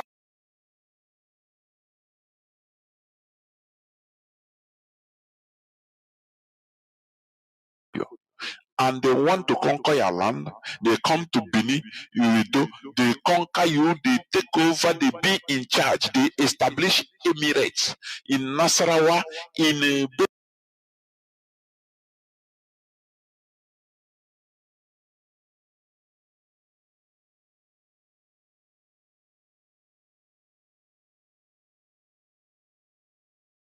our resources, everything. We become subjugates to them. We become slaves to them. Now, is that the Nigeria that you want? Is that the country you want? We say no. We Biafrans say no. We don't know these people. We don't know this type of tradition. It is not our tradition. It is not our culture. It's not our religion. We don't want it. We are free people. We are Republicans by nature. So you cannot control us like that. We don't want it. So instead of us to be like that, now let us remove ourselves from Nigeria and be on our own. And they say no. Hey, no. Why Biafrans? They were causing problem. But the real people that are causing problem, the Fulani, they are being pampered. Don't you see the manipulation? I want you to see the manipulation. He's watching, he's looking, he's moping at you. Oh, you idiots, he's looking at you. Now, look at today's news also. Terrorists attack Kebbi Girls Secondary School, abduct several students, kill staff members. That is today's news, 17th. Where are they bring back our girls activists? In the news, what you see is a terrorist attack. They kill. I saw a video, somebody was hiding, videoing these Fulani terrorists that are on motorcycles. They call them bandits. They said they are going to, I don't know whether Katangora, they are running to commit genocide there. This is what we see every day in Nigeria. With all this, how can you talk about development? Now, Donald Trump say he will come to put an end to this by killing all these terrorists. The same caliphate, Sokoto caliphate, turn around and tell you, no, they are coming to invade your country, your sovereign country. How sovereign is Nigeria? No, tell me now. How sovereign is Nigeria? When Fulani can troop in, terrorists can troop in, go in and out as they want. When foreigners are being, paid to come into Nigeria to commit terrorist activities, to commit genocides. No, it is not about invasion of sovereignty. No, it's only when Trump want to come they will invoke that rubbish, garbage. Do you see the Sokoto Caliphate's manipulations of the indigenous people in that entity called Nigeria? They know that you have no brain. They can use anything in order to stir up your useless sentiment. After all, Ottoman Danfodio did it and succeeded. He started preaching to Hausa community, turning them against their own people. That you either be a pure Muslim, you don't need to collaborate with the infidels. Infidels, they are brothers that are not Muslims. They brought in foreign religion, used foreign ideology, foreign religion. They use it to divide them. Extreme Islam, they use it to turn brother against brother. And the Hausas fell for that. They killed themselves. And before you know, Ottoman Danfodio became the leader of the faithful, as they call him, Ottoman Danfodio, the teacher, the great teacher. He became the leader of the Hausa people, propagated by the Hausas against themselves. This is what, this is the manipulations of the Fulani Caliphate. In Nigeria, it only happens in Nigeria. They hardly manipulate this to other races or other tribes in the Sahel because they know them. Are you getting it? They know them. The people, they don't try that. They tried to conquer Medina in Mali during the old time, but the people resisted. They tried in various places.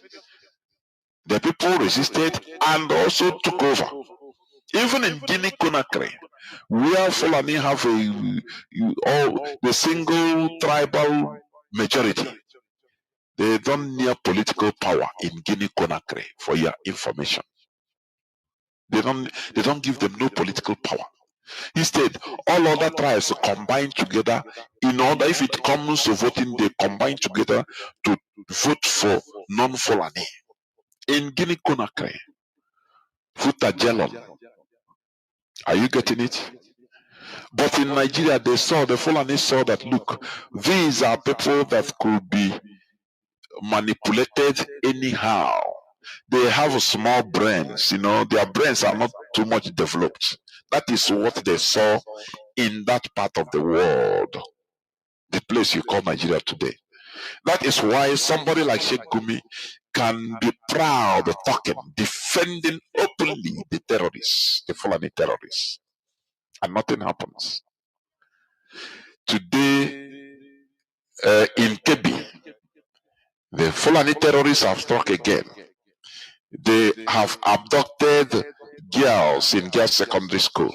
Let me read it. Terrorists in the early hours on Monday. It is today's news, 17th day of November 2025. Terrorists in the early hours of Monday stormed the Maga Comprehensive Girls Secondary School in Kebbi State, abducting an unspecified number of female students and killing at least one staff member. A school guard was also injured during the attack, which occurred around 5:52 a.m. The attackers invaded the school compound while the students were preparing for morning routine, launching their assault with sporadic gunfire, harm angle reports. You see that? You know why they are doing? They say they don't want to westernization. Western development, they don't want it. Not only Western education, Westernization. Are you seeing it? That is why they go to schools, they abduct children. These people now, these girls now, they will take them as wives. And when you look at it, check them. Most of them are Christians. I am telling you. Have you forgotten Leo Shaib? But do you see all these things that happened today? The killing of a Nigerian brigadier general and the commander and Nigerian military being slaughtered by the Fulani terrorists. School girls were abducted, kidnapped, and staff members killed. All happening at the same time. The Nigerian president didn't say nothing. Is this the type of country you want to continue being? This is why, if it is your choice, no, it is not our choice. When you ask me to some Igbo Nigerians, you tell them all this news, you say, what do you think about it? They say, no, it doesn't concern me, it's in the north. And you say, but this is your country, it's a country. In a country, normally, whatever that happens in any side, happens to every side. It should concern every side. If you say it doesn't concern you, which means you're a hypocrite. This is why we want to officialize our own. We say, no, we don't want this to continue happening. Therefore, we want to separate from this so that we will be able to protect our zone. Do you see our logic? But Nigerians, they say, no, yes, it's one Nigeria, but it didn't concern me. Why didn't it concern you? Why didn't it concern you as a Nigerian? They abduct school children. There is no protest anywhere in Nigeria. Imagine that they are your children. Imagine that they are your sisters. These are people's children, for goodness sake. You don't see OBS coming up, bring back our girls, no? Do you see the Fulani manipulation, the Sokoto Caliphate manipulation? They tell you, oh Nigeria, Nigeria. I want to play this clip. I don't know. I want you to listen to the interview of Bowala. I think on RT. Just listen. Let me just play it a bit. Let me play. Listen. For you to hear the hypocrisy in them. Listen.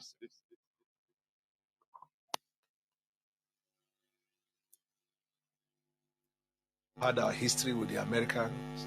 They were white.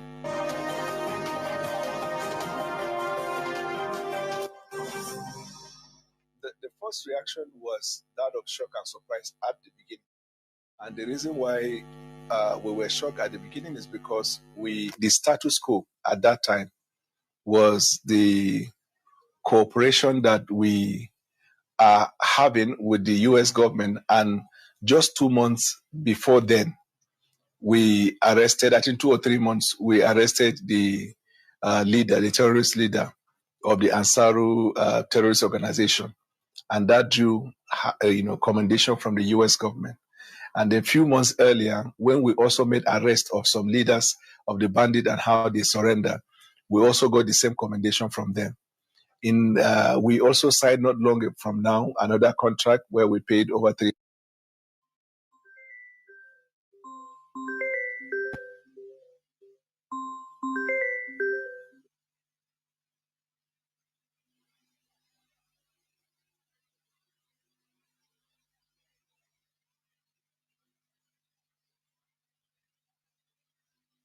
Sorry, somebody was calling me.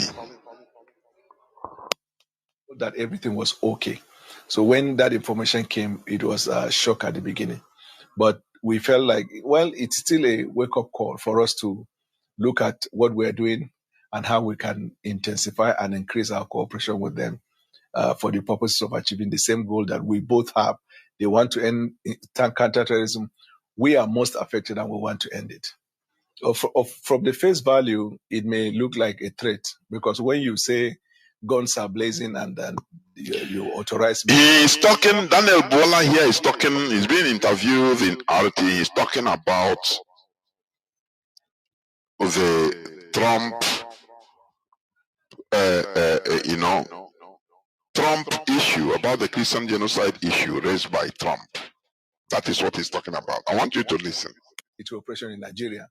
Nigeria being a sovereign country, then it may, a lot of people will tell you that it is a threat. But then we quickly understood the message and we felt that the message is for us to intensify our effort. And so we then threw away the rhetoric. But at first we thought it was like a threat. But you need to know that Nigeria is a sovereign country, a member of the United Nations. And as a sovereign country, we have had and we're still having relationship, both bilateral, multilateral, and multifaceted relationship with the rest of the world.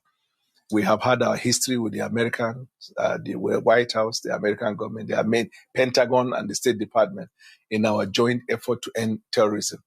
So we felt that there was no need for the American troops to come to Nigeria. Our soldiers are sufficient. What our soldiers need is what the Americans use. The soldiers is sufficient. Nigeria is a sovereign country.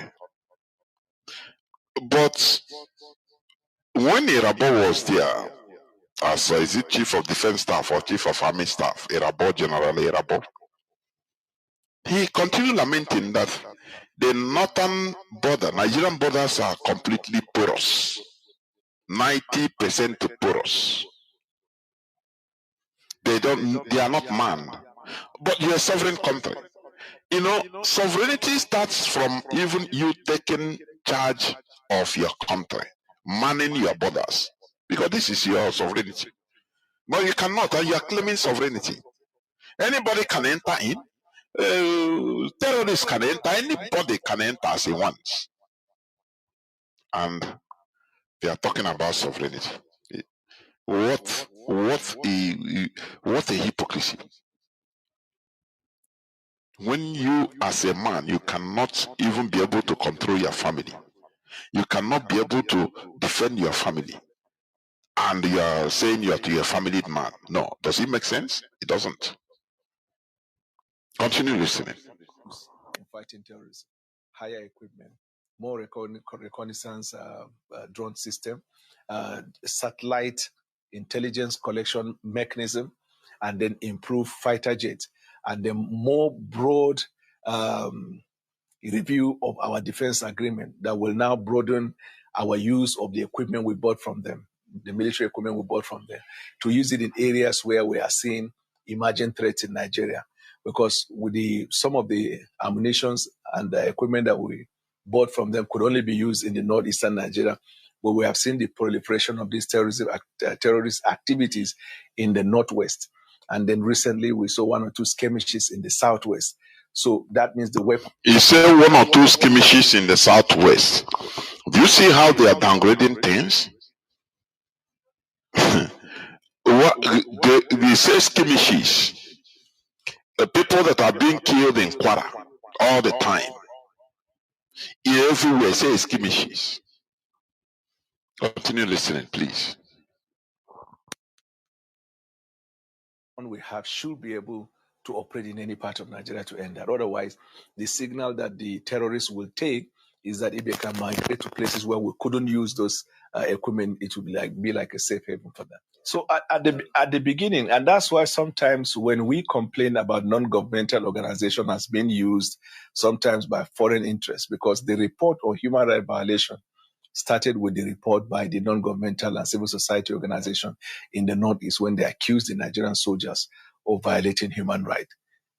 But when investigation was found out, they discovered that it's more of a hoax, and then limiting the extent to which we could use those equipment. Because when Boko Haram were operating within and in the city, then you can call the issue of human rights violation, because then it is asymmetry. But as soon as Boko Haram were chased out of Borno and they went to Sambisa, there's a clear delineation, a militarized position, so to speak. When you are facing Boko Haram, there's nothing like human rights. Terrorism, fighting terrorism is fighting terrorism. The use of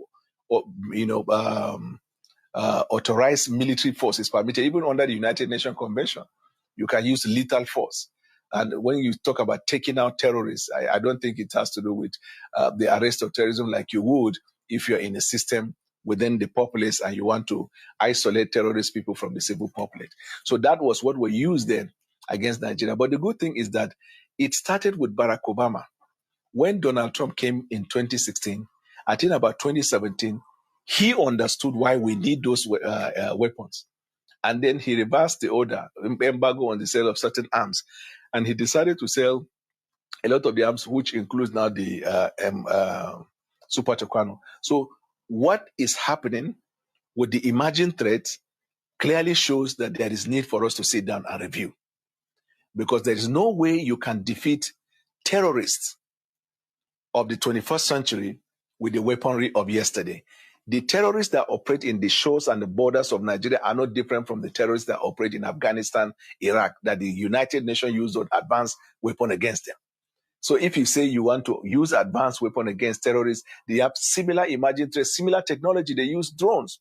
So you cannot be successful unless you have the capacity, capability, and unrestricted access to the equipment that you will need in order to deal with them. Otherwise, a fight of 6 months might take you 6 years.